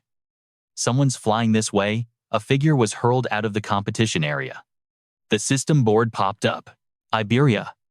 Ranking entering the 6th inner zone. Iberia screamed from the rubble, face full of fear. Izuki, Seiha, and Rikiro's eyes went wide, hearing that familiar name. That guy, didn't he just yell Izuki, yeah? That's exactly what I heard. From the dust and smoke, Izuki's silhouette emerged, standing tall. That view from behind, no doubt about it. That's Izuki. Under the pouring rain, Izuki stood blocking the path with a gloomy gaze. Until we settle this, I'm not letting anyone go anywhere. Up on the VIP stands, Examiner Soryu pondered. That rookie is only one step away from the inner zone. Why is he so obsessed with Kinoshita? Raji Choha watched Izuki's situation on the screen, her face full of worry. Izumi Nento coldly ordered the ace beside him. Hayden, lend that guy a hand if he gets into dangerous trouble. Hayden Akira looked at Izuki with admiration, silently comparing. Tenma Izuki, he just moved at an unbelievable speed. I don't know if I could have pulled that off at his age. Raji kept his head down, face twisted in absolute rage. You dare interfere time after time? Get ready for this. He looked up, eyes glowing with insane purple magic. What's about to start isn't just a battle. It's gonna be total submission for you. Hundreds of Raji's minions, eyes glowing red, surrounded Izuki all at once. In other words, this was a 100 versus 1 gang up. Izuki looked at them with pure contempt. His killing intent exploded. Passing the prelims, that's just a side quest. Right now, avenging Choha is my top priority. Instantly, Raji points and screams like a maniac. Everyone get him. Kill that bastard for me. In the middle of the blazing arena, Izuki Tenma stands tall, facing down hundreds of hunters surrounding him. A fierce henchman rushes in for the opening attack. No one gets past me. Your head is mine. C-rank skill Fire Fist. Izuki easily blocks the fiery attack with one hand, making him scream in terror. What? The immediately Senhou. He launches a massive counterpunch, shaking the very air around them. The powerful punch smashes right into the hunter's face, knocking him out cold instantly, while everyone watches in shock. The crowd starts panicking. He got one-shotted. Seriously. Don't panic. We've got the numbers. No way we lose to a rank 0. That's right. Everyone charge. Izuki looks down coldly as the system panel pops up. Perfect. Blocked C-rank fire skill with black wall. Defense plus 10%. Seeing the enemy rushing in, Izuki raises his hand. Let's end this farce right now. System activated. Skill chain Lotus blast activated.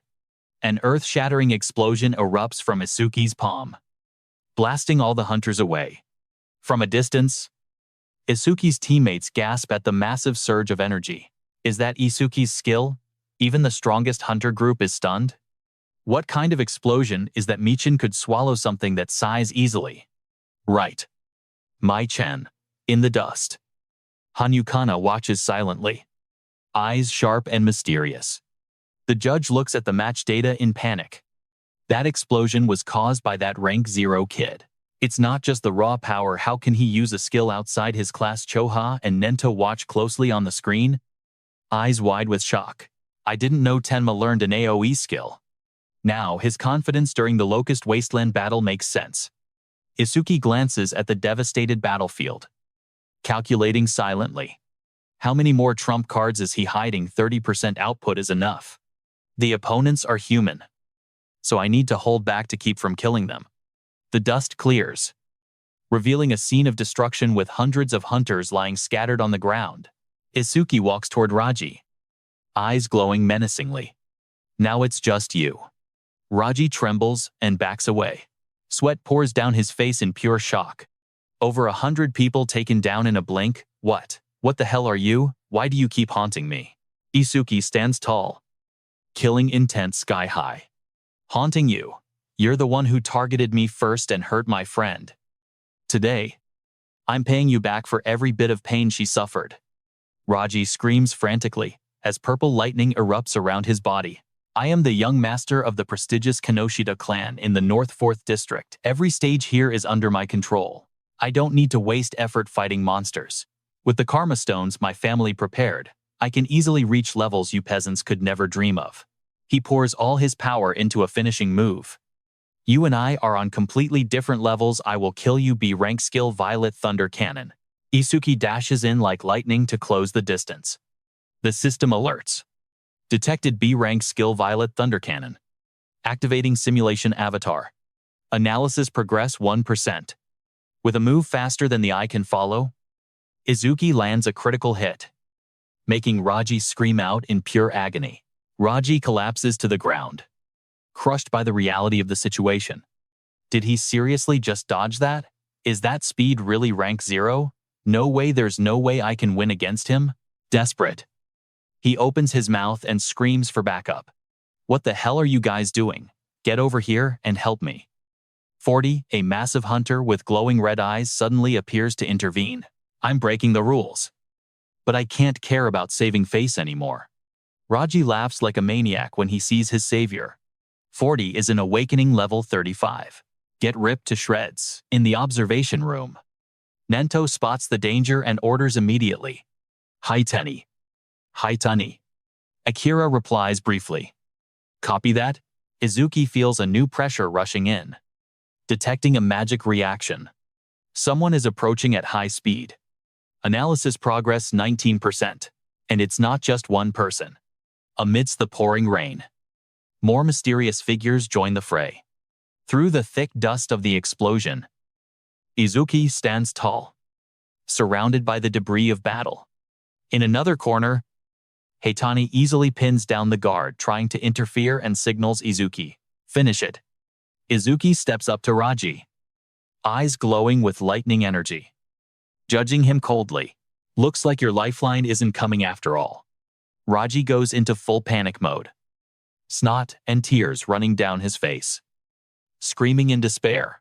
Wait, my dad is the administrator of North District 4. And my brother is in the Savior Union.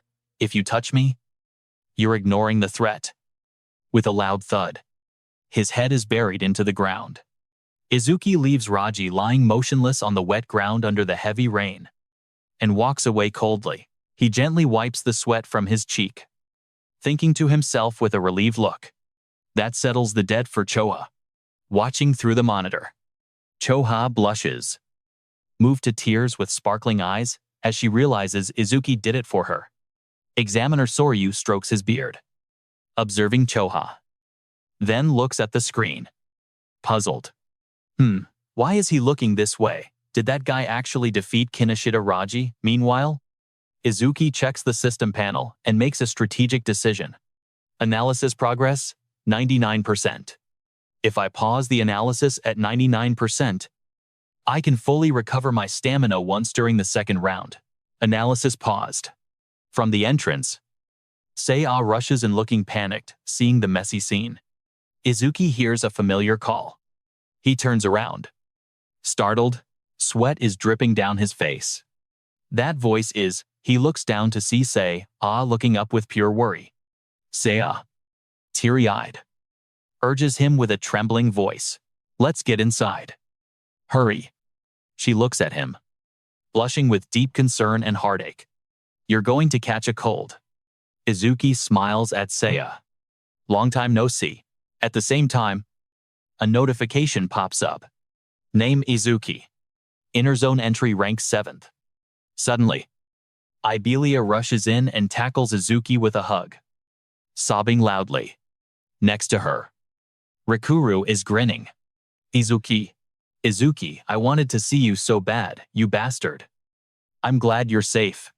Then Rikuru, wearing protective goggles, shoots a nasty glare at Ibelia. Sparks fly between their eyes. Why the hell are you crying and hugging Izuki like that? Ibelia blinks blankly. Ibelia lets go of Izuki. Flips her hair. And poses with confidence.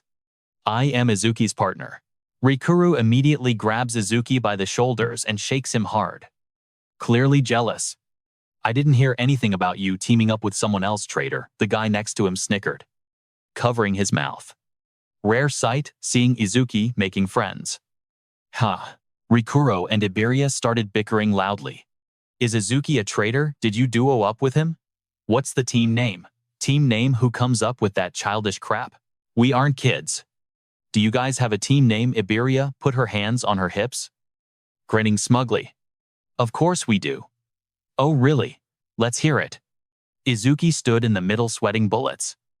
Whispering. Don't. Iberia winked. Her face beaming with pride. Double Y, two Ys. It took me so much effort to come up with that name. Hearing the name, Rikuru rolled on the floor, laughing his head off. Double Y. That name is so trash. Ha ha ha, Iberia got furious. What's so funny? It's a fire name. The fun was interrupted by an announcement echoing through the arena. Since 500 people have entered the inner zone, those who haven't arrived are eliminated here. Phase 2 will start shortly. The judge's image appeared on the big screen, explaining the rules for Phase 2. You will have to fight solo against disaster beasts in the training grounds. Within 1 hour, Izuki, Iberia, and Rikuru's group were all stunned by the harsh rules. Phase 2 has finally arrived. He. Solo huh. In a dark corner, Hakan smiled savagely. Full of excitement, Phase 2 is finally here. I've been waiting for this. The list of the top candidates from Phase 1 appeared impressively. Let's see what you're made of. Rank 1, Honey Ukana. Rank 3, Uegaku. Rank 5, Horino Rikuru. Rank 7, Tenma Izuki. Rank 2, Akagami Shin. Rank 6, Iberia. Rank 4, Kisaragi Seiya. From above, the massive structure of the arena could be seen. Next phase. The crowd of candidates began entering the large gate. The atmosphere became extremely tense. The venue for Phase 2 is inside here. Right? Rikuru walked through the dark space of the arena, shivering slightly as he commented. This place feels gloomy and creepy. Then he turned and asked, long time no see. But are you still rank 0? Is your level actually fixed? He continued, wondering with a worried look. Then your stats won't go up easily. Right. How can you get stronger? This made Izuki confused as he recalled. Master said I can't tell anyone. Iberia cut in to remind Rikuru. We learned in class that order-breaking skills are state secrets. Remember, talk. Izuki. You don't need to answer him. Izuki smiled gratefully. The group arrived at the gathering point. A majestic voice rang out from above. Is everyone ready? Rikuru, Izuki, and Iberia all looked up at the high stand with stunned faces. The crowd buzzed, recognizing the big shots. That's Fujiwara Soryu, the overseer of the annual national tournament. Next to him is Heitan Akira, veteran of the river crossing war, the one with the strongest physique. And that masked person is the legend, Izumi Nento. All legend Soryu began to announce loudly. I will explain the rules of the second round right now. Listen closely. He pointed to the virtual display board. Different disaster beasts will appear in the training grounds, and kill points will vary based on difficulty.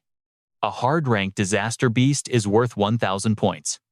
Points by difficulty: beginner rank 100. Normal rank 500. Hard rank 1,000. Nightmare rank 5,000. Soryu continued explaining the time rules. You guys get a 1-minute break. After defeating each disaster beast, you must proceed to the next difficulty level. The countdown board showed 56 seconds of rest remaining. Third-ranked Uegaku gripped his weapon, smirking arrogantly. He was heading straight for Nightmare rank. The status board popped up: Uegaku. Human. Level 13. Class Rank 2 Earth Spirit Master. Suddenly, Izuki raised his hand, breaking the silence. I've got a question. The other contestants started whispering and mocking him. That dude is level 0. How did he even pass round 1? Bro definitely got carried. Don't tell me he's scared because he knows round 2 is a solo fight and wants to quit, hahaha. That's gotta be it. Suryu looked down encouragingly. What is it? Don't hesitate to ask. Izuki stood tall and asked something that shocked everyone. Is Nightmare Rank the highest difficulty? The audacious question made Suryu's eyes go wide, while Haiten Akira, standing nearby, cracked a smile full of excitement. The crowd seized the chance to laugh, acting like big shots. If a level 0 meets a Nightmare Rank disaster beast, he won't survive a second. Forget Nightmare Rank. He probably can't even beat beginner rank. H. Trash is all talk. Suryu explained seriously. Theoretically, there is no upper limit to the difficulty of disaster beasts. You will understand once you actually defeat a Nightmare Rank disaster beast. Rikuro whispered anxiously to Izuki. No upper limit, it's useless to think about that. Nightmare Rank requires at least level 10. For us, beating even hard rank would be amazing. Suryu continued explaining a crucial rule. Points earned in the preliminary round will be added to the main tournament score. In other words, your performance today has a huge impact on whether you can join the Savior Alliance in the future or not. Hearing that, Rikuro and Iberia got more determined than ever. Points earned here count for the main tourney. I've got no choice but to use times that asterisk.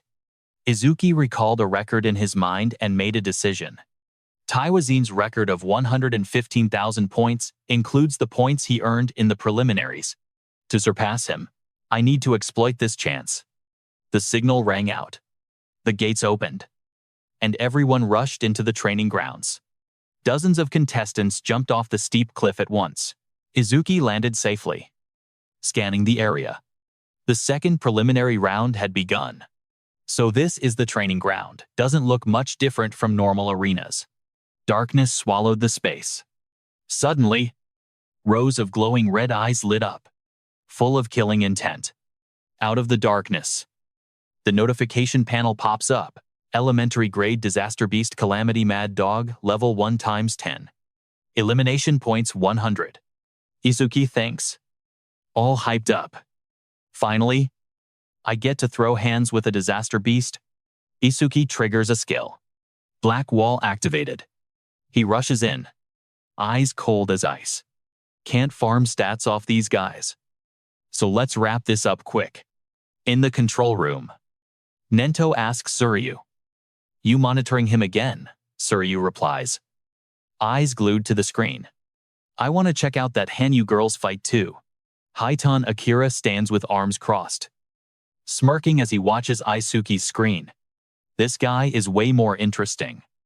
Suryu suddenly exclaims in shock. That makes Haiten turn and tease him. Is it really that surprising every single time down in the arena? Izuki moves like the wind, clearing the monster mob in a blink. Time used 1 second. 100 points received. Suryu is sweating bullets from the shock. 1 second. It usually takes minutes. Haiden smirks, feeling vindicated. I told you. Didn't I? This guy is way more interesting. Suryu tries to regain his cool and analyze. The Calamity Mad Dogs are a huge mob, but they're only level 1, going all out. He could definitely wreck them instantly. But the next opponent is level 8. An instant kill is absolutely impossible. Suddenly, a massive fire monster spawns right in front of Izuki. Common rank Calamity Beast. Salamander level 8. Kill points 500. Suryu notes with deep concern. Facing a Calamity Beast 8 levels higher, he's definitely gonna have a hard time. But Haiten just smirks and asks, you think so? I don't think a level 8 salamander is that much of a threat. Suryu turns to check the overall situation. How are the other participants doing? He taps on the control panel. Sorry, I got too locked in. Switching to multi-screen mode now. This way we can watch the top 10 simultaneously. He scans the board and comments. Unimpressed. Most of the participants are still stuck fighting the beginner rank. On the display screen, Ka is using water arts and another contestant with a sledgehammer is struggling hard against their own beasts. Soryu notices another screen. Only Henyu Kana is keeping up with Tenma Izuki's speed. The blue-haired girl is using green magic to dominate the pack of mad dogs. Suddenly, Cho-wa screams in panic at Izuki's screen. Oh no, Tenma is in danger. To everyone's shock, Izuki's silhouette seems to be completely swallowed by the salamander's raging fire. Judge Soryu shouts in panic. Did he burn too much stamina fighting the mad dogs and couldn't dodge? No. Taking that fire head on is a death sentence. Get the medic team. Now, but Hayton calmly stops him. Hold on. Watch a little longer. With the speed he showed earlier, dodging an attack of this level should be too easy. From inside the sea of fire, a pitch-black ice armor full of spikes covers Izuki. The system notifies. Black wall activated. A sharp ice blade slashes through the air. Izuki swings his arm, slicing both the flames and the monster's hard scales in one shot. The giant salamander is cut in half. Dragon scales shattering and flying everywhere. Under the terrifying power of that attack, Izuki walks away coldly, leaving the monster's corpse dissolving behind him. System announces results. Time used 5 seconds. Received 500 points. Soryu stares blankly at the screen, unable to believe his eyes. 0 damage did that. Ice armor cover his entire body. He could have one-shotted it immediately. So why did he purposely tank the opponent's hit? Izuki smirks with satisfaction at the pop-up. Defense plus 10% thanks to blocking rank C fire skill with black ice wall. He thinks to himself, I have to milk every single chance to farm my stats. Status board appears in detail. Defense has reached 434. Tenma Izuki. Human. Level 0. Fixed class. Order breaker. Skills super simulation. Lightning break. Black ice wall. Lotus critical strike. Total stats 1,395. System asks. Rest time remaining 58 seconds. Skip break yes or no. Izuki decided he was going to test his defense against a calamity beast. Meanwhile, in the control room, Haiten crossed his arms, commenting to Soryu. This difficulty level is meant to check the participant's speed and combat sense. Soryu nodded in agreement. Exactly. The new monster info popped up, looking menacing. When attacking, the electric rhino charges its horn, dealing a double blow of physical and lightning damage. Hard rank Calamity Beast Electric Rhino. Level 103. Kill points 1000. If you take a direct hit from that, Soryu continued analyzing the worst case scenario. Either your body gets skewered by that horn because your defense is trash, or you get paralyzed by the shock if you lack lightning resistance. Then you're a sitting duck. He sternly emphasized the strategy. To beat the electric rhino, you gotta use speed. Dodge skillfully. Wait for it to tire out. Then strike. But suddenly, Soryu's eyes went wide in panic. Sweating bullets. He yelled. Wait. What the hell's he doing, down in the arena? Izuki didn't dodge. He just walked up calmly and reached out to touch the sharp, charging horn of that giant monster. He tapped his finger lightly on the glowing horn, assessing quietly. This horn is perfect to test my defense stats. The electric rhino went berserk, snorting steam and channeling all its energy, pumping lightning into its horn, ready to crush the challenger. Boom! A massive explosion rang out as the beast charged Izuki at terrifying speed. Violent currents of electricity flooded the room. Izuki was sent flying back, taking the full force of the lightning charge while completely wide open zero defense. Choha watched the screen, unable to hold back a terrified scream. Yet Hai-Tan just smirked, amused. This guy always doing the unpredictable, but his results always beyond imagination. From the smoke and dust, Isuki emerged without a scratch. System notification. Absorbed C-rank lightning skill Thunderbreak. Agility plus 5%. He muttered. Test complete. Looks like attacks from level 100 calamity beasts can't even scratch me. Isuki's eyes glowed red with killing intent. He looked up and declared, time to wrap this up. He dove down from the air like a lightning bolt. System activate Thunderbreak. Activate agility plus 50%. The slash was instant, slicing clean through the monster's neck before it could even exhale. Finally, the giant electric rhino slid across the arena floor, hit by an invisible wave of energy that split the air itself. Isuki landed on the dead beast's back. Results board popped up. Time used, 7 seconds. Received 1,000 points. Haitan looked at Isuki with pure admiration.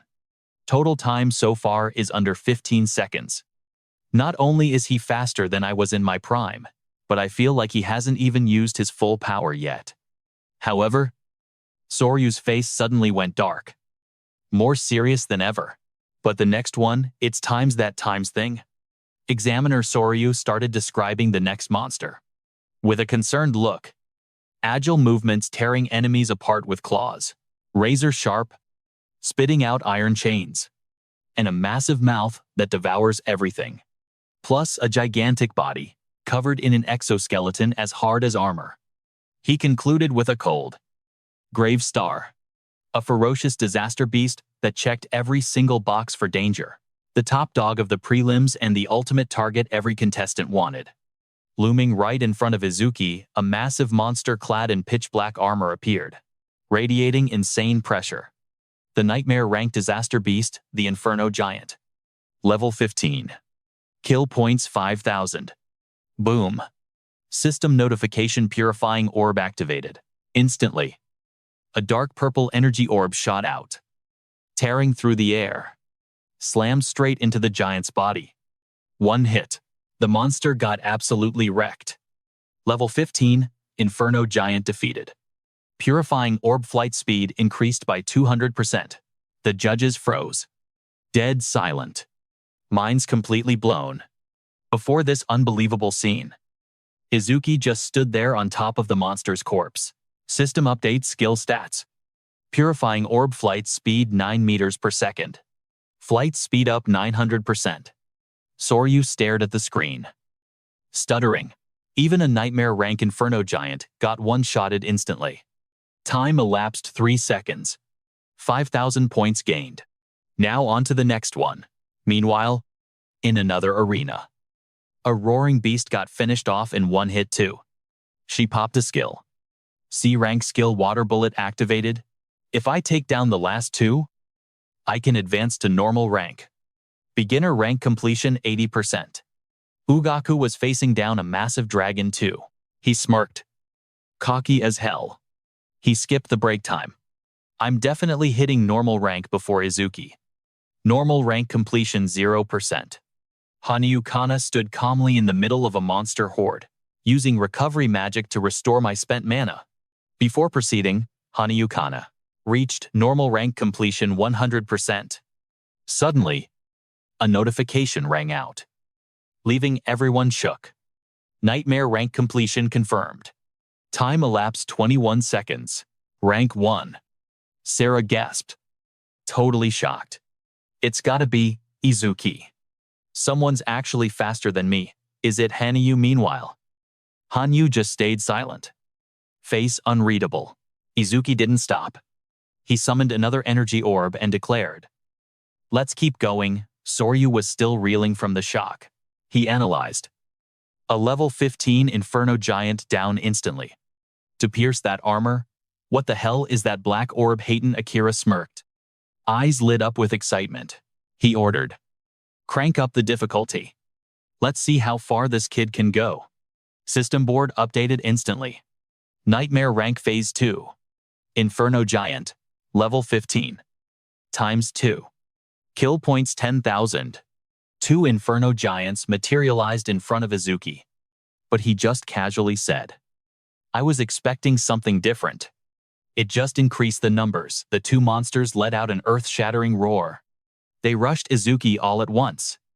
Izuki just raised his hand, creating another energy orb, looking totally chill while they screamed in his face. Guess I'll take one out first. The orb shot out and pierced a giant's body in a blink. Purifying orb activated. Level 15 Inferno Giant defeated. Purifying orb flight speed increased by another 200%. Flight speed, 11 meters per second. Flight speed up 1,100%. Soryu screamed in total panic. Another one. What is that orb? Is there no limit to how many he can spam? Hakan calmly explained. It's definitely OP. But that skill has a fatal weakness. Making Soryu ask curiously. Weakness. Suddenly, the remaining Inferno Giant hits the gas, charging in with unthinkable speed. Even Izuki is shook. This speed, it's faster than any disaster beast I've ever faced. Izumi Nento explains. Inferno Giants are usually mistaken for being slow because of their massive size. But Soryu quickly asks, "What do you mean?" Izuki focuses all his energy into his hand.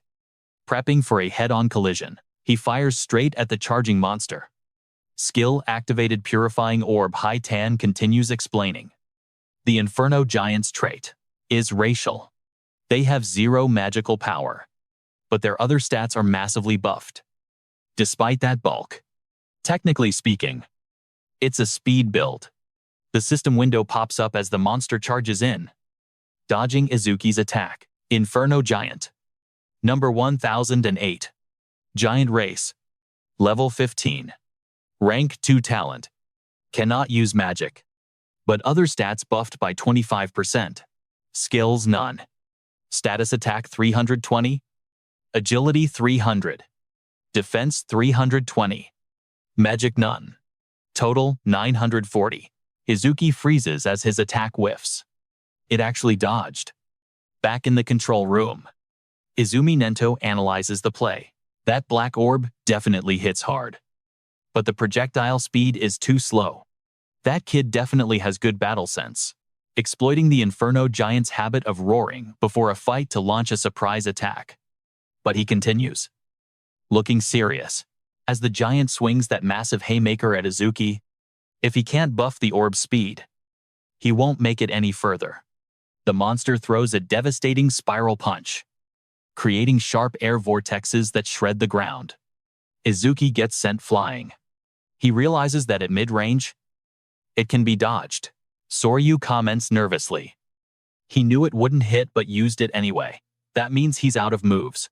Hakan crosses his arms and muses. Is that really it though? Soryu stares at the screen. Confused?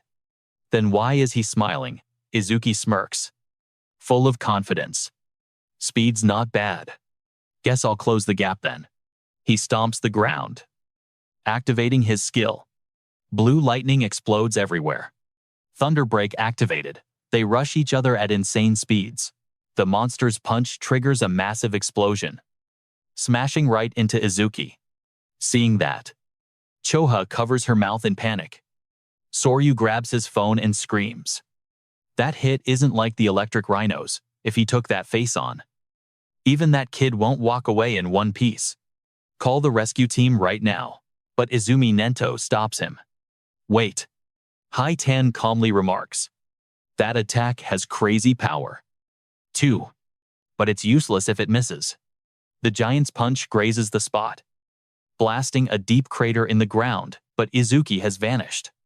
The dust settles, revealing the monster looking around, totally confused. Suddenly, a voice calls out from above.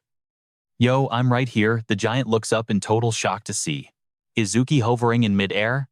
He dives down like an arrow. A dark purple energy orb drills straight through the monster's head. He lands gently behind it. His whole body is wrapped in powerful purple lightning. Boom! A massive explosion rings out. The giant's body shatters into pieces. System notification pops up. Izuki's achievement.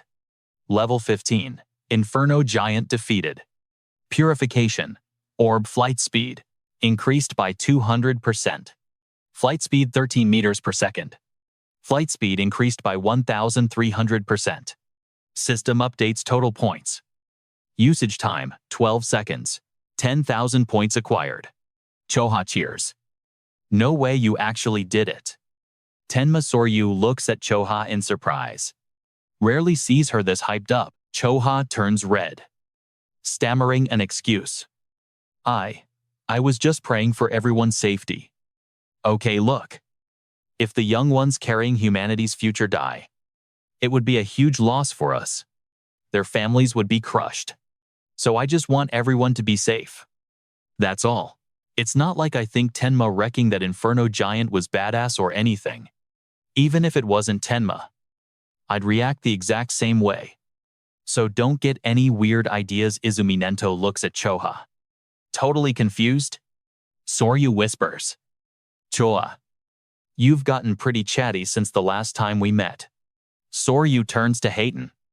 By the way, how'd you know Tenma would dodge that attack? Hakan explains. That kid, his base speed, isn't much different from an Inferno Giant. But when electricity surges through him, his speed spikes like crazy. Once that happens, there's no way an Inferno Giant's attack can touch him. Soryu nods. He successfully took down 2 of them, but there were a few sketchy moments. Still, with his current points, first place is locked in. If it were me, I'd stop right here. But Isuki stands tall, eyes locked forward with determination. To surpass Taiwazin, humanity's strongest. He channels energy into his hand, roaring. I can't stop. Not for a single second. 3 more Inferno Giants spawn in front of him. System updates. Nightmare rank stage 3. Level 15 Inferno Giant times 3. Kill points, 15,000. But Isuki doesn't hesitate. He immediately launches an attack, activating the Purification Orb. Took one out first. Hakan smirks proudly. Just as I predicted.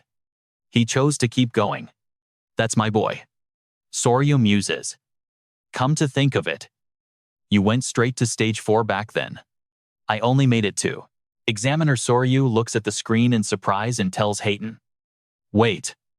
Even you, with the strongest physique, only reached stage 3. Let's see what happens with Tenma. Back to the battle. Tiny Isuki is facing a massive entity charging in for a violent attack. He unleashes a flash attack with electric energy, punching straight into the monster's weak point. Tenma quickly calculates, boosts agility with Thunder Break, and dashes toward it, closing the gap. That's the second one. He fires the orb straight at the giant. System immediately flashes victory. Level 15. Inferno Giant defeated. Purification Orb flight speed increased by 200%. Current flight speed, 17 meters per second. Increased by 1,700%. Tenma glances up, eyes sharp and intense. The third one rushes in. A gigantic mouth with razor-sharp fangs engulfs the entire space. Above his head, the monster roars like a maniac. It swallows him whole. But Tenma, he stays terrifyingly calm. His eyes lock onto the enemy. That's right. He charges up blazing rocket energy in his palm and declares, I'm gonna tear you apart from the inside out. Lotus burst. Max output. The attack detonates right inside the giant's mouth, unleashing an earth-shattering blast. System update. After the boom defeated level 15 Inferno Giant. With Lotus burst, all skill ranges increased by 1%. Current bonus, 1,101%. Tenma struts through the fire and smoke like a boss. System log. Time elapsed. 13 seconds. 15,000 points gained. Up in the stands, Soryu stands frozen, sweat pouring down his face in total shock. He gasps. Is that he recognizes the move glowing on the screen? That's the skill that wiped out tons of candidates in the first round. But Tenma starts gasping for air, looking totally drained as his energy bar hits 0. My mana is completely tapped out. Mana 0 out of 310. He checks the status board and instantly spots a way to recharge. But as long as these disaster monsters keep spawning, The passive effect of magic detection will restore my mana. Passive effect. When an enemy unit is detected, mana recovers by 10%. A new challenge appears. Overwhelming numbers. Nightmare rank. Stage 4. Level 15 Inferno Giant times 4. Elimination points, 20,000. Detected 4 enemy units. Mana recovered 40%. Current mana, 124 out of 310. Soryu and Hakan watch with super serious faces. Stage 4 has started. If he clears this round, he'll surpass your past record. No. Wait. Aside from Taiwasan, no one has ever cleared Stage 4. It's going to be interesting to see how far this kid can go. Tenma weaves through the monster attacks like a ghost. He thinks to himself, every time the speed of the purification orb increases, the blue lightning around my body helps me move like a phantom. And my accuracy buffs up too. Facing the savage horde. He keeps calculating. If I boost the speed a few more times, I won't have to get up close to land a hit. My mana is limited. I can't waste a single purification orb.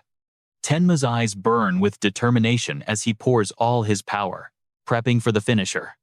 Suddenly, massive iron chains shoot out from the darkness accompanied by a bone-chilling sound. Tenma's eyes go wide, in shock at the incoming speed. Iron chains, the monster roars, unleashing a lightning-fast attack that shreds the air. Tenma gets blitzed. He only catches a glimpse of the enemy's pitch-black shadow deflecting his strike. A massive crash echoes as the hit lands. He grits his teeth in pain. Damn it! The monster's steel hand crushes him, completely immobilizing him. Bad news, I can't generate power from this position. Then comes a crushing squeeze that makes Tenma's bones shatter. He's completely cornered. Tenma collapses under the overwhelming power of the Inferno Giant. He lies motionless in the rubble, blood soaking his suit. Witnessing this horrifying scene, Soryu lost it and screamed. Hakan, help him. Right now. Hakan stood frozen, his eyes shadowing over. He whispered, is this really his limit? He remembered his own tragic past, visions of himself lying in a pool of blood on the battlefield. Fueled by pure rage, Hakan stepped up. I'm going in. Wait. Soryu held him back. Soryu stared at the screen. He noticed something weird. Tenma wasn't done yet. He asked, Mr. Izumi, quit or not? We don't have time to debate that right now. He's in critical condition if we don't step in right now. Tenma's gonna die. Izumi stayed chillingly calm. I can feel it. He's still got an ace up his sleeve. Soryu snapped. An ace? How do you know? Izumi pointed at the screen. Look at his eyes. Those aren't the eyes of someone who's accepted defeat. Back in the arena, Tenma forced himself up, eyes burning with hate. He gritted his teeth. I did everything to forge myself. Just to kill that guy. Green lightning surged around him. He popped his ultimate skill. Super simulation activated. Resuming analysis. Memories of the Kinoshita fight flooded back. The purple lightning cannon flashed in his mind. During that fight, super simulation triggered off his skill. But I paused it at the very last second. Right before the analysis finished. Analysis progress, 99%. Analysis paused. Now, fueled by vengeance, he reactivated the stalled skill. Analysis progress 100%. I saved it for a moment just like this. B rank skill purple lightning cannon analysis complete. Acquired lightning break level 2. Soryu noticed the weird energy wrapping around Tenma. Look, that's the blue lotus, he wondered. Is that one of his skills too? But in this state, what good is that blue lotus gonna do? Choha flashed a rare, dazzling smile, making Hakan gasp. She looks so happy. Does Choha know something? The system pulled up the new skill details. Lightning break level 2. Active effect. Can absorb lightning attribute attacks ranked B or lower into the body. Upon releasing absorbed lightning energy, agility increases by 100%. Absorption limit 5. Passive effect. every time a B-rank lightning attack is absorbed. Agility increases by plus 10%. Current boost, plus 15%. Tenma clenched his fist, and electricity exploded out. His clothes flapped wildly. Acquired lightning break level 2. All stats increased by 20. All debuffs removed. Health fully restored. The monster smashed the ground with its fist. But Tenma, he was different now. He stood tall, blocking the hit like it was nothing. He looked up. Warm-up's over. From here on out, I'm going all out. Attack 310 out of 330. Agility 300, 10 out of 330. Defense 310 out of 330. Magic 310 out of 330. Total 1,240 out of 1,320. Soryu stared at the screen. Jaw dropped. He was wrecked a second ago. But he just healed completely in seconds. That healing factor is better than a pro healer's. And that broken AoE attack. Just how many cheat skills does this guy actually have? Meanwhile, Tenma blitzed in at breakneck speed, sending 2 monsters flying with a single punch. One shot. The level 15 Inferno Giant got absolutely wrecked. Purification Orb flight speed boosted by 200%. He kept pushing forward. Nothing could stop Tenma now. Nightmare rank stage 4 cleared successfully. Time taken 31 seconds. Reward 20,000 points. I'm not losing. Not now. Send as many Inferno Giants as you want. Tenma fired an energy orb right at the final monster. Level 15. Inferno Giant defeated. Purification. Orb flight speed increased by another 200%. Speed is now 27 meters per second. Total boost 2,700%. His power just broke past every limit. He wiped the floor with them. Nightmare rank stage 5 cleared. Time 57 seconds. I reward 25,000 points. Finally, Tenma finished the last mob with a critical hit. Nightmare rank stage 6 cleared. Time 1 minute and 34 seconds. 30,000 points obtained. Soryu stammered, speechless at Tenma's broken power. Wow. Hayden gasped, watching the battle in pure shock. Is this actually hell? Between Tenma and the Inferno Giants? Who's the real monster here? I'm starting to get dizzy.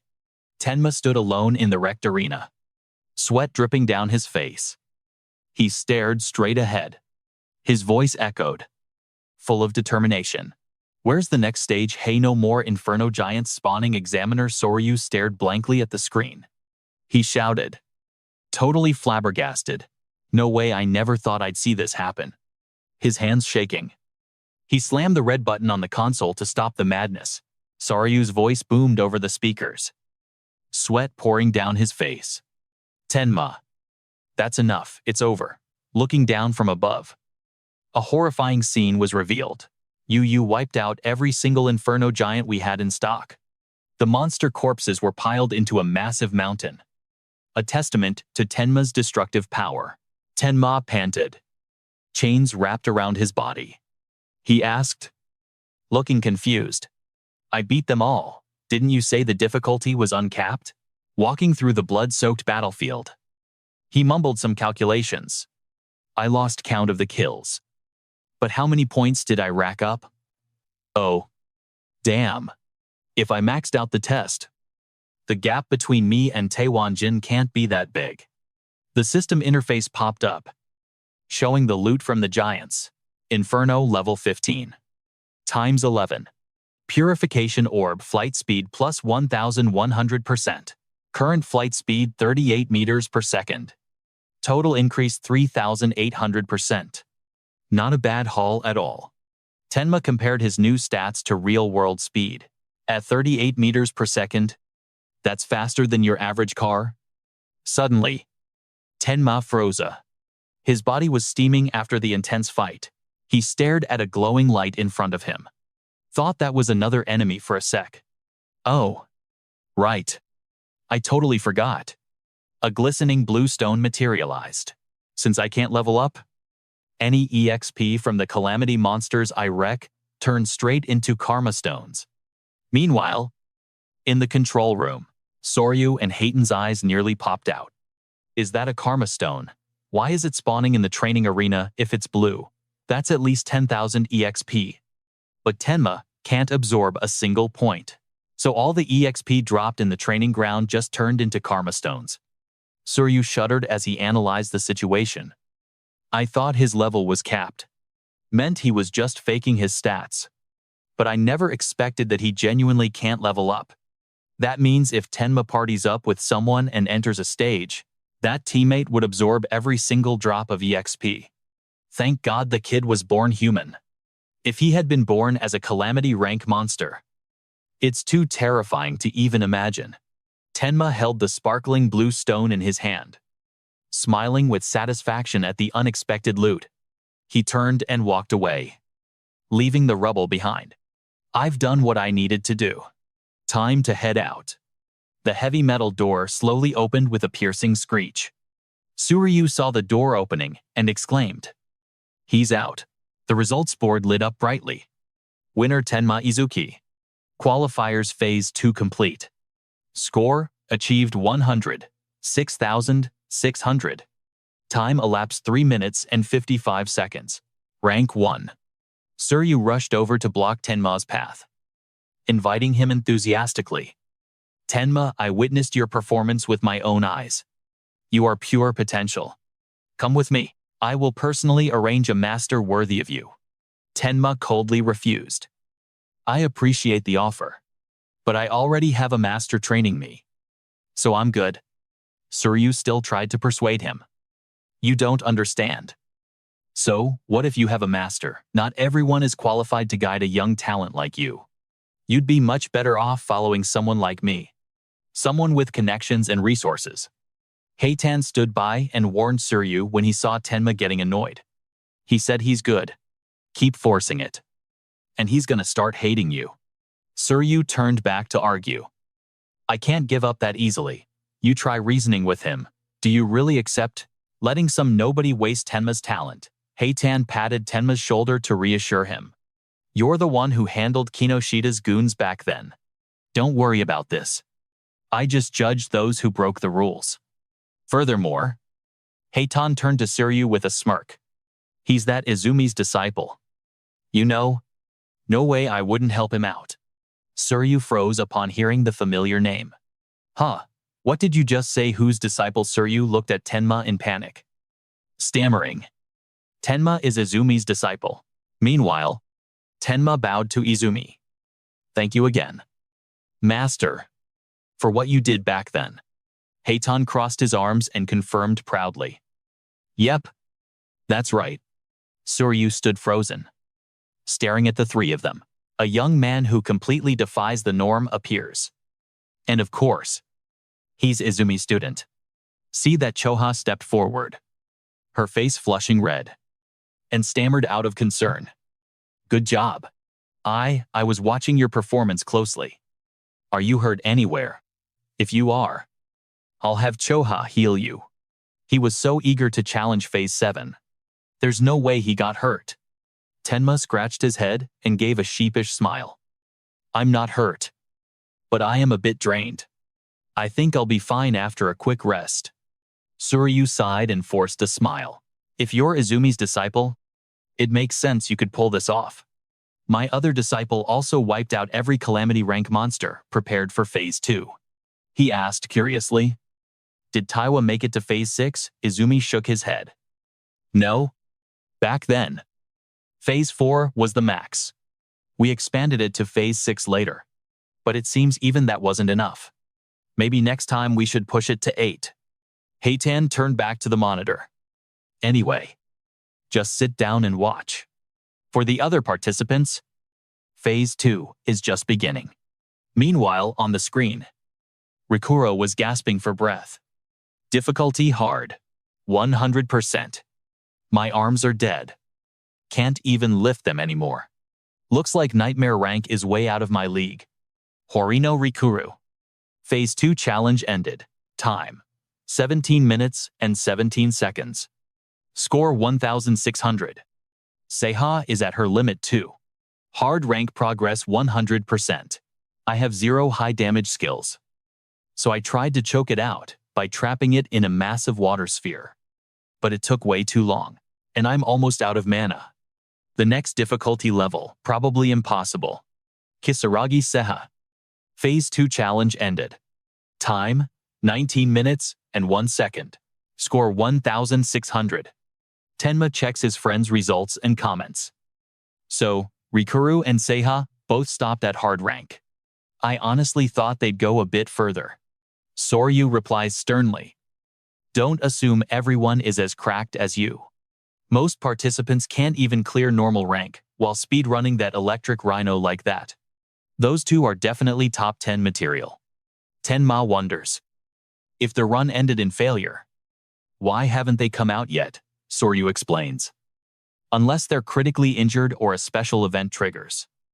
They aren't allowed to leave the training grounds. You're just a special exception. Suddenly, they notice another screen.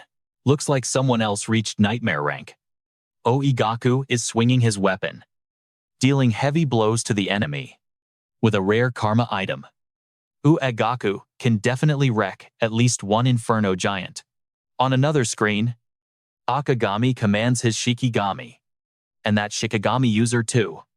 Akagami making it this far is actually impressive. The tiny black cat instantly transforms into a giant, ferocious monster. Complete form. Shikigami Michan in complete form. Unleashes a god-tier punch on the enemy. The terrifying power shakes the whole ground. Witnessing that, Isuki turns to ask Choha. Shikigami can transform. Can your Tamaku do that? Choha replies. Nah. This is the first time I've seen it. Shikigami abilities are still a total mystery. You better be careful. Isuki eyes the beast calculatingly. Seeing this Shikigami are actually broken. From now on, I'm dumping all dropped XP into my black dog. He sighs, looking tired but determined. Since Seiha and Rikuru already tapped out, no point staying here. Time to head out. Hold up. Plot twist. He sees Iberia activating a brilliant red armor, radiating a powerful aura. Iberia. What the hell is that? That armor, did you get it from your old man? Iberia clenches his fist proudly as the armor slowly covers his body. This is the strongest epic rank karma item. My dad crafted just for me. The system board instantly displays the insane stats of the dragon iron armor. Epic gear. Attack plus 100. Agility plus 100. One effect. For every minute equipped. Stats increase by plus 20. Max, 15 minutes. Iberia recalls the grind. This tool has a will of its own. It chooses its master. I went through hell just to touch it. He explains the risk of using this power. It's OP. But if I wear it over 15 minutes, the penalty is brutal. So I gotta wrap this up in 15 minutes. Saying that, Iberia shoots into the air. Power stats spike. Current status buff attack plus 120. Agility plus 120. He dives down like a flaming arrow. Mind set on his teammate. Notification. Nightmare rank conquered. It's definitely Izuki. I gotta go all out, so I don't become dead weight to him. Iberia launches an attack at the giant monster, shouting with pure pride. We are double E. After all, the duo of us too. In the distance, Izuki stands watching and smiles gently. Suits you perfectly. Right after that, the arena doors close, the announcement sound rings out. Phase 2 has ended. At the main hall, Examiner Soryu stands before the remaining candidates, clearly declaring, only the top 10 people with the highest scores will proceed to the main event. The top 2 will receive special rewards. Down below, Oegaku lies on the floor, panting but still full of confidence. Aside from Henyu, ain't no way anyone scored higher than me. Those special rewards are mine. Not keeping everyone waiting long, Soryu begins reading the results. Now I will announce the top 10. The ranking board appears on the big screen, shocking the whole school. 1. Tenma Izuki, 106,600 points. 2. Hanyu Kana, 16,600 points. 3. Oegaku, 16,600 points. 4. Ibiria, 6,600 points. The crowd of hunters is stunned, buzzing, in an uproar. Over 100,000 points. Even Taewon only reached 60,000. How many Inferno giants did he kill to reach that number? And at the same time, Oegaku jumps up, not believing his eyes. What the hell, I'm ranked 3rd. Who the hell is this Tenma Izuki guy? I ain't ever heard that name. In contrast, Hanyu Kana holds her sword, eyes sharp with desire. Tenma Izuki, I definitely want to fight him. Meanwhile, Seiha looks at the scoreboard, feeling totally inferior. Thinking about such a massive gap between him and Izuki? Maybe the combat life just ain't it for me. Soryu continues announcing the leader with a proud voice. Standing top of the nation with a massive gap, leading the 2nd place by 65,000 points. Tenma stands silently on the side. Izumi Nento thinks to herself, I can't see his face, but I can feel he is satisfied. A new dawn for humanity is getting brighter. Back at the arena, Ibiria lies flat on the cold ground, smiling contentedly despite exhaustion. Over 100,000. If it's Izuki, getting 1st place is a no-brainer. Looking at the corpses of chained monsters around, he tells himself, but I also did good enough not to shame the double E name. Izuki walks over, looking at his friend flattened on the ground. Yeah, you did great. You really surprised me. Ibiria streams tears from emotion and exhaustion, stuttering back. Really? The view from above covers the entire magnificent arena. The 21st Salvation Alliance National Tournament qualifiers. Finally, Izuki carries Ibiria on his back, walking in the aura of victory. This is the end. At District 1 of the South Continent, morning sunlight shines on a vast square, where there are ancient and solemn architectures. A group of guards stands gossiping. We got woke up at the crack of dawn just to watch some old man meditate. Watch your mouth. That person is the South Continent Commander-in-Chief and can see the future. The soldier continues, explaining with respect. A prophet. South Continent Commander-in-Chief Vanga. Another soldier wonders. Then why did we only get the notification after the barrier was deployed? If he really sees the future, he should have told us the locations beforehand. The prophecy from the stone steel. The soldier replied. It's true that Elder Banga can only see a tiny fraction of what's about to happen. Even so, there's a reason he's ranked on the same level as the Northern Commander, Izumi Nento, as a true pillar of humanity. Suddenly, the old man's eyes snapped open, sweat pouring down his face as the soldier finished his sentence with absolute authority. It's because his prophecies are 100% accurate. Banga collapsed in sheer panic. His subordinates rushed over to catch the elder. Sir, are you all right? The old man gasped out a warning. The North is in grave danger. His face turned pale with horror as he dropped the prophecy. A violent wave of calamity beasts, it's coming soon. The North Continent, and among them, there are calamity beasts, with levels surpassing 100 seen switch to the north. A quiet night blanketed the area, leaves rustling in the wind. Izuki stood alone, double-checking his status window. My total stats finally broke past 1500. The system displayed his detailed status. Attack 330. Agility 380. Boosted 15% by Thunder Break. Defense 462. Boosted 40% by Black Wall. Magic 330. Total 1502. He recalled the basics. I think normal players usually get 50 stat points when they level up. Then they have to decide how to split him. Izuki hummed, comparing that to his 1500 points. That's basically equal to a level 30 awakened. Agility and defense can increase infinitely thanks to my passive skills. A hologram popped up, illustrating his thoughts. Agility, plus 10%? Defense plus 10%. He continued analyzing his weak points. Magic also recovers infinitely with the magic detection passive. But I've got no way to buff my attack power. Is there any method for that? His train of thought was cut off by a shout. Food's ready, Rikuro called out, holding a cooking spatula. Next to him, Seiha was waving. Isuki, I made a ton of your favorites. Isuki walked toward them, shelving his calculations. I'll think about that later. Anyway, I can probably get a skill to boost attack power through simulation.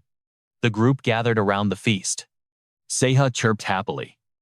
It's been forever since I had a home-cooked meal from Rikuro. Isuki looked around the table and noticed someone missing. Where's Iberia? Still sleeping? Seiha explained the situation. Yeah. I just treated her. And all her wounds are fully healed. But she seems totally drained. So she's still out cold. Rikuro scooped up food. Impressed. Honestly, I'm surprised. That nightmare mode stage wrecked me and Seiha. But a level 7 like her cleared it.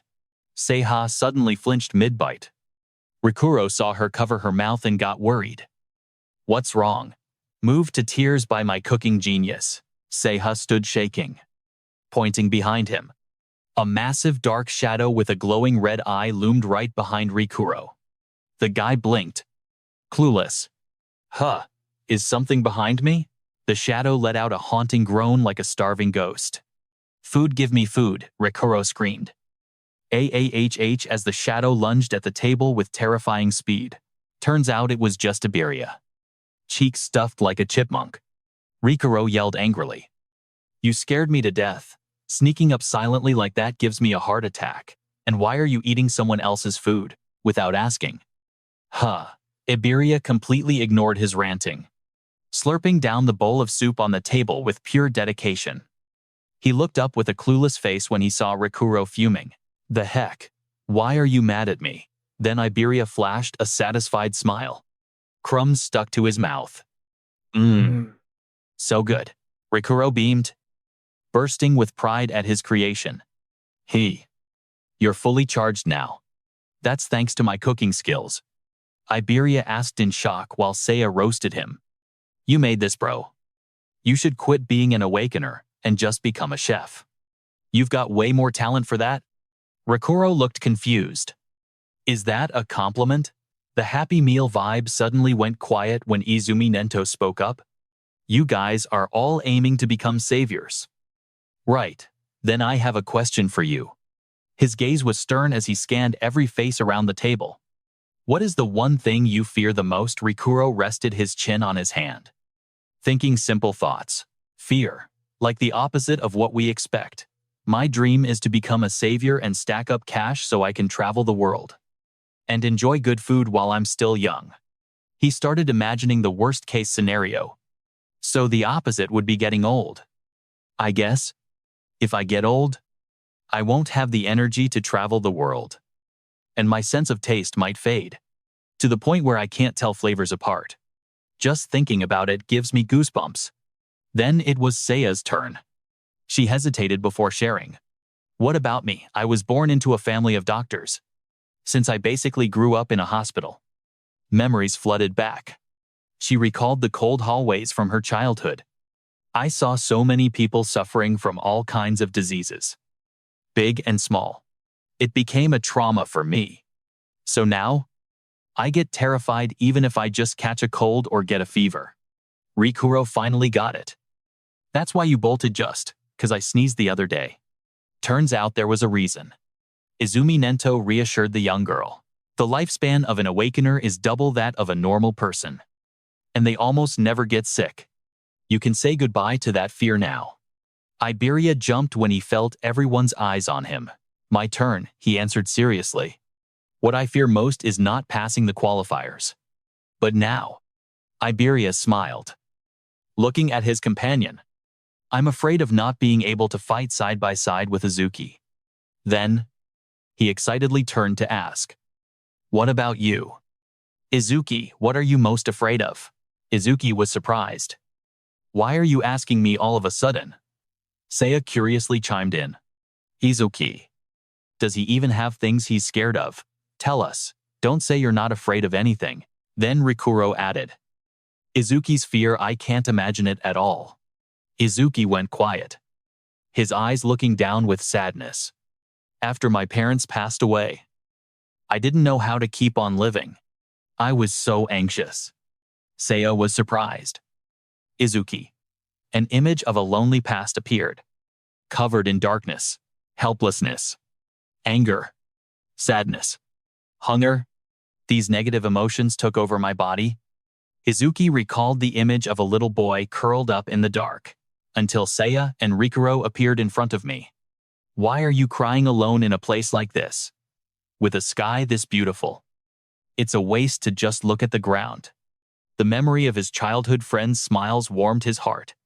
Did you catch a cold? Should we go to the hospital? Let's go eat something good.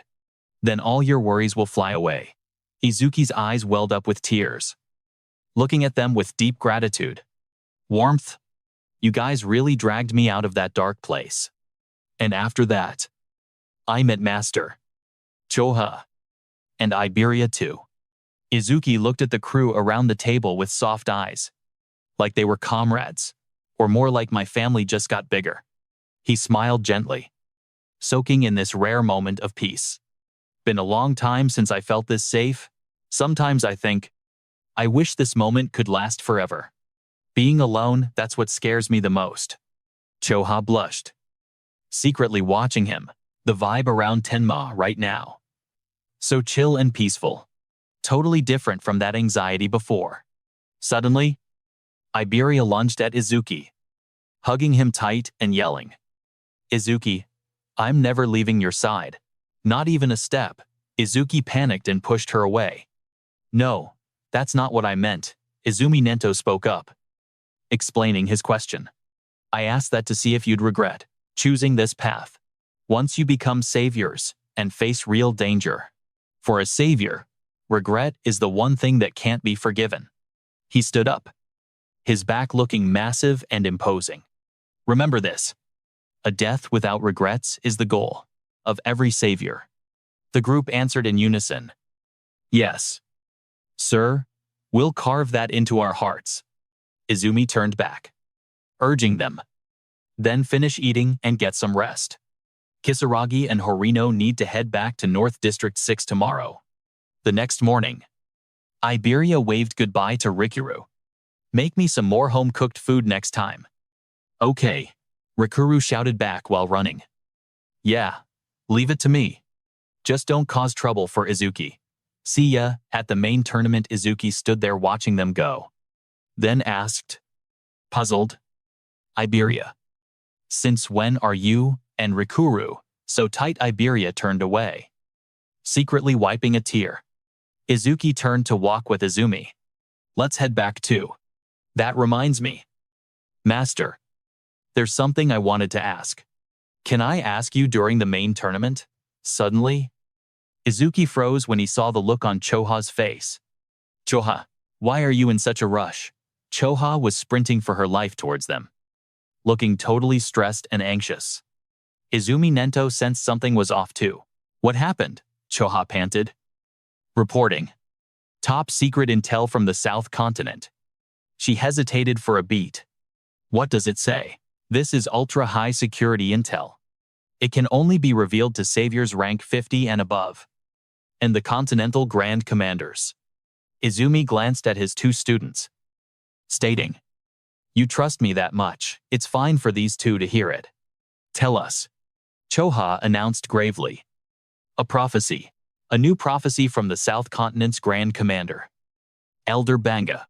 Within the next 3 days, a massive calamity beast attack will hit the North Continent. Izuki asked worriedly. Elder Banga. Is that prophecy reliable? Izumi Nento explained in a low voice. Elder Banga is the most famous prophet in the 5 continents. His prophecies are basically confirmed future events. Choha immediately suggested with an urgent look. Then, Father, please leave the North Continent immediately. There must be a reason why the Calamity Beasts are launching such a massive attack. The target this time is probably you, Father, the Grand Commander of the North. Izumi Nento lowered his head in thought, realizing the danger he was in. That means if I stay here, I'm definitely going to be easy prey. Choha continued to persuade him. Fighting isn't even your specialty, father. And if you know you're the target, you don't need to risk your life staying here. Evacuate to the central continent right now. Izumi agreed. I'm with Choha on this. If we're short on hands, I'm staying to fight. But Izumi put his hand up, cutting him off cold. I've made up my mind. So don't say another word. Besides, Tenma, I've got a different job for you. Tenma shot back, surprised. Wait. What? Who's gonna protect you then? Nothing matters more than this. Izumi broke down the secret mission. Listen. Iberia's pops, Aeon, is the best blacksmith in the 5th continent. If anything happens to him, we're cooked. I need you and Iberia to guard him. We're also sending some Awaken from here to back you guys up. Tenma frowned. Totally sus. Thinking, splitting our forces just for some old guy. Or is he actually trying to keep me off the battlefield? After Tenma and Iberia bounced, Choha stood silently next to Izumi. Choha, I've got 3 requests for you. 2, Izumi ordered, eyes glowing like a boss. First, announce the attack to the North District. Evacuate all civilians and any awakened under level 50. Get them safe. Next, tell every awakened level 50 and up to be ready to throw hands with the catastrophe beast at any second. Finally, tell Hakan to get his tail over here. Since North District 1 has low population density, we don't gotta worry about civilian casualties. We're clashing with them head-on. Right here. Choha bowed after handling the tasks. Father, I've set everything up just like you said. Hakan will be here soon. Sorry for the mess. You can go rest now. But as she turned to walk away, Choha's face showed pure panic, sweat rolling down her cheeks. She bit her nails, thinking hard. Is father actually worried, even though Aeon has skilled guards with him in that case? I just need to wreck all the small fry and drag the boss out into the light. Suddenly, she blushed, totally embarrassed, as her father's voice rang out, just as expected from my daughter. You saw right through it. Choha analyzed the situation, looking serious. There was a prophecy that a level 100 or higher catastrophe beast is coming. This time, we definitely have to reveal all our trump cards. The real reason you sent Tenma away. With his abilities, if he fights against a catastrophe beast like that using his usual style, his powers would be exposed, and they'd try to kill Tenma at all costs. She continued deducing. I get it. So to avoid that, Izumi added, correct. But there's one more reason. Looking at his fight so far, it seems Tenma lacks attack power. There's a rumor that Aeon has an artifact that boosts attack power. An image of Tenma reaching for a glowing cube appeared, full of hope. If he can secure that artifact, the ultimate awakened who has it all will be born. The fated moment has arrived. The sky over the North District went pitch black. Day 1 of the prophecy. 8 p.m. In every district, the night fell as stone monoliths rained down from the sky like hail. In North District 2, Tenma and Iberia were sprinting full tilt through the dark. It's already 8 p.m. How much further to your house? Iberia panted. Probably another 100 kilometers. Tenma looked at Iberia, worried. Iberia must be exhausted from the long trip, but she hasn't asked for a break even once. She must be super worried about her dad. Wouldn't be surprising if a catastrophe beast attacked right now. We gotta get to Iberia's dad. Fast. Suddenly, Iberia points at the sky, screaming in total panic. Izuki. Look, Tenma flinches, his eyes following where Iberia is pointing. It is a flaming meteorite crashing down at insane speed. A monolith. The raid has started, and that thing is dropping right into the city center. A massive boom shakes the earth as the giant rock slams into the ground. Dust and smoke shoot up to the sky. Tenma goes pale, just thinking about the aftermath. The announcement just went out. So civilians are still trying to evacuate. What if a calamity beast spawns right now? Panicked people look up at the torn open sky. Casualties are gonna be massive. A calamity beast is incoming, everyone. Run that monolith. It is just like Elder Vega predicted. Damn it. It is way too early. A barrier starts forming around the crash site. Tenma stands at a crossroads. He has to choose. The barrier is already going up. If we leave these people behind, it is gonna be a massacre. But if we step in to help, it is gonna wreck our mission. Tenma glances over at Iberia, thinking, if I say we should save them, she is definitely gonna hate it. But contrary to what he thought, Iberia points at the city and shouts, totally determined, Izuki, let's go help them, that calamity beast inside the barrier. It is at least level 20. If there aren't any high-rank awakened ones there, who knows how many will die? Tenma is stunned for a split second, then locks back in. Oh, got it. Change of plans. We are taking down that calamity beast first. Meanwhile, in the city, a massive stone foot stomps the ground.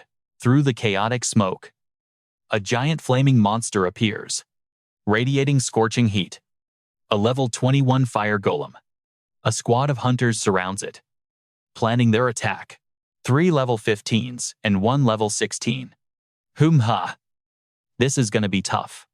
But against a level 20 calamity beast, we can take this win. The tank shouts, put up a solid defense wall, C-rank skill rock shield. Hold the formation, I will tank its hits. He grits his teeth against the heat, barking orders to his team. Find an opening and counterattack. Now but the fire golem doesn't even flinch. It slams a flaming fist into the pavement, shattering the hunter squad's formation. The tank stares in shock at his crumbled shield, face losing all color. What the no way? His teammates go into full panic mode watching their strongest fighter go down. Even him, the guy with the highest defense among us, got one-shotted instantly. We have zero chance of winning this. What do we do? Fear takes over, and they start running. You asking what to do? Run. Fighting this thing is just suicide. Hey, watch out. A figure dashes in to block the path, shouting with a sneer, watch out. You guys should worry about your own skins. Suddenly, a shadow looms behind him. He can feel his eyes trembling in terror. Instantly, he spins around, launching a desperate final attack. Please, I will do anything. Just don't kill me. B-rank skill water cannon. He blasts a massive stream of water at the monster, thinking confidently, this thing, how did it get behind me? Made me say some pathetic crap. But this is the end for you. I'm a water mage anyway. The natural enemy of fire-type disaster beasts. Smoke billows out, and another swordsman rushes in to steal the kill. Did he actually pull it off just to be safe? I'll finish it. He swings his sword, shouting selfishly, don't interfere. I beat this disaster beast solo. I gotta be the one to end it. But suddenly, flames flare up violently. The golem regenerates in a blink, terrifying the swordsman. It's alive again. Kill it. Quick. The golem roars, radiating insane heat, preparing to burn everything to ash. What is this massive flame? We're cooked. Boom. A huge explosion rings out, but no one's hurt. Tenma Isuki dashed right into the middle of the blast, using his body to block the hit. He stands firm against the fire. Iberia turns back and says, leave this guy to Double E. Tenma orders decisively while blocking the attack. Iberia, don't worry. I'll handle this guy. You go evacuate the civilians. Roger. Black wall defense plus 10%. Due to blocking a B-rank fire skill with the black ice wall, the surviving hunters drop their jaws in shock. Block that massive flame so easily. Are you guys saviors? We're not saviors yet. But one day, I'm gonna become a savior even stronger than Taewon. A savior stronger than Taewon. Kid's got a big mouth. even though they were saved. The hunters still act arrogant and ungrateful. What the hell are you doing letting that kid save us? Nobody asked for your help. I was about to beat it anyway. Wasn't I? Savior can. Just a normal Awakener handle that disaster beast. One of them stares at Tenma. Sweating bullets. That ice armor covering his body. Is that an artifact? Meanwhile, Tenma recalls his master's teachings before he left. Come to think of it, Master said something before we headed out. The black orb you fire, its power is huge, but it takes time to cast. And compared to truly strong disaster beasts, its flight speed can't exactly be called fast. The lesson continues echoing in his mind. If you miss the first shot, they'll put their guard up. And it'll be even harder to hit them. So avoid using it as much as possible. In future battles, keep it as a trump card for when it really matters. Listen closely. You must only use that black orb. When you are confident, you can definitely take down the opponent. Tenma observes the crowd around him and assesses the situation. I can't use piercing black orb in the middle of this crowd. Is he an Awakener here to help? His gear is fire. Definitely a high-rank Awakener. He clenches fist, sharp eyes staring straight at the golem. In that case, my only choice is to suppress it with brute force. Tenma shoots up into the air. Unleashing. A fist clad in black lightning slams straight into the monster's skull. Sustain online. AoE skill activated. Thunder break. Thunder shockwave. A blast of blue lightning explodes, crushing the fire golem into the cracked concrete. The giant beast gets flattened under sheer pressure. Its flames die out. Everyone watches as he dashes in. Delivers another lightning punch from midair, smashing the golem's head into the broken earth. Looking down, a massive explosion ripples outward, blowing back everything nearby. Panicked civilians witness the scene. Chatter erupts. Is the Calamity Beast actually getting pushed back? Thought it was OP. I saw that Awakener's face. Dude looks like he's barely 18. The Calamity Beast is cooked? A nearby hunter stands frozen. You gotta be kidding me. Right in front of him, a massive rank 21 fire golem getting wrecked. Zero resistance. A rank 21 golem can't even clap back. Who is this kid? The hunters murmur in shock. The moment he dropped the beast, he dipped with that blonde girl. For a rank 0 like him to do that much, he must have drained the fire golem's HP down to nothing. Even as a rank 15, I couldn't track that speed with my naked eyes, and the raw power to one-shot a fire golem with bare hands, leaving the chaos behind. Tenma Izuki speeds through the ruined city, thinking, that rank 0 status he hits like a rank 30. Even for a Calamity Beast, getting insta-killed shouldn't happen. This isn't a good sign. He analyzes his stats on the run. Gotta boost my attack power somehow. The clock hits 10:30 p.m. Day 1 of the prophecy. Tenma throws a punch at a monster, but it dodged. That was insane. Izuki, your speed just now. Couldn't even track you with my eyes.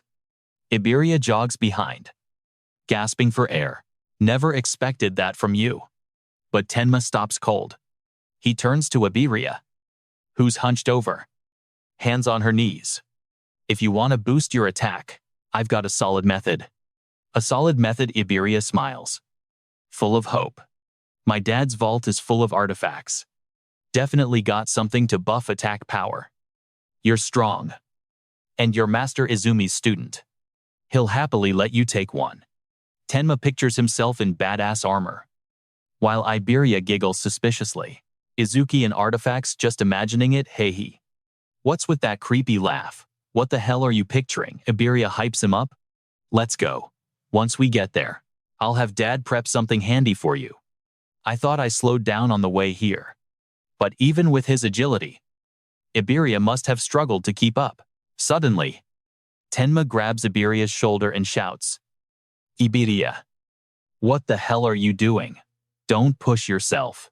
If you're gassed, you won't be able to fight properly.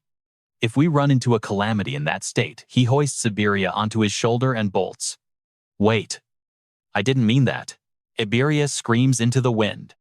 You're running too fast, Tenma stands firm. We've wasted enough time. Hold on tight. Night falls over the dense forest.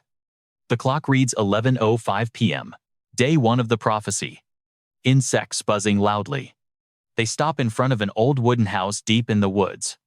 Finally made it. I thought my arms were gonna fall off. Tenma wonders. Why does he live way out here in the sticks safer in town? Nah. He said it's too noisy there to focus on crafting. Iberia warned him. It looks like a shabby wooden shack. But don't underestimate the defenses. Dad placed traps all over the place. Obviously. I get it. I think I felt a faint magic fluctuation. So that's it. Activating magic detection. She reassured him. Don't worry though. If you follow my lead, you won't trigger anything. Stick close. Even without you, I could avoid them with my magic detection. Iberia led the way with confidence. Hey, watch your step there. Heh. Finally, my turn to lead. Suddenly, Iberia's foot stepped on a dry branch, making a loud time snap asterisk. They both froze. Iberia broke into a cold sweat. Oh crap, I got too hyped and forgot about this trap. Bro, are you sure this is your house? The ground shook violently. Iberia screamed. Bad news. This is the nastiest trap. Now that I mention it, a magic fluctuation is spiking like crazy. A giant golem rose up from underground. Humanoid artifact. Iron golem. Rank epic. Attack 500. Agility 300. Defense 500. Magic 200. Tenma was shocked. He has a humanoid artifact. The golem swung its giant fist at Iberia. Tenma shouted a warning. Here it comes. He quickly dashed in front of Iberia, blocking the crushing blow. The two attacks collided, causing a massive explosion. Tenma skidded across the ground, assessing internally. Even an artifact has higher attack power than me. It's an artifact made to protect Iberia's dad. So I can't just wreck it with my absolute piercing strike. This is tricky. He turned to ask Iberia. Iberia, any way to stop it? Aim for the karma stone on its chest. Iberia pointed out the weak spot. That's its power source. Destroy it, and it shuts down. The green gem on the golem's chest glowed. Tenma smirked confidently, activating Thunder Shockwave. Knowing the weakness makes this easy. It might have power, but I've got speed. He dashed forward like a lightning bolt, dodging the golem's attack and throwing a thunderous punch. The punch connected, but the golem didn't even flinch. Instead, it countered even harder. He quickly sidestepped, aiming straight for the green gem on the golem's chest. He jumped up and snatched it. The giant golem froze, motionless. After the intense battle, a looming shadow suddenly covered Tenma, just as he thought. That should do it. Right. Witnessing the terrifying scene, Iberia screamed in panic. Stop, Josuke. Suddenly, a sword slash tore through the wind at insane speed, aiming straight for Tenma. The blade stopped inches from the top of the guy's head, leaving him stunned. When did he get this close? The swordsman named Bokuto Josuke sheathed his sword, looking coldly at Iberia. Iberia, I thought it was some stray bandits. Tenma calmly stood up and dusted himself off. He wondered, why didn't I sense any magic until he attacked? And who is this guy? He looked in shock at where the strike came from. The sword vanished. Iberia excitedly introduced him. This is my partner, Itsuki Tenma. He's level 0 but super strong. We formed a duo. Our team name is... Tenma cut her off. Skip that. Where's your dad? Josuke pointed at the wooden house. Master is in the back. But be careful. Iberia immediately ran off. Oh right, Dad. Josuke watched her go with a serious face. He doesn't seem very happy. As soon as she saw her dad's silhouette, Iberia cheerfully bragged. Listen to this. Dad. I cleared the qualifiers. He just kept yapping on and on. Regional rank 4 on nightmare difficulty. Just like you promised. Let me pick whatever artifact I want. Smack. A burning slap suddenly rocked Iberia's face. Iberia clutched his cheek in pain. Totally stunned. Why did you hit me? Dad. Old man Eden roared with fury. Give back the dragon iron skin, you stole it. Didn't you? Iberia tried to explain. What the hell, I just borrowed an epic rank artifact. That's all. You didn't have to hit me. The old man gritted his teeth. The dragon iron skin causes damage that can't be healed if you wear it too long. If you ever take it without asking again, I won't go easy on you. Overwhelmed with resentment, Iberia slammed his bag on the ground and stormed off. Fine, I'll never use your stupid artifacts ever again. Old man Eden turned to Tenma with a gaze sharp as a knife. You Izumi's second student, or what? Tenma replied with full respect. Yes, sir. I'm Itsuki Tenma. Master sent me to protect you because of that prophecy about a catastrophic attack coming from the north. Yeah. I heard. Eden looked him up and down. Totally skeptical. That guy is super picky and barely ever takes disciples. Why'd he pick an average-looking kid like you? Suddenly he froze. Eyes popping wide open. Wait a sec. Is your level locked? Right in front of Eden. Tenma's status window popped up. Itsuki Tenma. Race human. Rank variable. Class order breaker. Innate skill. Undisclosed. Eden asked suspiciously. Are you using some kind of magical artifact to fake your stats? Tenma just shrugged it off. No. Not exactly. The old man stared ahead. Deep in thought. I get it now. No wonder Izumi asked for that specific item. Eden said as he kept walking.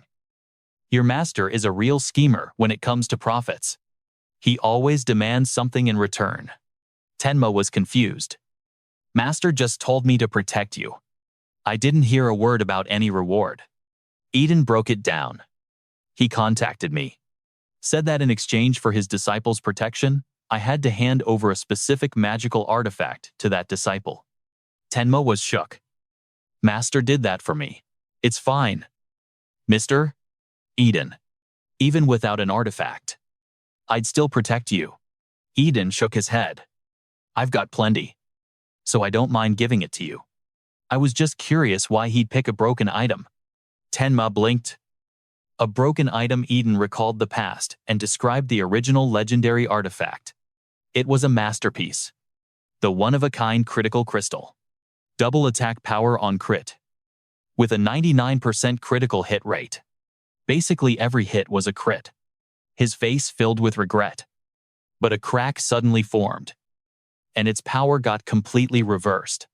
It turned into a cursed item. Eden held up the shattered crystal and explained. The artifact's rank became undefined. And a mysterious glitch effect was added. The stats popped up: broken critical crystal.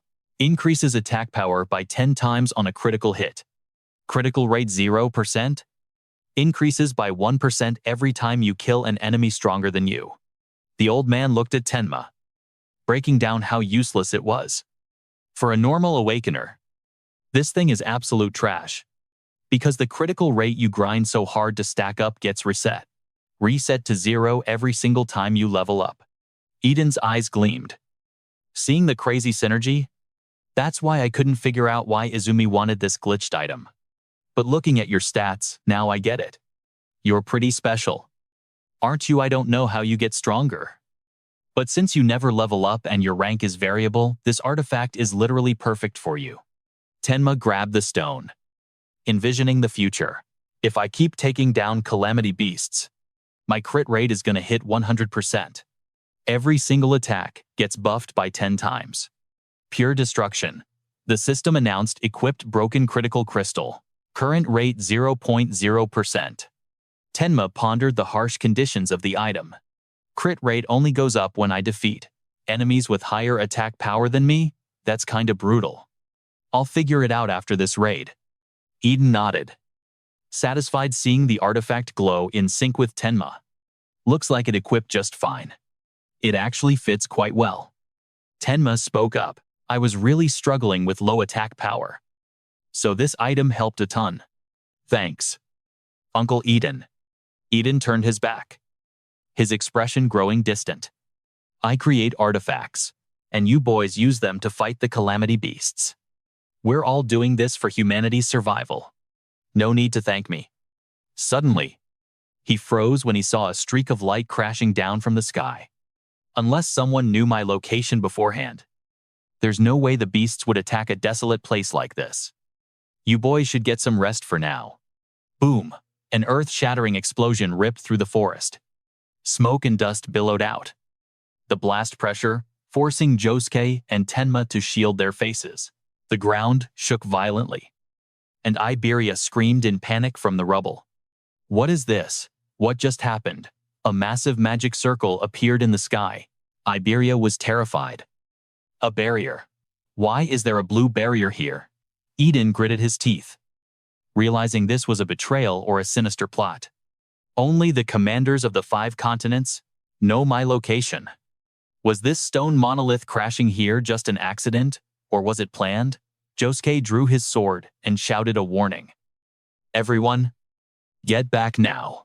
The calamity beasts are incoming. They're heading straight for us. Tenma stood still, his eyes glowing with a sharp, cold blue light. I can feel something approaching at insane speed. Black shadows darted through the deep forest, their roars echoing loudly. 6 of them, no. 8. A massive monster with a razor-sharp horn burst from the bushes. A level 14 one-horned demon. Everyone screamed. Here they come, moving fast as lightning. Tenma caught the first monster's deadly strike mid-air. Instantly, he unleashed a counterattack that tore through the air. The system popped up skill-activated black ice wall. The horde of monsters swarmed Tenma, roaring furiously in a chaotic clash. Tenma focused energy into his hands, coating them in blue electricity. Against enemies at this level, it doesn't matter how many show up. I could wipe them all out instantly with my Lotus Burst strike. He glanced over at Josuke, who was hacking away with his sword. Josuke could probably handle the shockwave from the Lotus Burst strike. But Tenma looked back at the old wooden cabin. Eden and Iberia are hiding in the hut right behind me, to avoid hurting his allies. Tenma charged straight forward. Gotta lure them away. If I use Lotus Burst strike recklessly, those 2 might get caught in the blast. After a series of sky-shattering explosions, Tenma stood amidst the monster corpses. He sighed, thinking, maybe I really am better suited for solo play. Suddenly, his sharp senses made Tenma snap around in shock. Another mana wave is rising. And this one, it's on a whole different level compared to the others. A massive monster steps out, rocking 2 horns, glowing with purple light. It's a level 24 2-horned demon guardian, and the pressure it's giving off is insane. Scene shift to a dark void, where streams of red-hot lava flow through the cracks of the demon world. Sitting on a jagged bone throne, a powerful shadow speaks up. We've already warped the first vanguard wave of low-level trash mobs to the human realm. Now, out of the 8 demon kings who should take the lead for the main invasion force, glowing red eyes pierce through the darkness, followed by a cold command.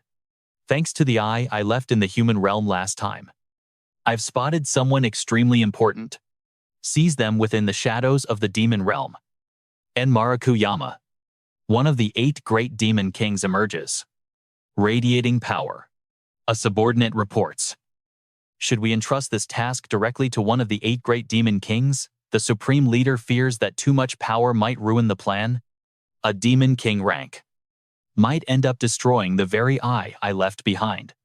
I'll assign this to a demon general instead. The servant bows. As you command. My liga. The leader continues, his violet eyes glowing intently. Furthermore, I'm handing full command of the main forces over to Enokuma, the primate eater. An image of Enokuma, one of the 8 great demon kings, manifests with terrifying aggression. It's been ages since he last feasted on living human flesh. I'm sure he's absolutely starving. Back in the human realm, a blood-curdling scream rings out. Tenma jolts, realizing that voice belongs to Iberia. Did a calamity beast break into the room suddenly? Guardian number 815 of the Horn Demon Tribe. Level 24. Lunges at Tenma with a ferocious attack. Facing this dire situation, Tenma grits his teeth, making a decision. If it's come to this, I have no choice but to use times that asterisk. He faces the monster's crushing punch head-on, preparing to unleash his secret technique. Tenma calculates rapidly in his mind. Its attack power is definitely higher than mine, so if I take it down, I can boost my critical hit rate. The stats for the broken critical crystal pop up. Current rate 0%. Increases by 1% for every stronger enemy defeated. Violet light converges. The system announces activating clear orb penetration sphere. Direct hit. Critical hit rate increased by +1%. Tenma sighs in relief. It actually went up. Just like I thought. Current critical hit rate 1%. Standing atop the monster's corpse, Tenma calls out to his teammate. Yosuke, I'm going to take out the calamity beast that broke into the room. I'm leaving things here to you. Yosuke replies. Leave it to me? Tenma channels his energy, darting toward the wooden house like a streak of blue lightning. Inside, Iberia is critically wounded, blood pouring out. He cries out in despair. It's no use. I can't win without my dragon gear. Iberia's vision blurs from pain and terror. If it's going to end like this. As the monster prepares to deliver the killing blow, Iberia screams through his tears. Izuki, save me! Suddenly boom. A massive iron anvil crashes down, blocking the monster's attack. Eden, Iberia's father, stands like a fortress in front of him. Iberia is shocked. My dad is a non-combat class, isn't he afraid of a calamity beast? Eden remarks coldly. You're one stubborn monster. The beast growls, turning to face the silver-haired man, radiating pure killing intent. Eden drops into a combat stance and shouts, I'm leaving the rest to you. In a flash, Tenma appears like a savior god. Tenma, the young warrior, instantly blocks the monster's massive strike. His arm morphs into a blade, piercing straight through its body. The system chimes black ice while activated. The piercing strike drops the monster instantly. Tenma retracts his power, turning to Eden. Sorry I'm late. Ayer. Took me a second to deal with the sentries. How's the situation looking outside? Glancing at the pitch-black corpse beneath his feet, Tenma senses something. I don't feel any magic fluctuations out there anymore. I'm guessing Josuke already wiped out all the calamity beasts. Eden looks out to the courtyard, where Josuke stands amidst a sea of scattered monster corpses. Josuke did all this by himself. Josuke sheathes his sword, warning them with a grim expression. Don't let your guard down. Unless we destroy that barrier, calamity beasts will keep spawning infinitely. And as time passes, they'll only get stronger. He keeps laying out the plan. I'm gonna go wreck the barrier and wipe out as many monsters as I can along the way. But if any of them slip past me, you guys will have to. Tenma cuts him off. His eyes suddenly glow a terrifying blue. Nah. I'm gonna slaughter every single calamity beast inside that barrier myself. Yosuke, you stay here. Guard Uncle Eden and Iberia. Eden freezes, staring right at Tenma. Those eyes, he thinks. Stunned. There's zero fear in his gaze. Instead, he's overflowing with a thirst for battle. Eden makes the final call. We're leaving the barrier destruction to Tenma. Josuke asks, concerned. But if it's a blue barrier, the beasts inside are at least level 250. You sure you can handle that? Tenma nods. Positive. Scene shift. Tenma dashes off, tearing through the wind. Pure hype runs through him. Finally, I can go all out and fight to my heart's content. Iberia struggles to stand. If Izuki's going, I'm going too. All right. Yosuke, watch over my dad. Eden stops the kid. Not you. Iberia freezes. Why not? Aren't we a team? Eden looks at his child with a cold, dead stare. Stop playing friends and teammates. It's pathetic. You and Tenma exist in two completely different worlds. Iberia screams, frustrated. We've journeyed together all this way. What the hell do you mean different worlds? A team is supposed to support and cover each other's weaknesses, Eden shouts, cutting his son off. But you're not supporting him at all. You're nothing but a dead weight holding him back. Keep this up, the old man growls bitterly. And you're gonna be the reason Tenma gets killed. Eden turns away, lost in thought. And, obviously, I'm not just talking about you. Tenma is built different. A complete anomaly. No one from his generation is even in the same league as him. He gazes at Tenma's silhouette fading into the forest. Have you ever really looked at his eyes when he faces a calamity beast? Those are the eyes of Eden. Pauses, watching Tenma, assessing him silently. Those are the eyes of someone drowning in pure hatred. Tenma blasts forward like a blue lightning storm. System alert, mana scan initiated. 5 hostile targets detected. User mana restored to 50%. He launches himself into the air, eyes sharp as daggers, and roars. 5 calamity beasts. Huh, must have just crawled out of the barrier. Perfect for refilling my mana. Now get out of my way. A massive fiery explosion engulfs the forest. The system pops up. Lotus Blast activated. 5 enemies eliminated. Skill range increased by 5%. Current stats plus 1,106%. Crit rate plus 1%. Critical crystal plus 2%. Tenma ghosts through the night. He clicks his tongue. Doing the math. That 2-horned guardian's defense is actually broken. I burned 80% of my mana just to wreck it with the Lotus Burst. But hell no. I won't let a single one touch Iberia or the crew. From a distance, Iberia stares in shock at the pillar of fire towering over the treetops. He turns to Josuke in a panic. Yo, where did that explosion come from? Josuke narrows his eyes, recognizing the familiar energy. That's Izuki's skill. He's definitely throwing hands with the calamity beasts in the forest. Josuke's gaze turned serious. A nuke that size, no way a rank 0 trash could pull that off.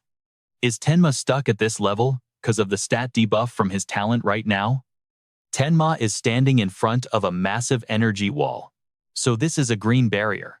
These calamity beasts seem to be on a whole other level compared to the ones I've fought before. Mana scan activated. Tenma freezes, shocked that his scan skill got blocked. I can't gauge the numbers or power level of the monsters inside. He recalls old knowledge. Master once taught that you can identify monster ranks by the barrier's color. That's gray barrier level 1 to 25. Green 26 to 50. Blue 51 to 75. Purple 76 to 100. Red 101 plus. Since this is green, the beasts inside will be level 26 to 50. Tenma looks at the glowing white lotus seal on his palm. If I wipe them all out, they'll drop a massive amount of XP. He swings his hand to order. Black smoke condenses into a monstrous form. Summon Shikigami Deathhound. A giant black wolf appears with terrifying stats. B rank Deathhound. Level 16. Skills Death Scent. Mana Scan. Regeneration. Reduced respawn time. Attack defense 250 over 150. Tenma strokes the Shikigami's head meaningfully. I'll give you all the XP that drops. Then he steps into the barrier, ordering coldly. But until I give the order, don't you dare touch a single hair on them. Tenma's eyes flash with a deadly blue light. Every calamity beast in here is my prey. Scene shifts to another location. First day of prophecy. 11:30 p.m. A girl stands on the balcony reporting. Father, the Awaken guards have arrived. A man in green armor walks proudly toward Izumi. From this moment on, I, first rank Savior Keichirishima, will be your protector. Wind Mage level 63. She pushes up her glasses and speaks calmly. Thanks for coming. Besides you, 5 third rank saviors. and 3 second-rank saviors are present. Is Akira Hayato still not here? I assigned him to guard the outer perimeter. She looks at her phone with a worried look. When we spoke on the phone 6 hours ago, he said he was on his way. However, when I tried calling back 1 and 3 hours later, I couldn't reach him. Massive stone monoliths have been falling all over the northern province since 8 p.m. tonight.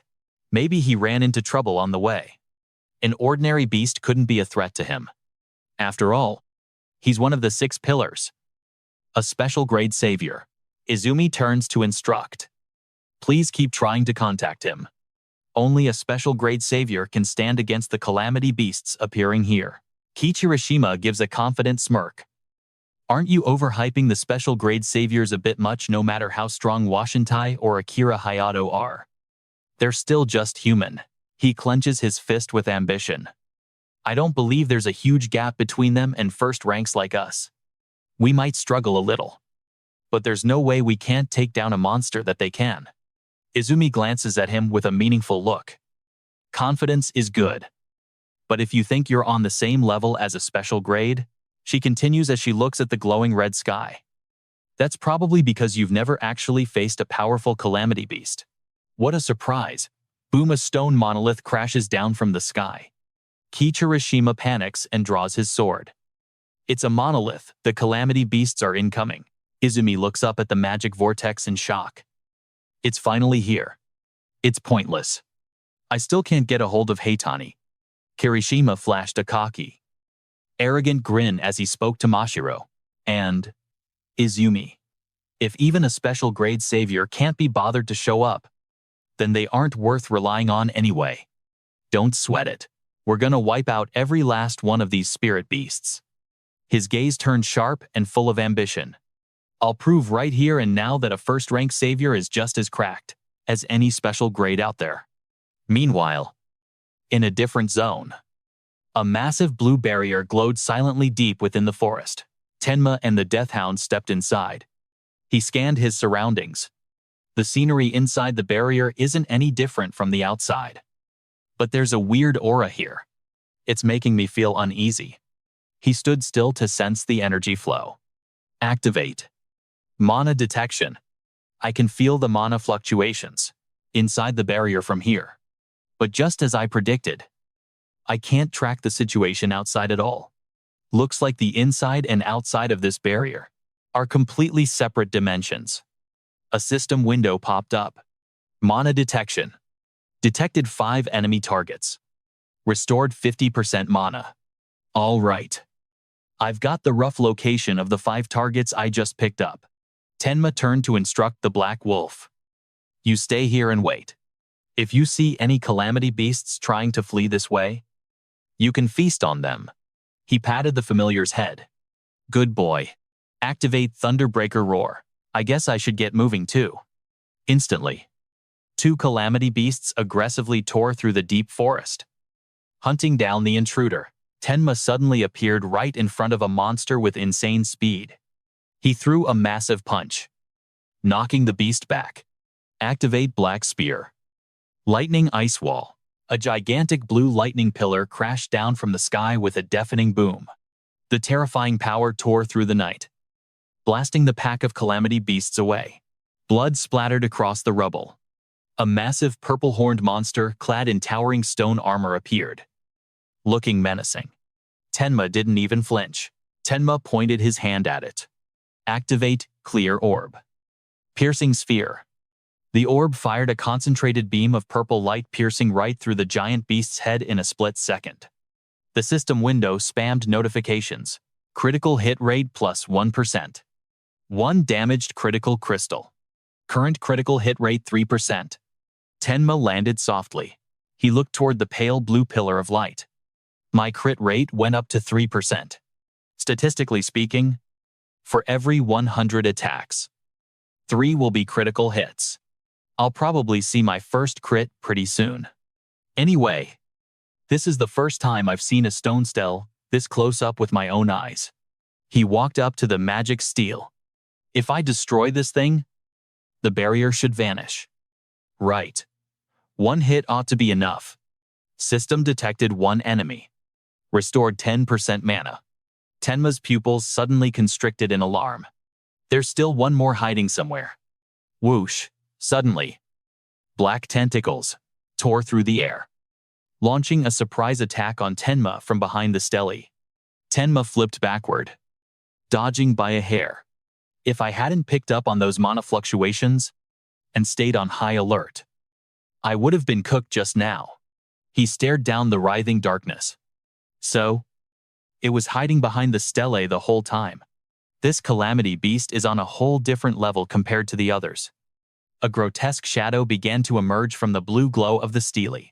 A blinding blue barrier covers the entire sky, signaling a massive battle is about to go down outside. Josuke looks at Iberia, whose head is hanging low with guilt. Even Tenma might not be able to hold back every single spirit beast. It's way too dangerous out there. So just wait in the room. Iberia freezes. Josuke, am I really gonna be the reason Isuki dies one day? Josuke tries to hype the kid up. Master always exaggerates stuff, so don't sweat it too much. Iberia looks depressed. But looking back at everything, it feels like I'm honestly just dead weight. Josuke points at the energy shield. The level of the spirit beasts inside the blue barrier ranges from 20 to 50. Do you have the confidence to beat even a single level 26 beast? Iberia trembles. No, not at all. Josuke gives a reassuring smile. Don't beat yourself up like that. I'm not saying you're trash. When I was your age, I didn't even have the guts to step into a blue barrier and fight a calamity beast. Iberia looks up, shocked. Even you. Josuke nods. The difference between beasts in the gray and blue barriers isn't just a simple numbers game. Josuke breaks it down for the confused Iberia. What else is there? The calamity beasts in the gray barrier have zero intelligence. They're just creatures stuck in an endless loop of slaughter and destruction. Josuke flashbacks to old battles. They're strong and sure, but there are tons of ways to wreck them if you have a plan. But inside a blue barrier, they're just like us humans. A massive, terrifying entity appears. General Square 336. Level 34. Tenma thinks to himself. So there are calamity beasts with actual intelligence. Did I get careless? Looks like he has some kind of detection skill. Among people of my generation, very few are cracked enough to fight a beast at that level. Tenma studies his opponent through his bangs. Just as I thought. The calamity beasts in this barrier are built different compared to anything I've ever faced before. Josuke turns back to the sulking Iberia. So the reason you're a burden to Tenma isn't because you're a noob. It's simply because he's just too broken. Tenma stands tall, looking absolute badass. He saw through my skill in literal seconds. And on top of that, it speaks human. Finally found you. The intelligent calamity beast I've heard rumors about. The monster grins, showing razor-sharp teeth. What are you yapping about? Begging for your life? It looks down on Tenma with pure contempt. I thought you were strong. But turns out you're just a level 0 trash. A coward. Shaking uncontrollably just from seeing me. Tenma cracks a wild smile. I'm just hyped up. I've been wanting to ask your kind something for a long time. Since you can talk, how about you give me an answer? The monster powers up. Thunder crackling all around. Fine. If that's your dying wish, I'll grant it. Tenma's eyes burn with intensity. He asks a cold question. Do you know pain? The demon general smirks in disgust. You think a mediocre human can make me feel pain? You got guts. Black tentacles whip up to attack. Hurting others is our time's exclusive privilege. Whoosh, the attack tears through the air. Tenma instantly sidesteps. He suddenly appears right in front of its face, his body going crazy with surging lightning. He throws a heaven-shaking punch, blasting the demon general hundreds of meters away. Burning red eyes stare into the smoke. Did I get him? No, his mana is surging even harder now. Pitch black tentacles surged up again, attacking relentlessly. Their speed was even ramping up. Tenma dashed like a lightning bolt, closing the gap on his opponent. But when it came to raw speed, I'm still one step ahead of you. The slash landed, but it didn't deal any real damage. Tenma clicked his tongue. Damn it, not enough power, meaning I can't even slice his head off even if I land a hit. It barely scratched him. The monster looked surprised, tracking his agile movements. No way. How can a rank 0 move like that? Seriously. What's your actual rank? It swung a tentacle, smashing at Tenma.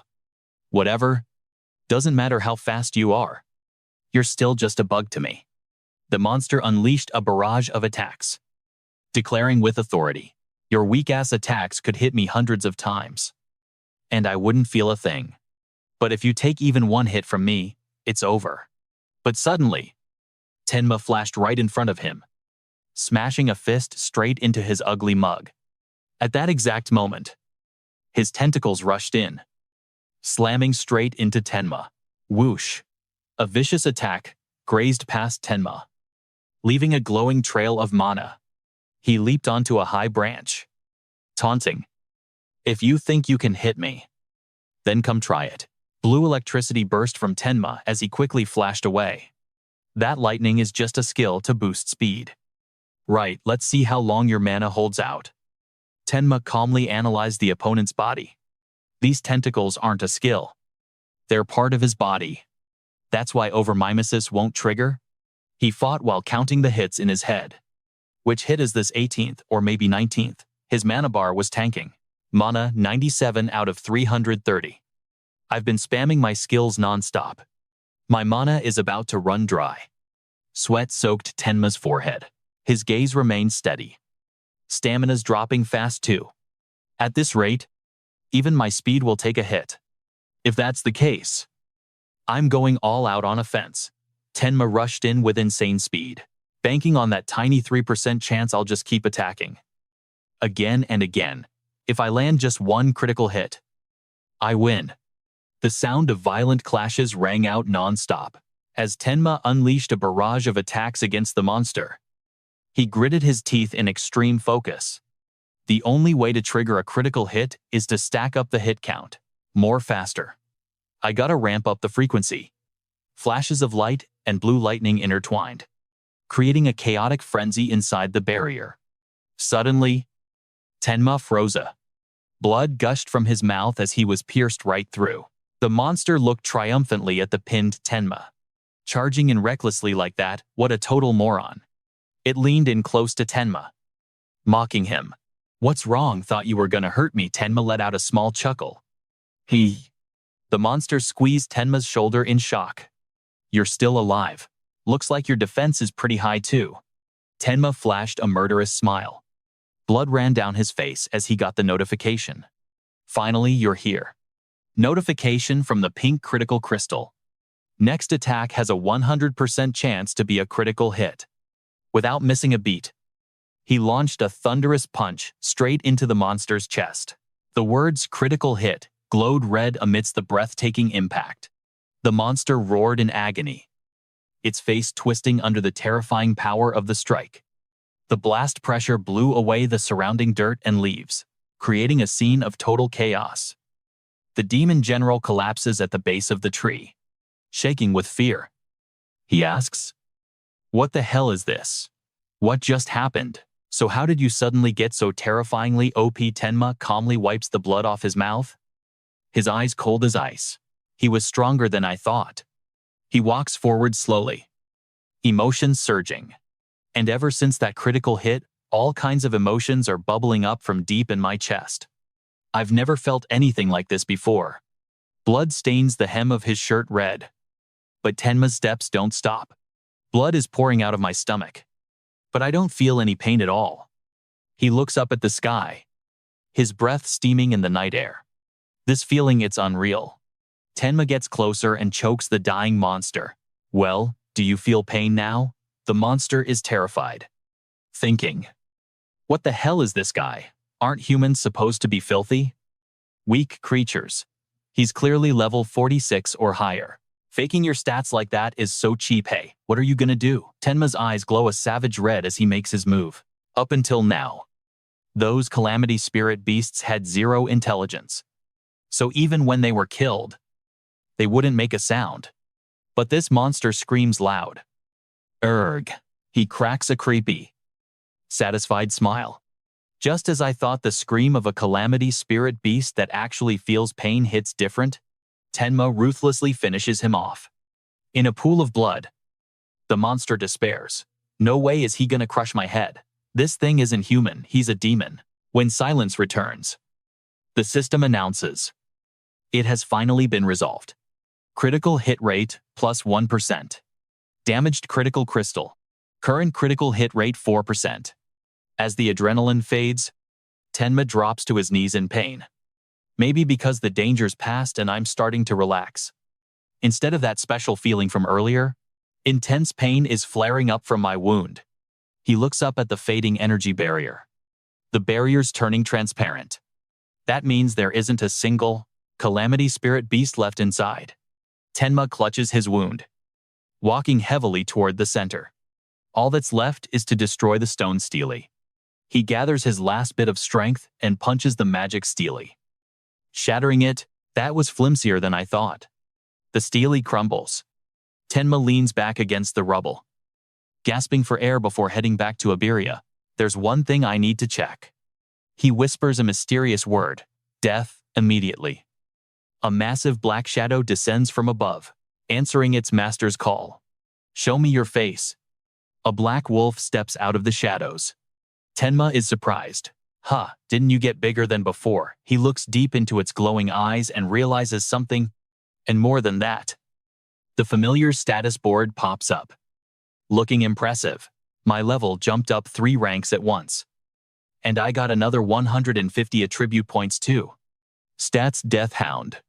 Rank B. Level 16. Attack and Defense, 250 over 150. Tenma strokes the wolf's fur, thinking, I get it. As its level goes up, its body gets bigger too.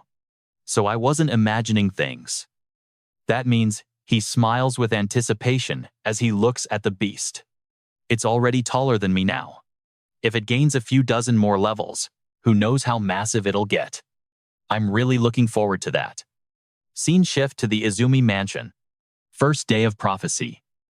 11:35 p.m. Darkness wraps around the forest with a gloomy aura. Iberia points to the sky in shock. Talking to Josuke. The barrier is down. Yuki Tenma actually pulled it off. Josuke watches the atmosphere shift. Deep in thought, he wrecked that silver barrier in like 10 minutes flat. Maybe there weren't any intelligent monsters inside. But still, that speed is insane. He's definitely way stronger than I used to be. Cutting back to Tenma. He's slumped against the cliff. His breathing getting shallow. After that long haul and back-to-back fights, I've got basically 0 stamina left. And with this much blood loss, my body's officially hit its limit, even though he's wrecked. Tenma manages to grab onto his familiar shoulder. You can track magic. Right. Follow my mana trail. Get me back to Iberia. The loyal black wolf lets out a roar and bolts, tearing through the dense forest in the dead of night. Meanwhile, back at the cabin, Josuke freezes, on high alert as a howl echoes out. Is that the roar of a calamity beast? I thought the barrier was destroyed. Why do I sense danger closing in? Josuke snaps around, shouting to protect his teammate. Iberia, get back to your room. Now Iberia freezes, worry written all over his face as he whispers. That roar. I've heard it somewhere before. From the deep darkness, a massive shadow with razor-sharp claws rushes in at breakneck speed. Josuke draws his greatsword, getting into a stance full of killing intent. In the shadows, it's getting closer. I don't know where it came from, but if it's a calamity beast, I'll cut it down. A clash breaks out as Josuke swings his sword hard at the beast leaping toward him. Iberia gasps in shock. That's the mad dog Yuki Tenma turned into a familiar the other day, seeing Josuke about to deal the finishing blow. He screams to stop the mistake. Wait. Josuke. That's Yuki's familiar. The sharp blade tears through the air. He stops just inches away from slashing the charging black wolf. Josuke freezes, staring down in shock at Tenma's unconscious body, lying right next to the beast. Tenma's familiar. He starts connecting the dots about the weird stuff surrounding this kid. Only a familiar user can command them. Right combat power way beyond his peers, a level that never goes up. And he's even got skills from other classes. Iberia rushes over in a panic, tears welling up. Are you okay? Yuki Tenma. He's seriously full of mysteries. Seeing the pool of blood on the ground, Iberia lifts his friend's head in a panic. What happened here? There's so much blood. Iberia Tenma moves his lips, his voice weak as a breath. Just let me rest a bit. Tenma's eyes close, and Iberia just breaks down. He sobs uncontrollably. What are we gonna do? Yuki sob. Josuke checks Tenma's condition. Cool but reassuring. He's not dead yet. So quit the crying. Iberia stops crying, looking up at Josuke with eyes full of hope. Yuki, is he still alive? Josuke points at Tenma's chest rising and falling. Look. He's breathing just fine. Josuke immediately picks Tenma up and barks an order. Iberia, you've got the Kodama bandages. Right. These wounds need treatment right now. Iberia replies. Yeah. I'll handle it. Inside the quiet room, Tenma lies motionless with bandages wrapped around his stomach. Iberia makes a silent vow. I might never be able to catch up to him. I might lose to Yuki in combat power. But I've got something only I can pull off. He recalled the true nature of his magic. My class is Wind Mage, controlling air and wind currents. It's a versatile class, solid for both fighting and support. But then the stats window popped up, showing his special talent. My talent is Tier 2 Healing Focus.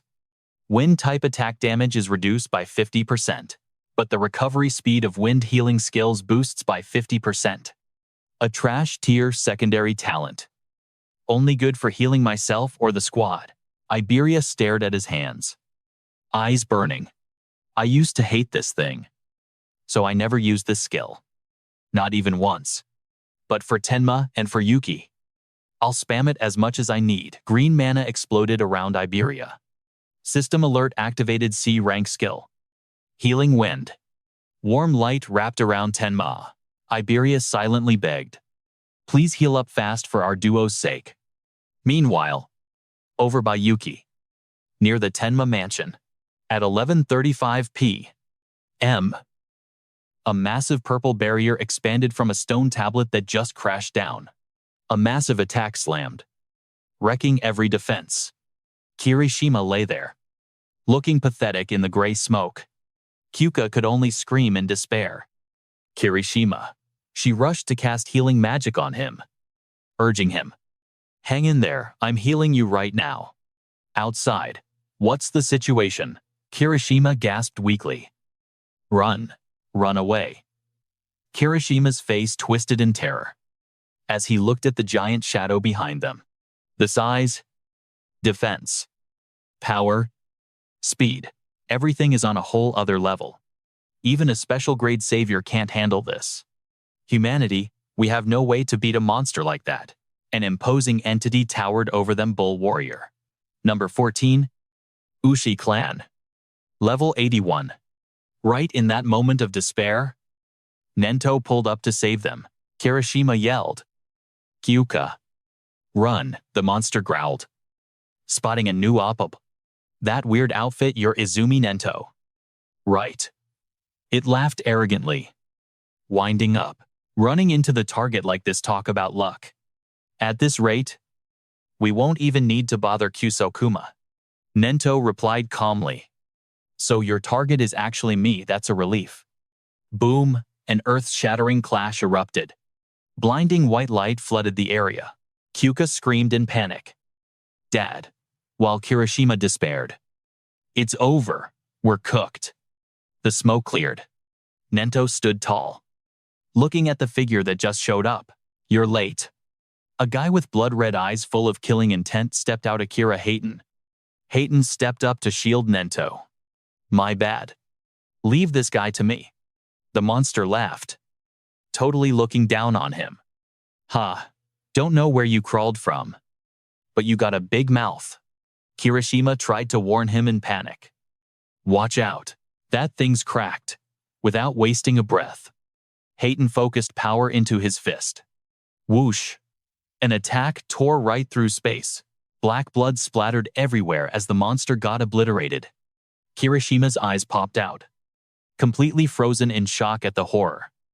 Staring at the back of the guy who just struck, he gasped. So this is the power of a special grade savior?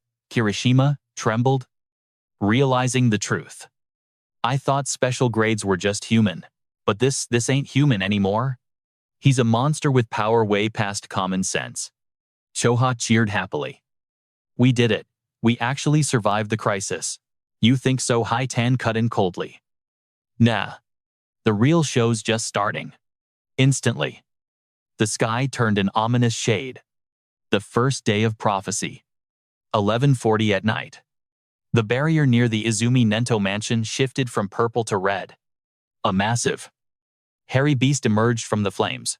Inside that red barrier, just how is Sarasukuma gonna torment humanity? A demon with blazing hair laughed savagely. Man, I'm dying to see that show right now. Level 37 Flame Demon King. A stark white monster roared behind him, adding, You agree with me, don't you? Level 49 White Oni 6. A powerful and base shadowed figure commanded.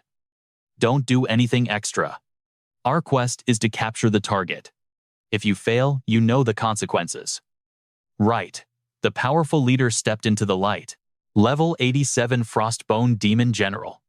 Why were we sent to the same barrier as Sarasukuma instead of the target?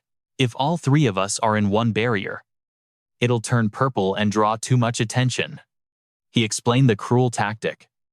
That red barrier Sarasukuma created, it's gonna bait all the strong humans nearby.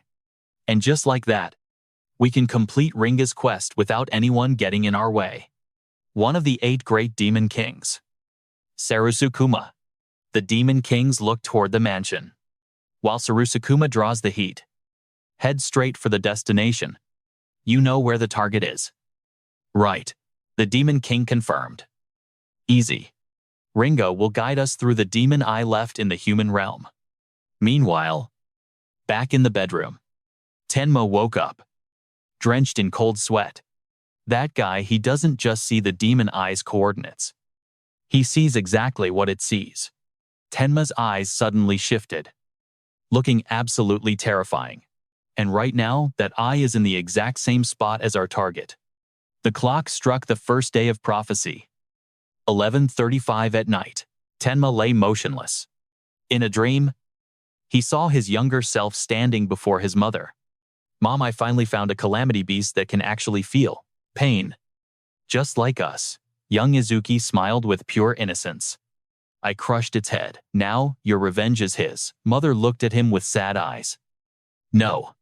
Izuki, she spoke gently. There are things more important than revenge. Izuki froze, confused. Something more important than wiping out every single calamity beast. His mother smiled softly.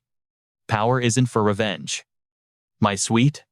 It's for protecting the ones you love.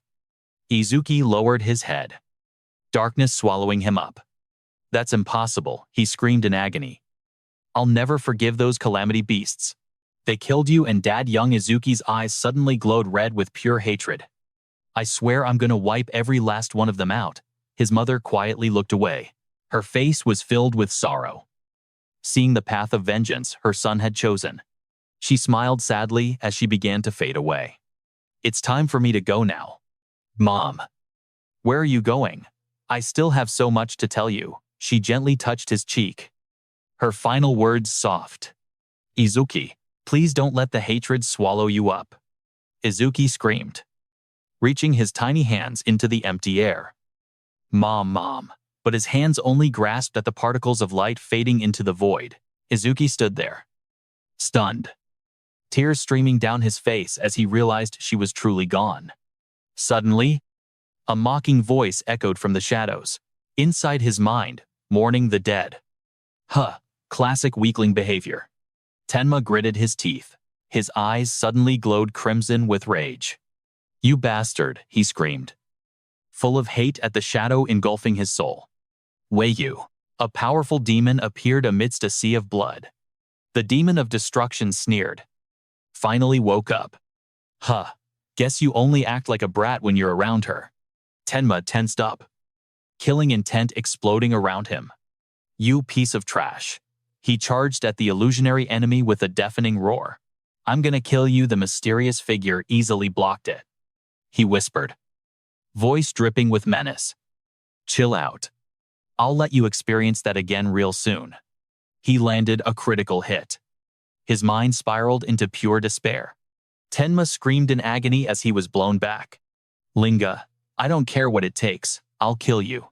Back in reality, Iberia was struggling to use magic, shielding Tenma from the monsters. "Calamity Beast, I gotta protect Isuki-san." Tenma groggily opened his eyes, seeing the weak wind currents around him. A tiny breeze like this won't even faze a Calamity Beast. Iberia cheered happily when she saw him move. "You're awake, Izuki-san." She rushed over and tackled him into a hug, making him blush as he thought, "Thank goodness. Looks like my healing magic actually worked." "She always hugs me whenever she gets hyped." "How long was I out?" Iberia let go and replied, "Not long. Maybe 3 hours." Tenma did the math. 3 hours, that makes it 3 a.m. on the second day of the prophecy. "So are Yosuke-san and Aiden-san safe?" Iberia beamed, reassuring him. "Yeah." No Calamity Beasts showed up after that. Tenma was still dazed, recalling the voice from his dream. "Don't be so hasty. I'll let you experience that again real soon." Even though it was just a dream, those words won't leave me alone. It felt way too real to be just a dream. Those Calamity Beasts are definitely plotting something. The clock struck 3:03 a.m. on the second day of the prophecy. Tenma Isuki awoke from his coma. He stood up, determined. "We can't let our guard down." Iberia looked at him with admiration. "Thank goodness. You look like you've made a full recovery." Tenma walked quickly to the door, adding, "Master said reinforcements will be here soon. I'm gonna go check on Yosuke-san first." On the way, Iberia curiously asked about the Black Wolf. "Isuki-san? What's that dog Shikigami's name?" "It's just a death hound." "Oh," Iberia excitedly suggested. "Didn't you know Shikigami users can give them whatever name they want?" "Want me to give it a super cool name? I'm really good at naming stuff." Tenma replied bluntly. "I'm not a Shikigami user." Iberia pouted, disappointed. "Aw, that sucks. I really wanted to name it though." Tenma's sweat dropped, thinking, "No way am I letting her name it." Tenma glanced at the golem out in the yard, silently assessing his healed wounds.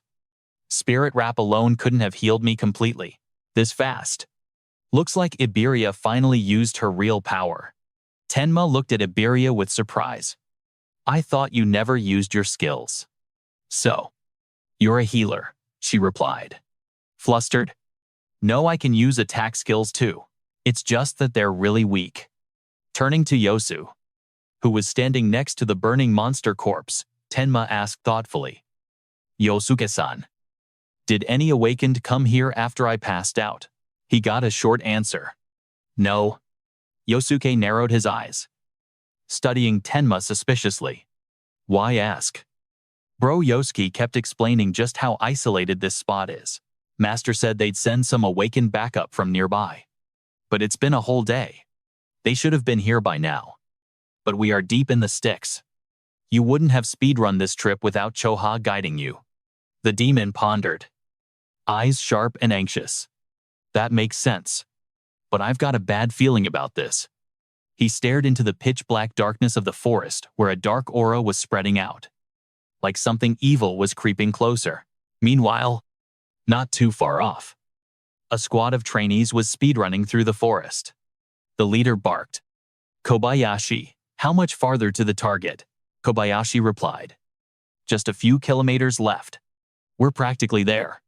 Another member was hyped as he ran, thinking, Once I clear this quest, I'll finally rank up from trainee to a third-class savior. But for real, this place is in the middle of nowhere.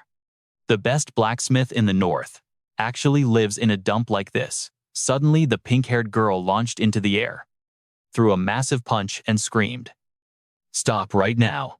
The squad froze and dropped into combat stances, ready to throw hands. Surrounded by the dark, killing intent of the forest, the pink-haired girl turned to her team, totally on edge. "What's up? You sense something?" Another member answered. "There's something incoming from straight ahead, emerging from the ghostly darkness." Two massive shadows loomed ahead, blocking the path. "They've spotted us." The trainees drew their weapons, hyping themselves up. "Calamity beasts. Get ready for combat now." But then the figure that appeared was the Demon King, smirking mockingly. "Where are you lot rushing off to?" "Don't tell me." He closed in with terrifying glowing red eyes, baring his sharp fangs. "You scrubs are heading to the exact same place as us, aren't you?"